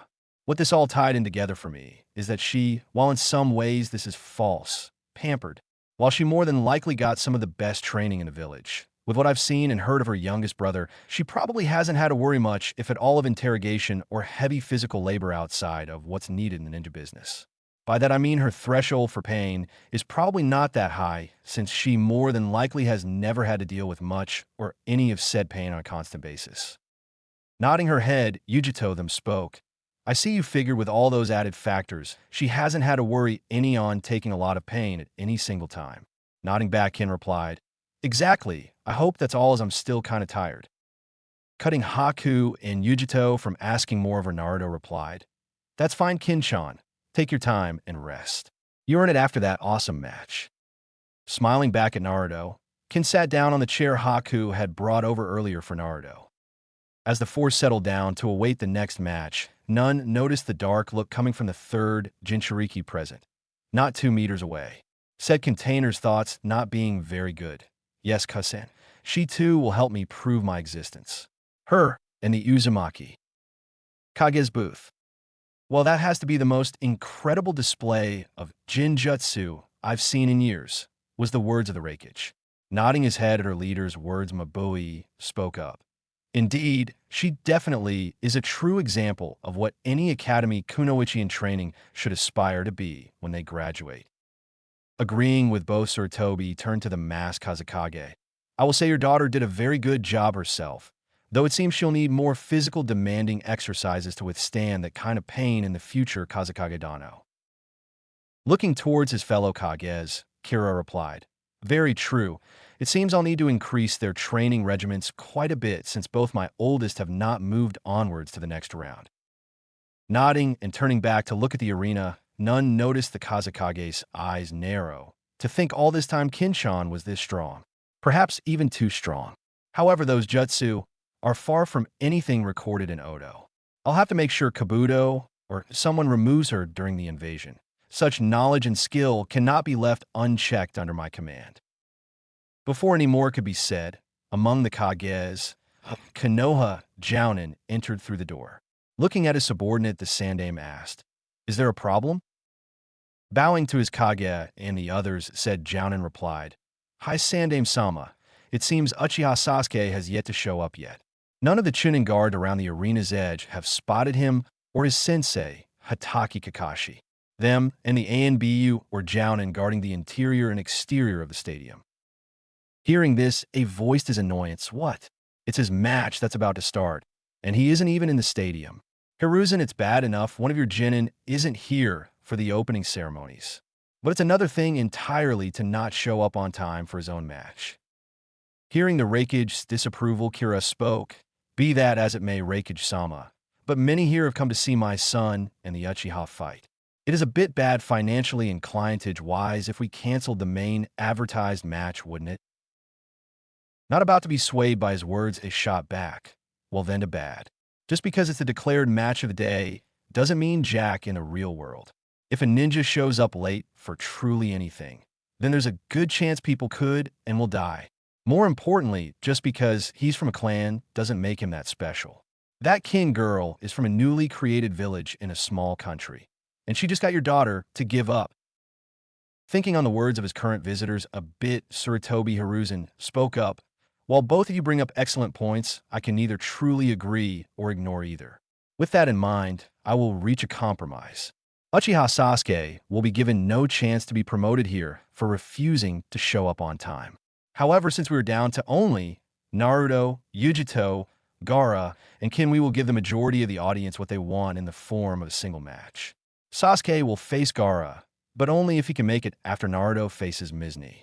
This will give Naruto or Yujito time to recover before facing Gaara or Kin. Can everyone agree?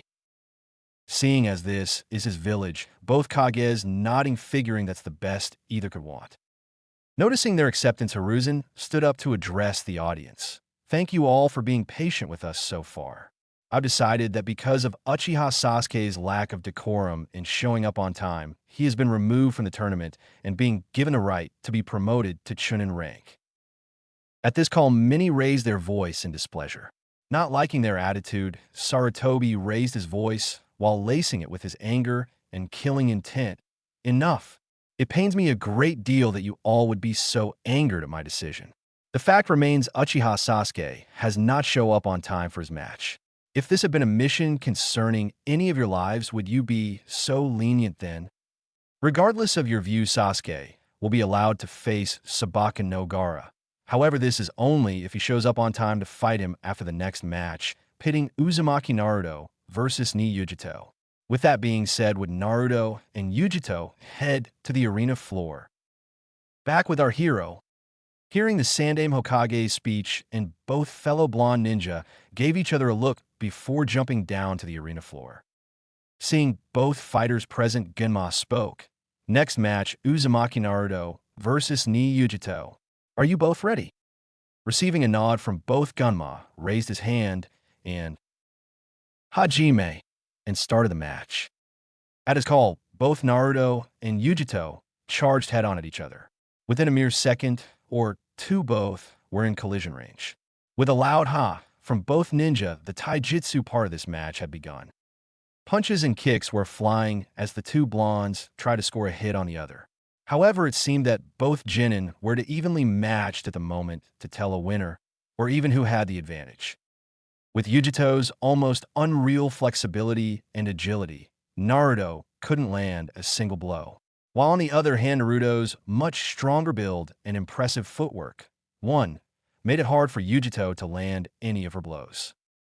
Soon after a minute or two of constant dodging and missing by the two, they jumped back to size up the other.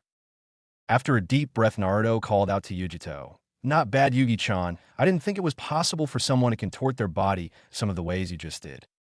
Smirking back at him, Yujito, in a slightly sensual voice, replied, "You'd be surprised at just how flexible I can be." Naruto. Pausing for a moment for Naruto's mind to rewind what she just said, only to blush very heavily at the most definite meaning behind her words.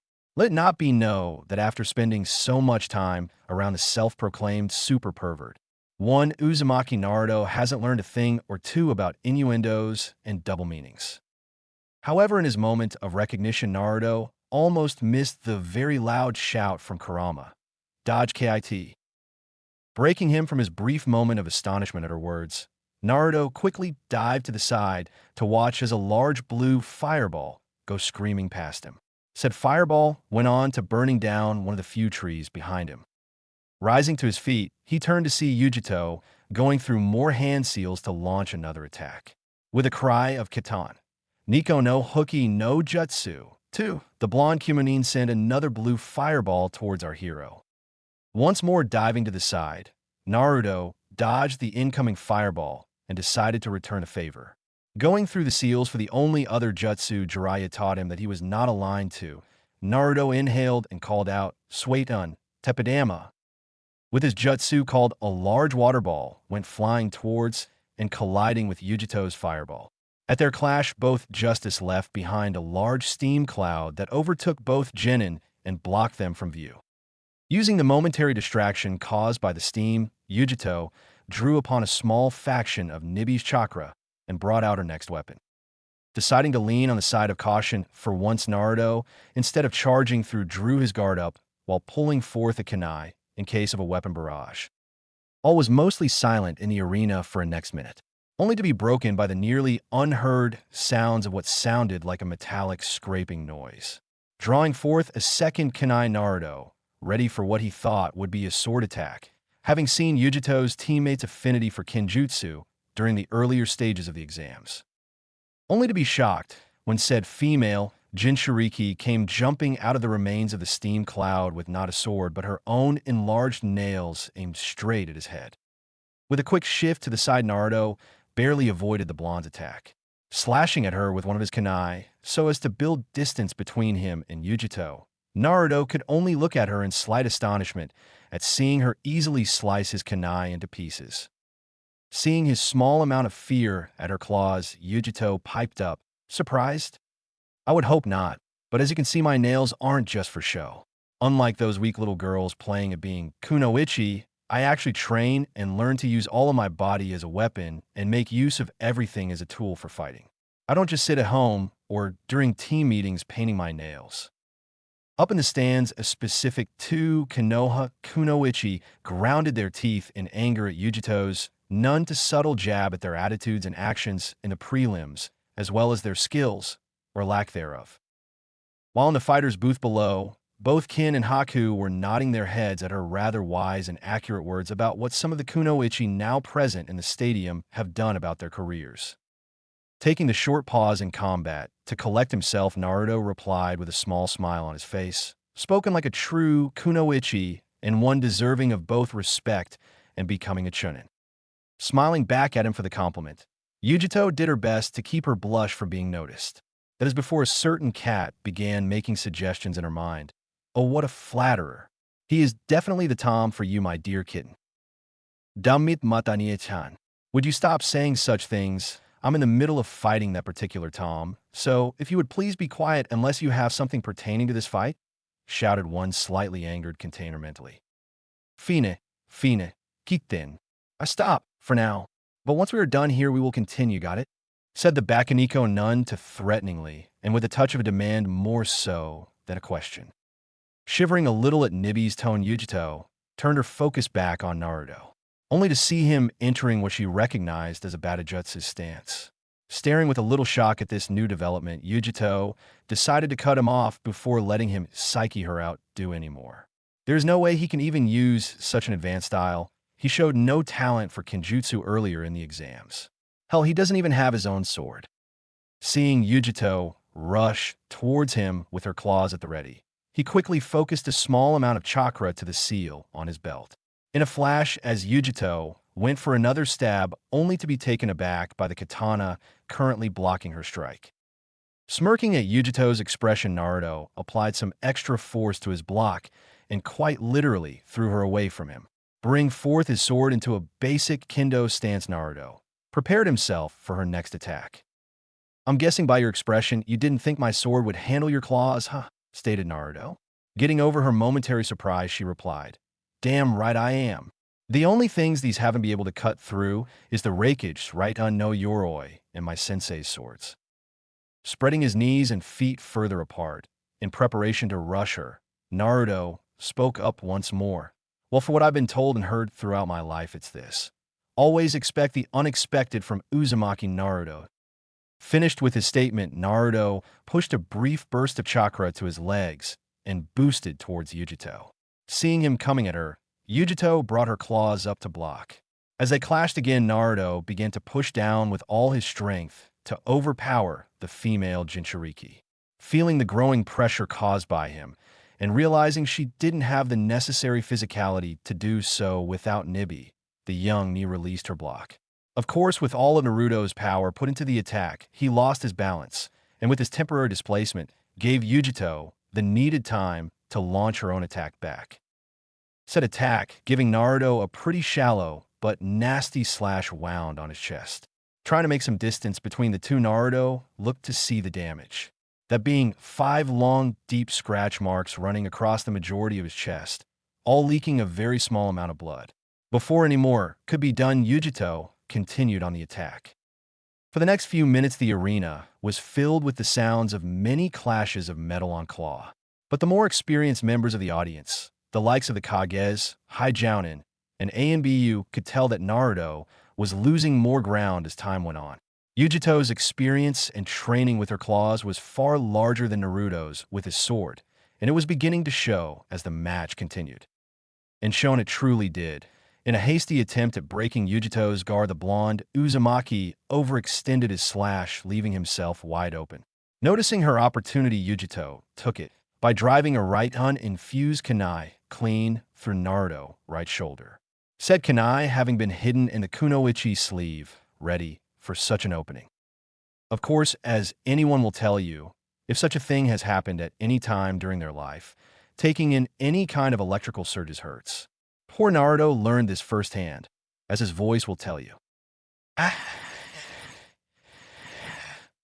The scream ripped from his lungs made even his most hated detractors wince in pain. After what felt like minutes, in reality was only a few seconds, our spiky blonde hero separated from Yujito's kunai and landed flat on his back on the floor. With blood leaking all over his front, his entire body suffering numerous spasms from the electricity playing havoc on his nerves, and the visible smoke rising from his body, Genma slowly approached him to check the boy over. During this moment, Naruto was cursing himself for his own stupidity. Damn it, I should have known continuing to fight in melee was foolish. Yujito was clearly better with her claws than I am with Caliban. I really am just a bakadobe, aren't I? He sighs.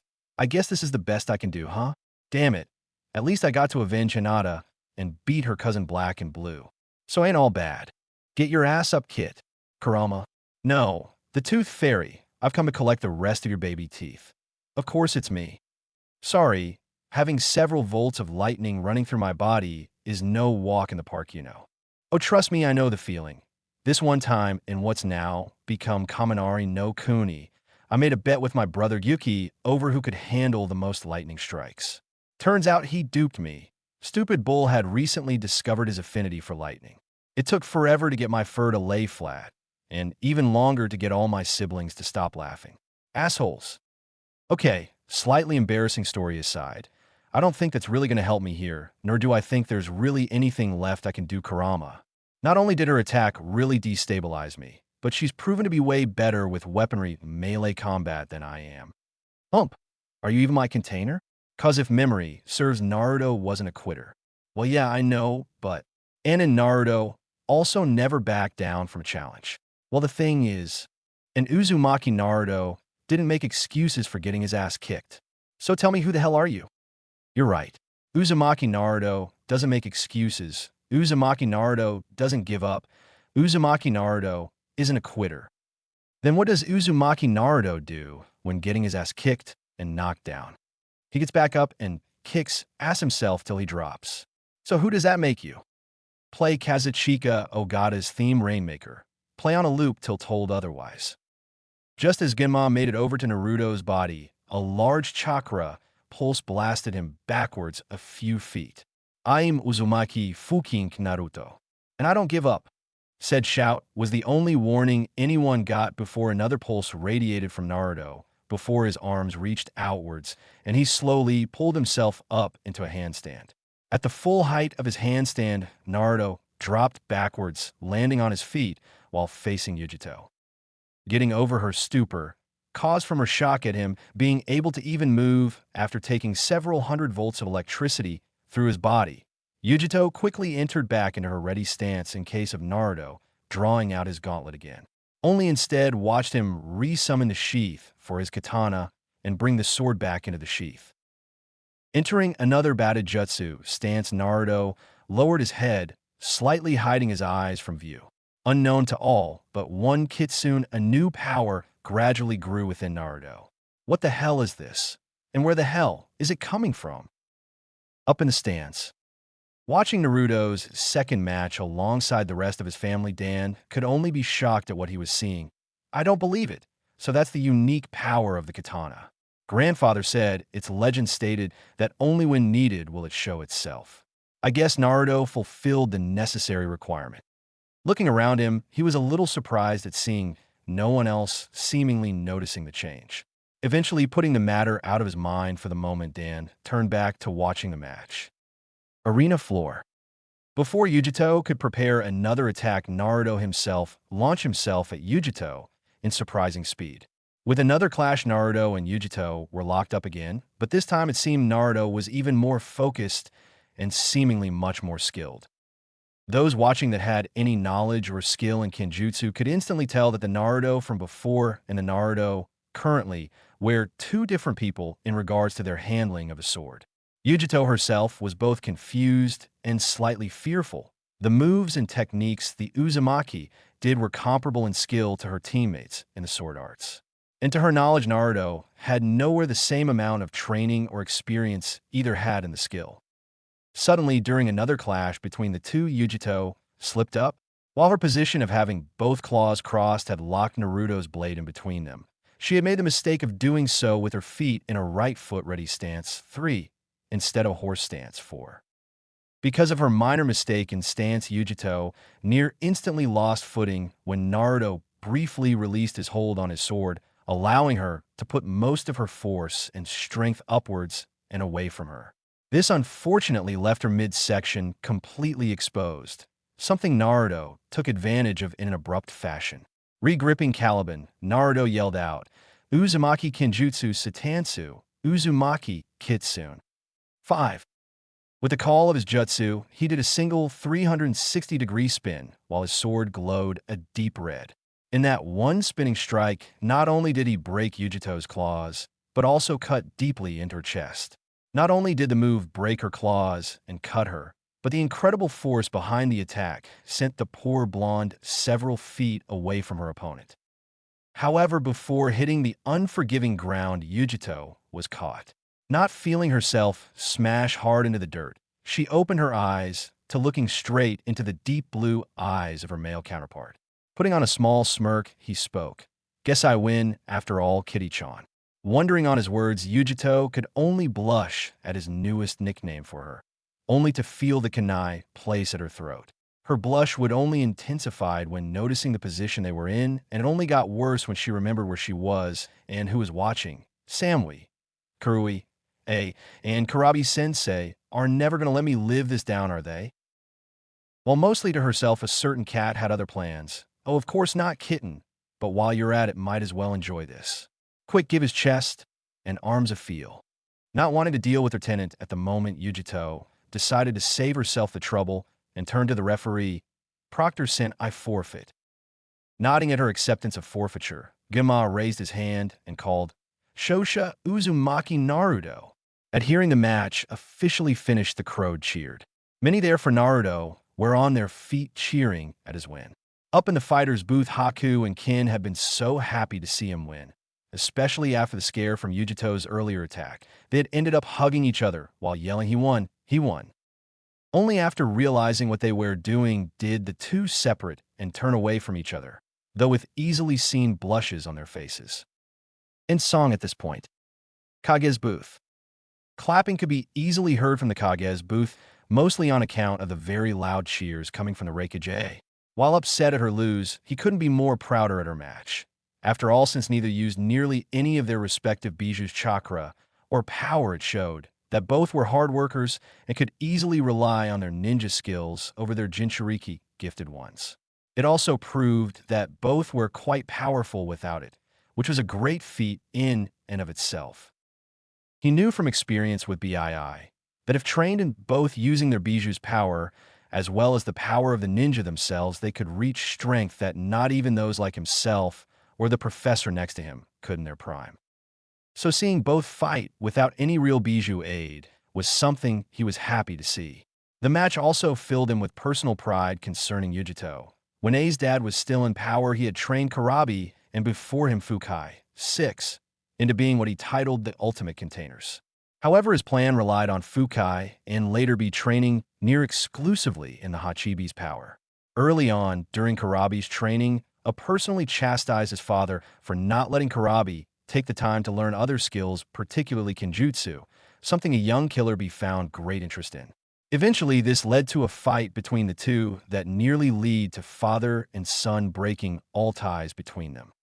However, during the famed 3-day war, wherein the Raikage fought the full force of 10,000 ninja to protect his comrades and allow them to escape back to Kyūmo, he had before sending them off given a comrade a single note to be sent to A.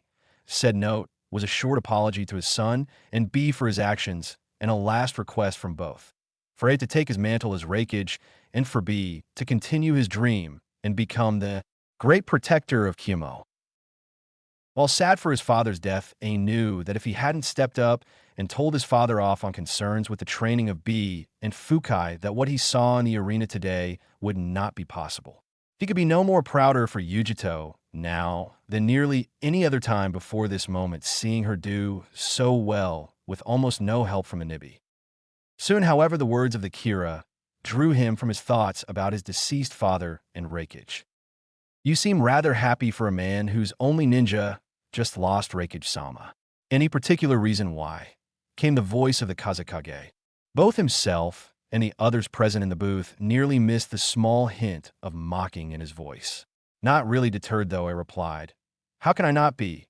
While yes, Yujito did lose, I can personally believe and state that she is definitely getting promoted after these exams. Before Kira could say more, the Hokage spoke. I believe I could agree with you there, Raikage-sama. Her moves in jutsu are very powerful, and while her tactical mind wasn't on full display here, she showed more than enough during the prelims and what I've seen and heard about her actions during the first and second exams. You have a very strong and capable young woman under your care. Smirking at the Hokage, I replied, "Thank you. I will say your genin was pretty good too. Yujito's my most strongest genin. Although that won't be for long with her promotion. Her lose to the Uzumaki was not one I can truly fault her with." It's also a bit surprised with her actions on the boy. For all the time I've spent with Yujito-chan, both for training and social outings, she has never shown any interest in boys before. It's quite surprising she'd show any interest in a boy she's only known at best 2 months, stated a surprised Mabui. "Kitten's just growing up. Foxboy seems to have lightened her up," rapped one Karabi. Absent-mindedly nodding at his words, neither respective genin's Kage could fully ignore the fact. For A, it was, as Mabui stated, a bit shocking since Yujito has never even blushed when concerning any boys around her. While for Hiruzen it more, because the only girl Naruto's shown interest in is his teammate Haruno Sakura, though maybe his small meddling concerning a certain ice user might have helped him bury that particular crush. Regardless, I believe Yujito Ni will most likely get the promotion. Alongside her, I'm leaning to think the same concerning Naruto-kun and Kin-san as well, but I'm uncertain at this time.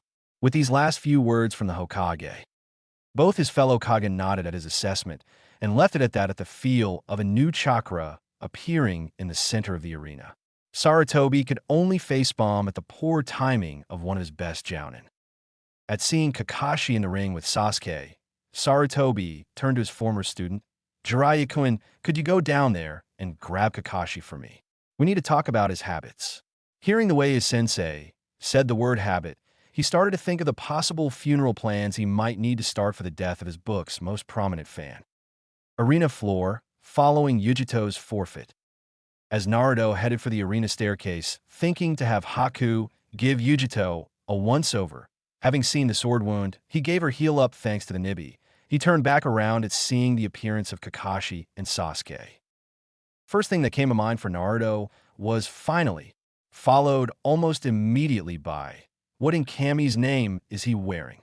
Admittedly, Kurama had his own opinion. A submissive's outfit? Trying his best to keep from laughing at the Kyūbi's decidedly possible statement, Naruto subtly made a one-handed seal and summoned a Kage Bunshin next to him. Handing Yujito over to the clone, he turned to him and said, "Take her up to Haku-chan to get a quick look over." His clone, nodding at the order, carried Ni Yujito over towards the stairs, while Naruto himself headed over to the tardy duo. Paying little attention to his surroundings, Kakashi spoke up, while still looking straight into his porn novel. "Sorry, are we late?" At hearing his words, nearly everyone that heard him felt the sudden urge to punch him upside the head. Giving Kakashi a less than pleased look, Gunma replied, "Yes, you are. In fact, because of your tardiness, your student here is forbidden from either advancing in rank or advancing in the tournament." At Genma's reply, both Sasuke and Kakashi were legitimately upset. Kakashi because he believed that the Hokage would give him time and not mind his lateness, inevitably forgetting that no matter how strong or important you are, disobeying orders and being so late will only go unpunished for so long. In the Uchiha's case, it's from the fact that he was being penalized in general. Uchiha Sasuke is never penalized, in his own mind at least, for anything. Of course, he wouldn't be Sasuke if he didn't voice his rage. "What? By what right do you have the gall to deny me the right to be promoted? Or for that matter, advance in the tournament?" Leveling a small amount of his killer intent at the brash boy, Genma replied, "By the Hokage, Genin. Not to mention as proctor of the third round, what I say goes. You decided not to show up on time for the opening ceremonies, or for that matter when your match was scheduled. With my right, as third exam proctor, your actions are deserving of the right to be promoted being vetoed. If you don't like it, take it up with the Kages, not me. Especially since it was his call to begin with," finished Genma. Growling in suppressed rage, Sasuke was cut off by the arrival of Naruto. "It's your own fault regardless of what either you or Hitaki say, team. Not that you'll ever accept that since you're never wrong." Turning to face Naruto for his sarcastic words, the Uchiha shot back. "Well, I see the Hyuga didn't kill you, but I'm guessing you're here to rub this in my face, huh? Well, at least I'll get to fight and win. Something you more than likely couldn't even accomplish, Dobe." Before more could be said, Jiraiya appeared via Shunshin no Jutsu. "Kakashi, Sarutobi-sensei needs to speak with you now." Hearing the slight edge in the Sanin's voice, Kakashi nodded and performed his own shunshin up to the Kage booth. Before heading back up to the booth himself, Jiraiya looked over at Naruto and expressed his opinion on his latest win. "Oh, Naruto, by the way, congrats on beating both Neji and Yujito. Hell of a fight on both accounts." His words said, he went back to the Kage's booth. Turning his attention to Naruto, Sasuke said, "You won. How Kakashi was training me the whole 2 months. Who would train you for that amount of time?" Looking at his teammate, Naruto just said, "None of your business." Annoyed at being denied any information, Sasuke could only growl. However, gaining a little devious idea in his mind, Naruto decided to get back at Sasuke for being late. Naruto, while smiling innocently, extended his hand to the Uchiha and said, "Well, whatever, just wanted to wish you good luck on your fight, and everything is all." Looking at the reached-out hand and seeing Naruto's typical childlike smile on his face, Sasuke decided to humor the dope. As he reached for Naruto's hand, Naruto quickly pulled the arrogant Uchiha into a stiff knee to the stomach.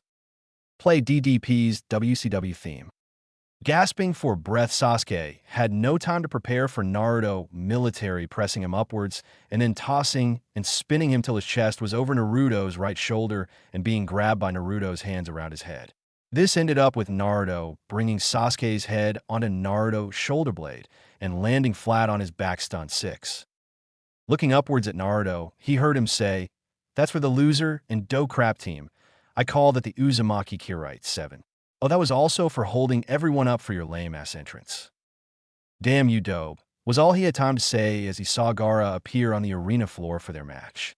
Slowly getting to his feet, Sasuke tried his best to focus on his enemy, doing his best to ignore the distinctly feminine laughter aimed at him from the fighter's booth.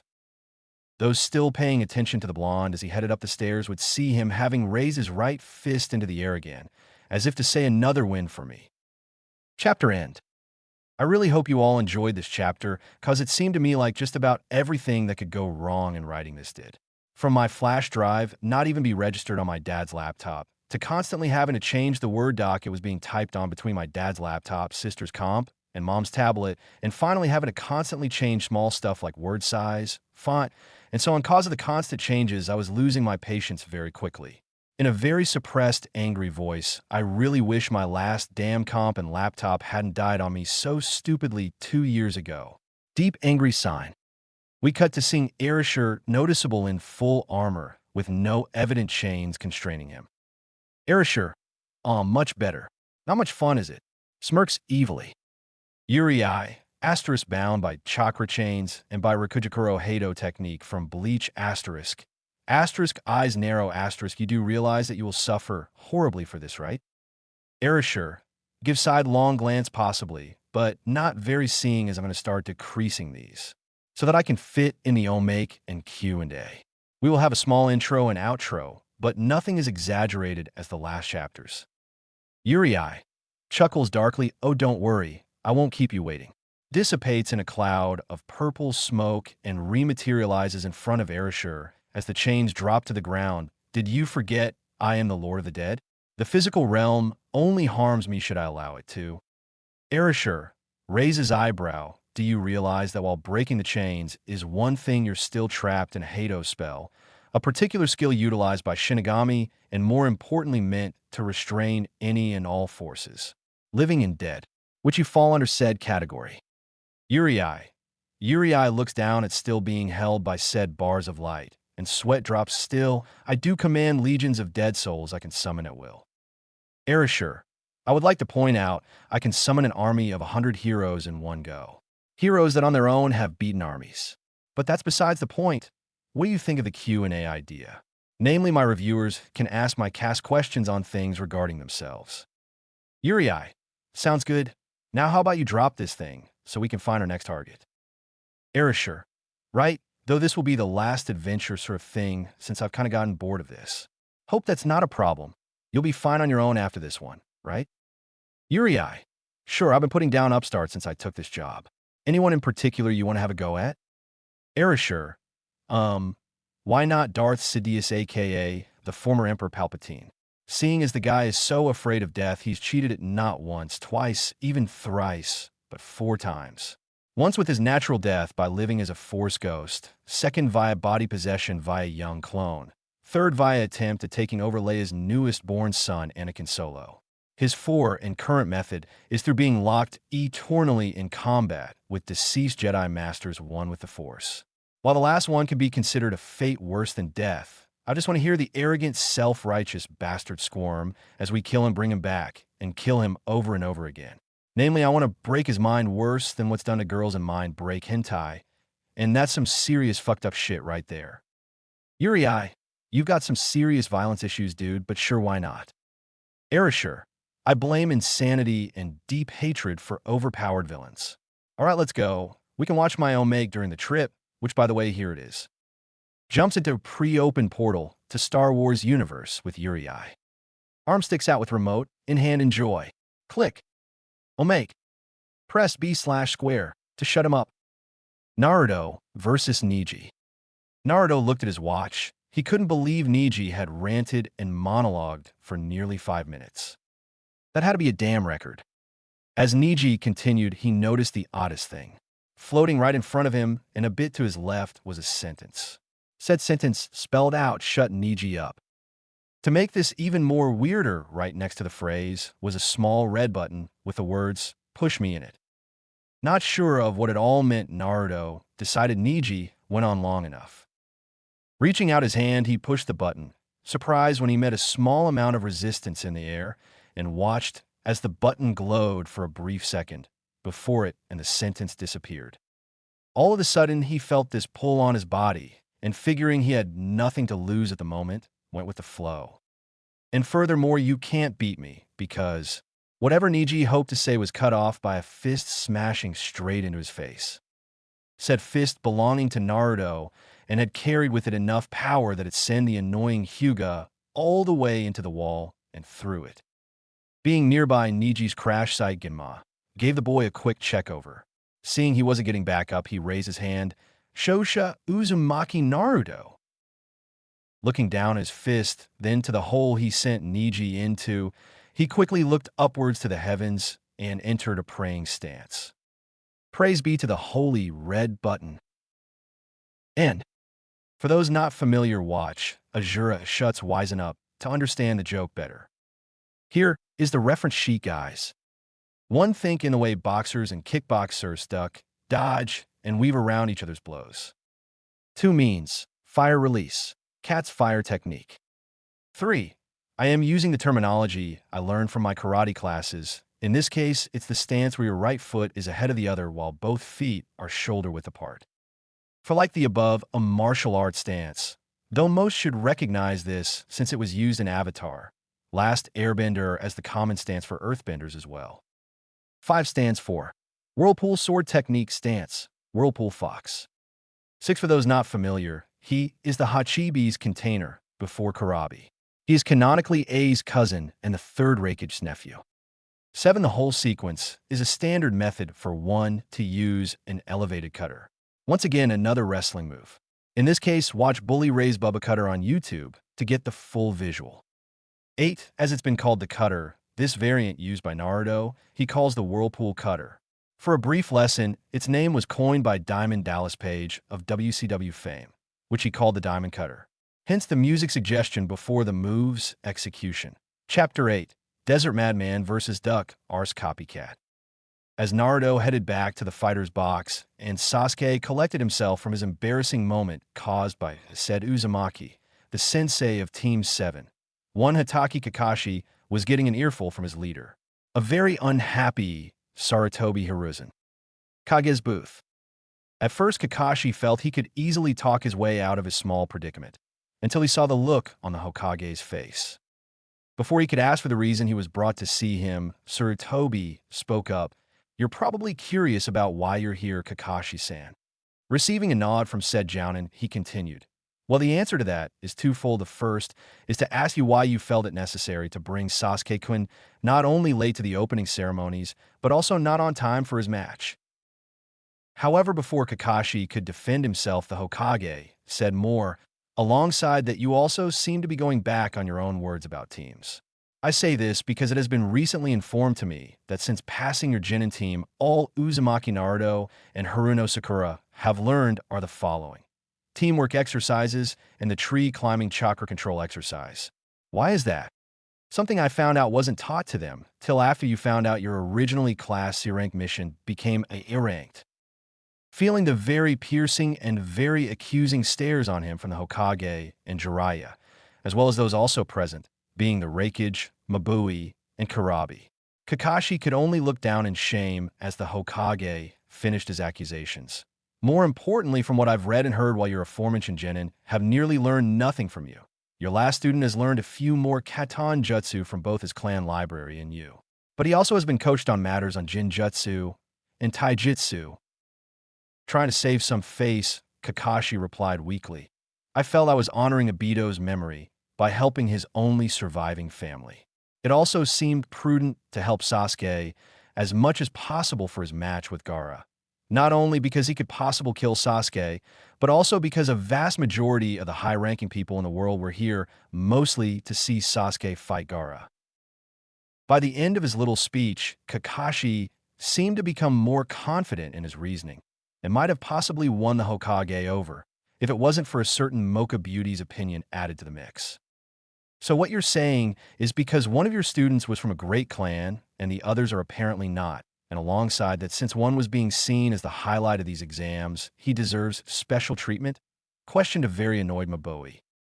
Before Kakashi could refute or counter, he claims Kurabi decided to say his own piece, and like always through rap. That seems pretty stupid. Such action should be disputed. No student of mine gets special attention because they know such things lead to dissension. Before BII could continue, Sir Toby decided to grab reins of the conversation. Regardless of your reasons, Kakashi, you deliberately abandoned one of your two students when he asked for aid and completely ignore another to a point where she knows next to nothing since graduation. Giving Kakashi a very stern look, the Hokage finished. With your actions, I have no choice but to give your position a full review. One that will be done after these exams are finished. So be mindful of this after the finals conclude. I expect you in my office on time. Hearing the dismissal in his voice, Kakashi quickly bowed and returned to the audience to watch with the other rookies and senseis. With Gaara, Genma, and Sasuke. As this was going on, Ganma reminded the very late Uchiha of the rules. Following this, asked for both boys' acknowledgement of being ready. At the duo's nods, Ganma raised his hand and commenced the battle. After Sasuke and Gaara turned and stepped out a bit before turning to face again, and Ganma took a step back himself. All right, begin. Ganma vanished, and that started the fight, which was nothing but the two of them standing at a stare-off. Gaara's sand gourd opened its cork, and the sand itself started to flow out slowly, but just as it was getting around, Gaara gasped and groaned, holding his head in agonizing pain. He started whispering to himself, and Sasuke frowned, wondering why he was talking to himself. Soon, Gaara huffed and slumped before returning to his murderous calm glare. Come.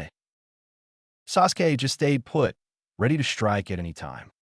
With Naruto hummed as he watched. Sasuke is going to have to think of a way past that sand shield. And then there's the armor. It took Lee without his weights to even get past the shield and add on the gates one by one just to break that armor to shreds even.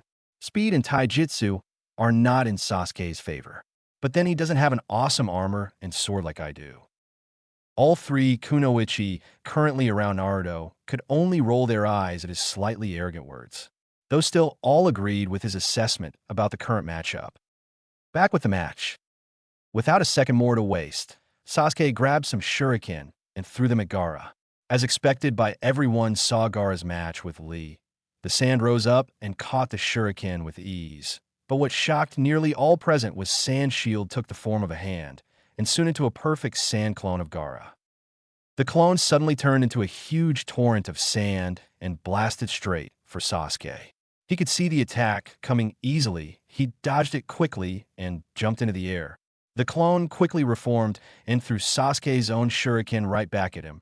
But the Uchiha grabbed two more and used them to parry the one sent back by Gaara.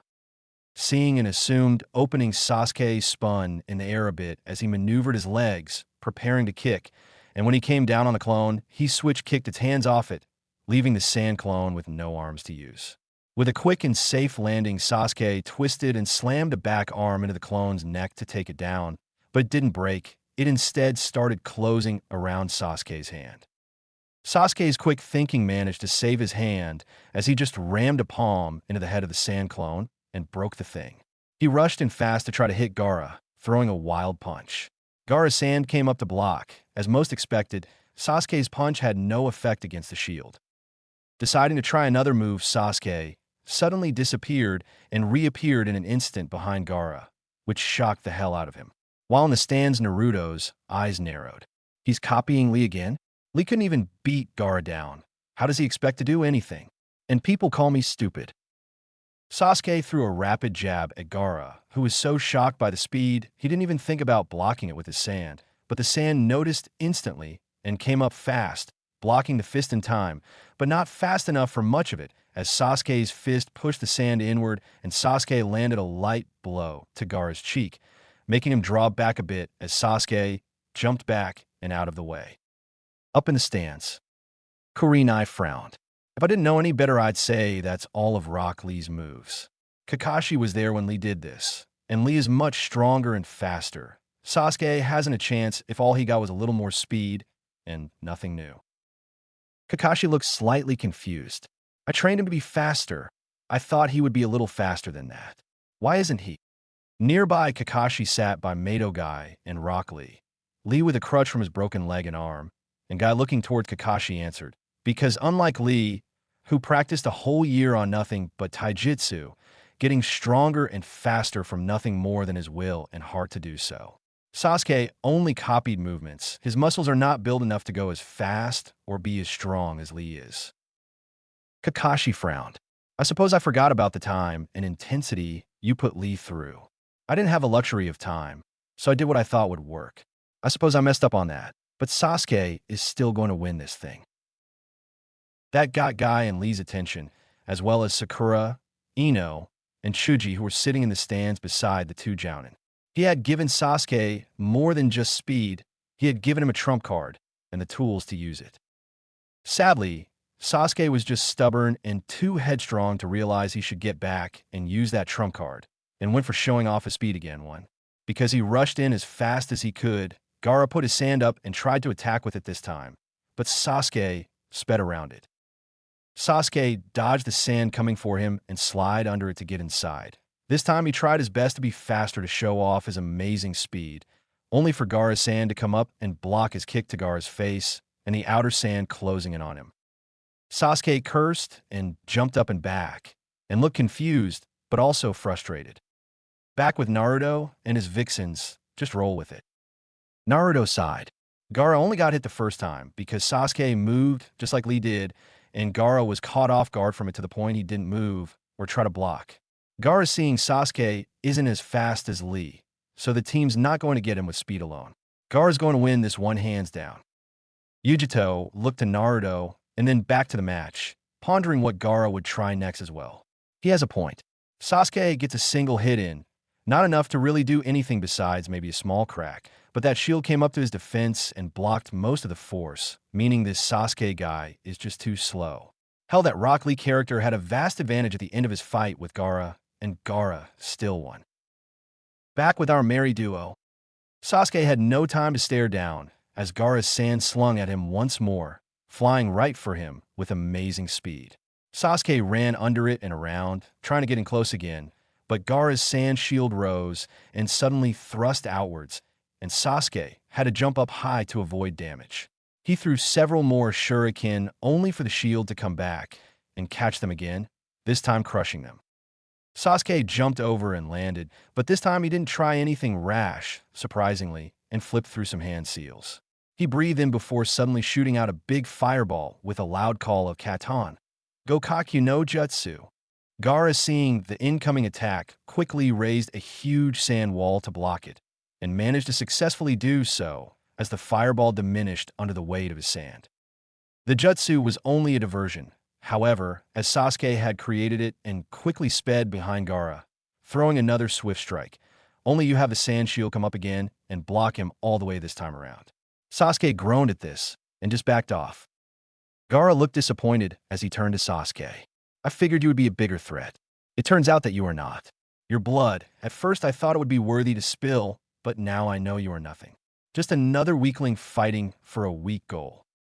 Sasuke narrowed his eyes. I fight to be strong enough to kill someone I hate. I don't truly care for anyone else. How is that weak? Gaara didn't seem to register that at all, though, as his sand moved around, ready to strike. Fool, your words are no longer being heard, for the only thing I wish to hear is the sound of your blood pouring from your body. Now die. Sasuke scoffed and dodged the next tendrils of sand trying to spear into him, then flipped through several hand seals and breathed in again.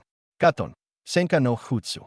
With that, he fired a multitude of small fireballs all around Gaara, who blocked them with a shield again going above him, but a few went past it and hit the ground nearby. Gaara seen Sasuke was going to be fast enough to dodge his strikes, so he decided to just use his ultimate technique. He put his hand together in a seal and bent his knees, the sand all forming around him.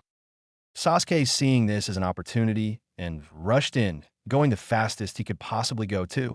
Seeing as Gaara's sand was all being used to build something, the openings wouldn't have any sand to protect. He ran in as the sand was about to completely form a ball around Gaara, and he threw his hardest and fastest punch to the only hole left. Sadly, he wasn't fast enough because just as his fist was about to be thrown, the sand sphere was fully formed and the last hole to Gaara's body was closed, and Sasuke's fist smashed directly into it. Cursing at his failure and the throbbing pain in his fist, he quickly jumped backwards. His Sharingan, having kicked in as he huffed, a defensive mechanism deep inside him acting on his survival instinct, had seen the sand sphere also was capable of attacking anyone near it. Around him were spikes forming to kill him because he was too close to it, and thanks to his Sharingan, he had seen them and twisted his body to dodge. The sand sphere was also so dense, it was almost like steel, and Sasuke's knuckles were almost broken from his last punch to the damn thing. He jumped back and got some more distance, Sharingan eyes wide in surprise at the next development. It seemed more chakra was building inside, but for what he could not tell. Fighter's box. Temari, having rejoined the still participating fighters after recovering enough in the infirmary, seeing the sphere come up and look scared. He's not using that jutsu, is he? This isn't good. This'll ruin our plans. Naruto, seeing her panicked state and wondered why, but let it drag on.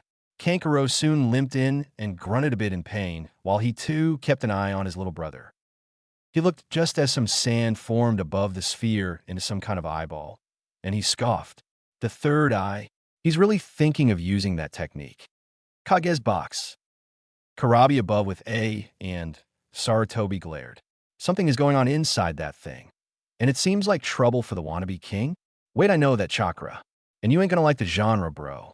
While BII, Rap Mabui's own sense started picking up something. Carefully signing to her leader, she said, the chakra of the Kazekage feels far different from those of his children. 3.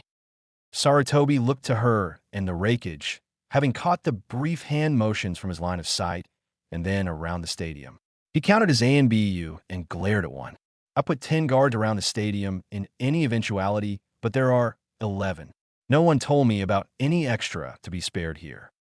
Feeling the old signs of his time as the professor come to him, he subtly turned to A and Mabui.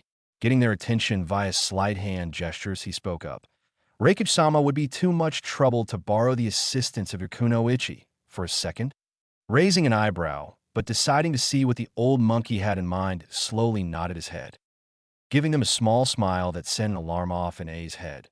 Hiruzen turned fully to Mabui. Excuse me, Mabu-san, but could you do me a favor and tell me if you see 10 or 11 AMBU down there? Seeing nothing really wrong with the request, but turning to A2 for a silent order and getting a nod, she turned to briefly go over the arena walls. After double-checking her numbers, she turned to the Hokage and said, I count 11 Hokage-sama. Was that all? Smiling and nodding back at her, he replied, Yes, that will be all. It seems my eyes aren't as bad as I thought they were. Thank you, Mabui-san. As the Hokage turned back to watch the arena floor both A and B shared a brief look while silently signaled Mabui, knowing that Sarutobi's quiet observation meant far more than Then he led on the three nin from Kyūmo, silently kept their eyes on the supposed Kazekage and his guards. During the course of this conversation, Jiraiya caught the hidden message sent his way from his sensei. Quietly excusing himself, Jiraiya stealthy checked out each ANBU positioned around the arena walls. With Jiraiya in the audience area, within second Jiraiya found the extra ANBU stealthily appearing behind the ANBU, who at first seemed to be looking at the arena floor, but by the look of the hood, was looking up to the Hokage's box. Seeing someone on the ground, he narrowed his eyes. He recognized this one from stopping by the Inuzuka compound on the rare occasion. It was Kiba and his dog Akamaru.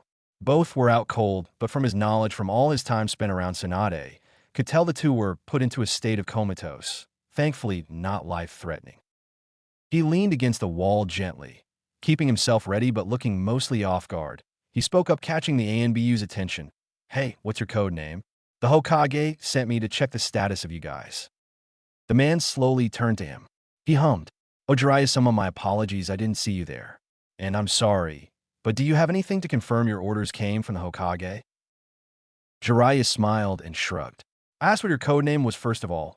As for the orders, if you're confused and need verification, you can easily ask him yourself.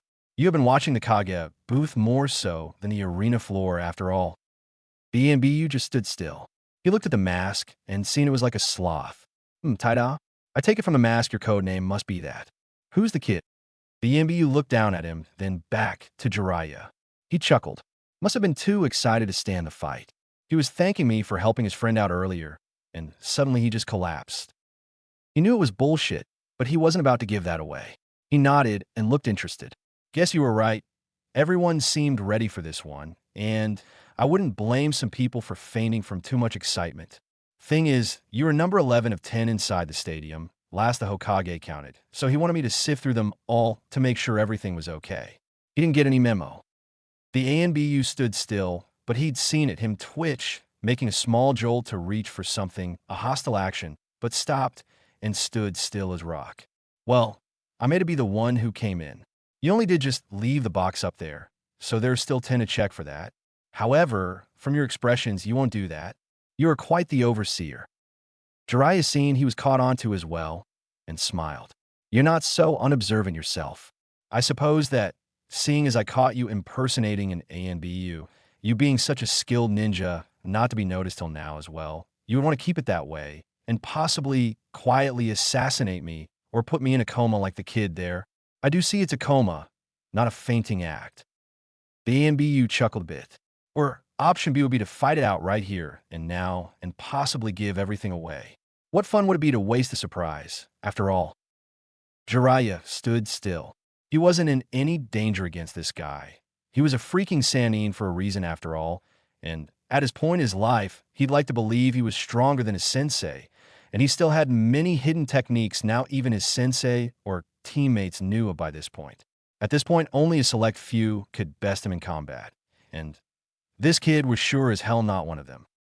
The thing was, from what he could tell, this kid was far more than he seemed, and it only takes one mistake to get you killed, and this kid was doing a good job at keeping himself from getting into such a position.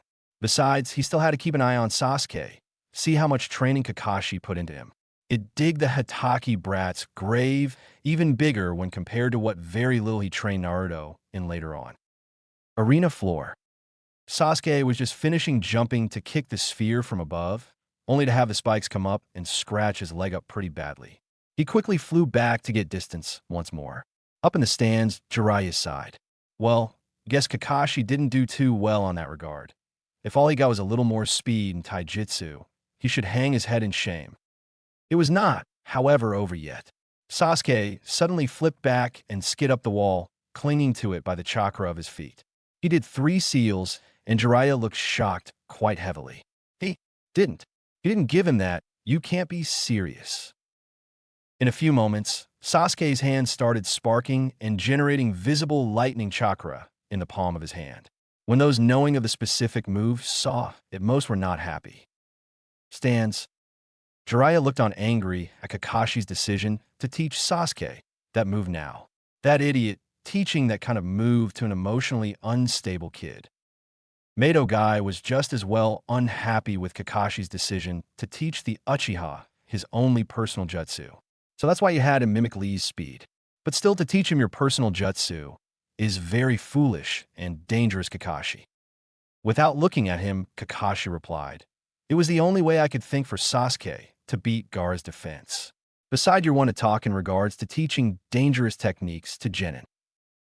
Much to everyone's surprise, it was Tenten who came to the defense of her sensei instead of Lee. "Don't try defending yourself like that. Guy Sensei specifically taught all three of us about the gates around 9 months of our time as a team. He especially told us of every advantage and disadvantage in using them and tested us heavily in being fit to even us the first gate." After taking a breather, Tenten continued, "Even with all that training, only Lee had the physical strength, durability, and endurance to open them. Neji quit early since he personally believed that his Byakugan and Juken would be enough, while I just didn't have enough training to handle them yet."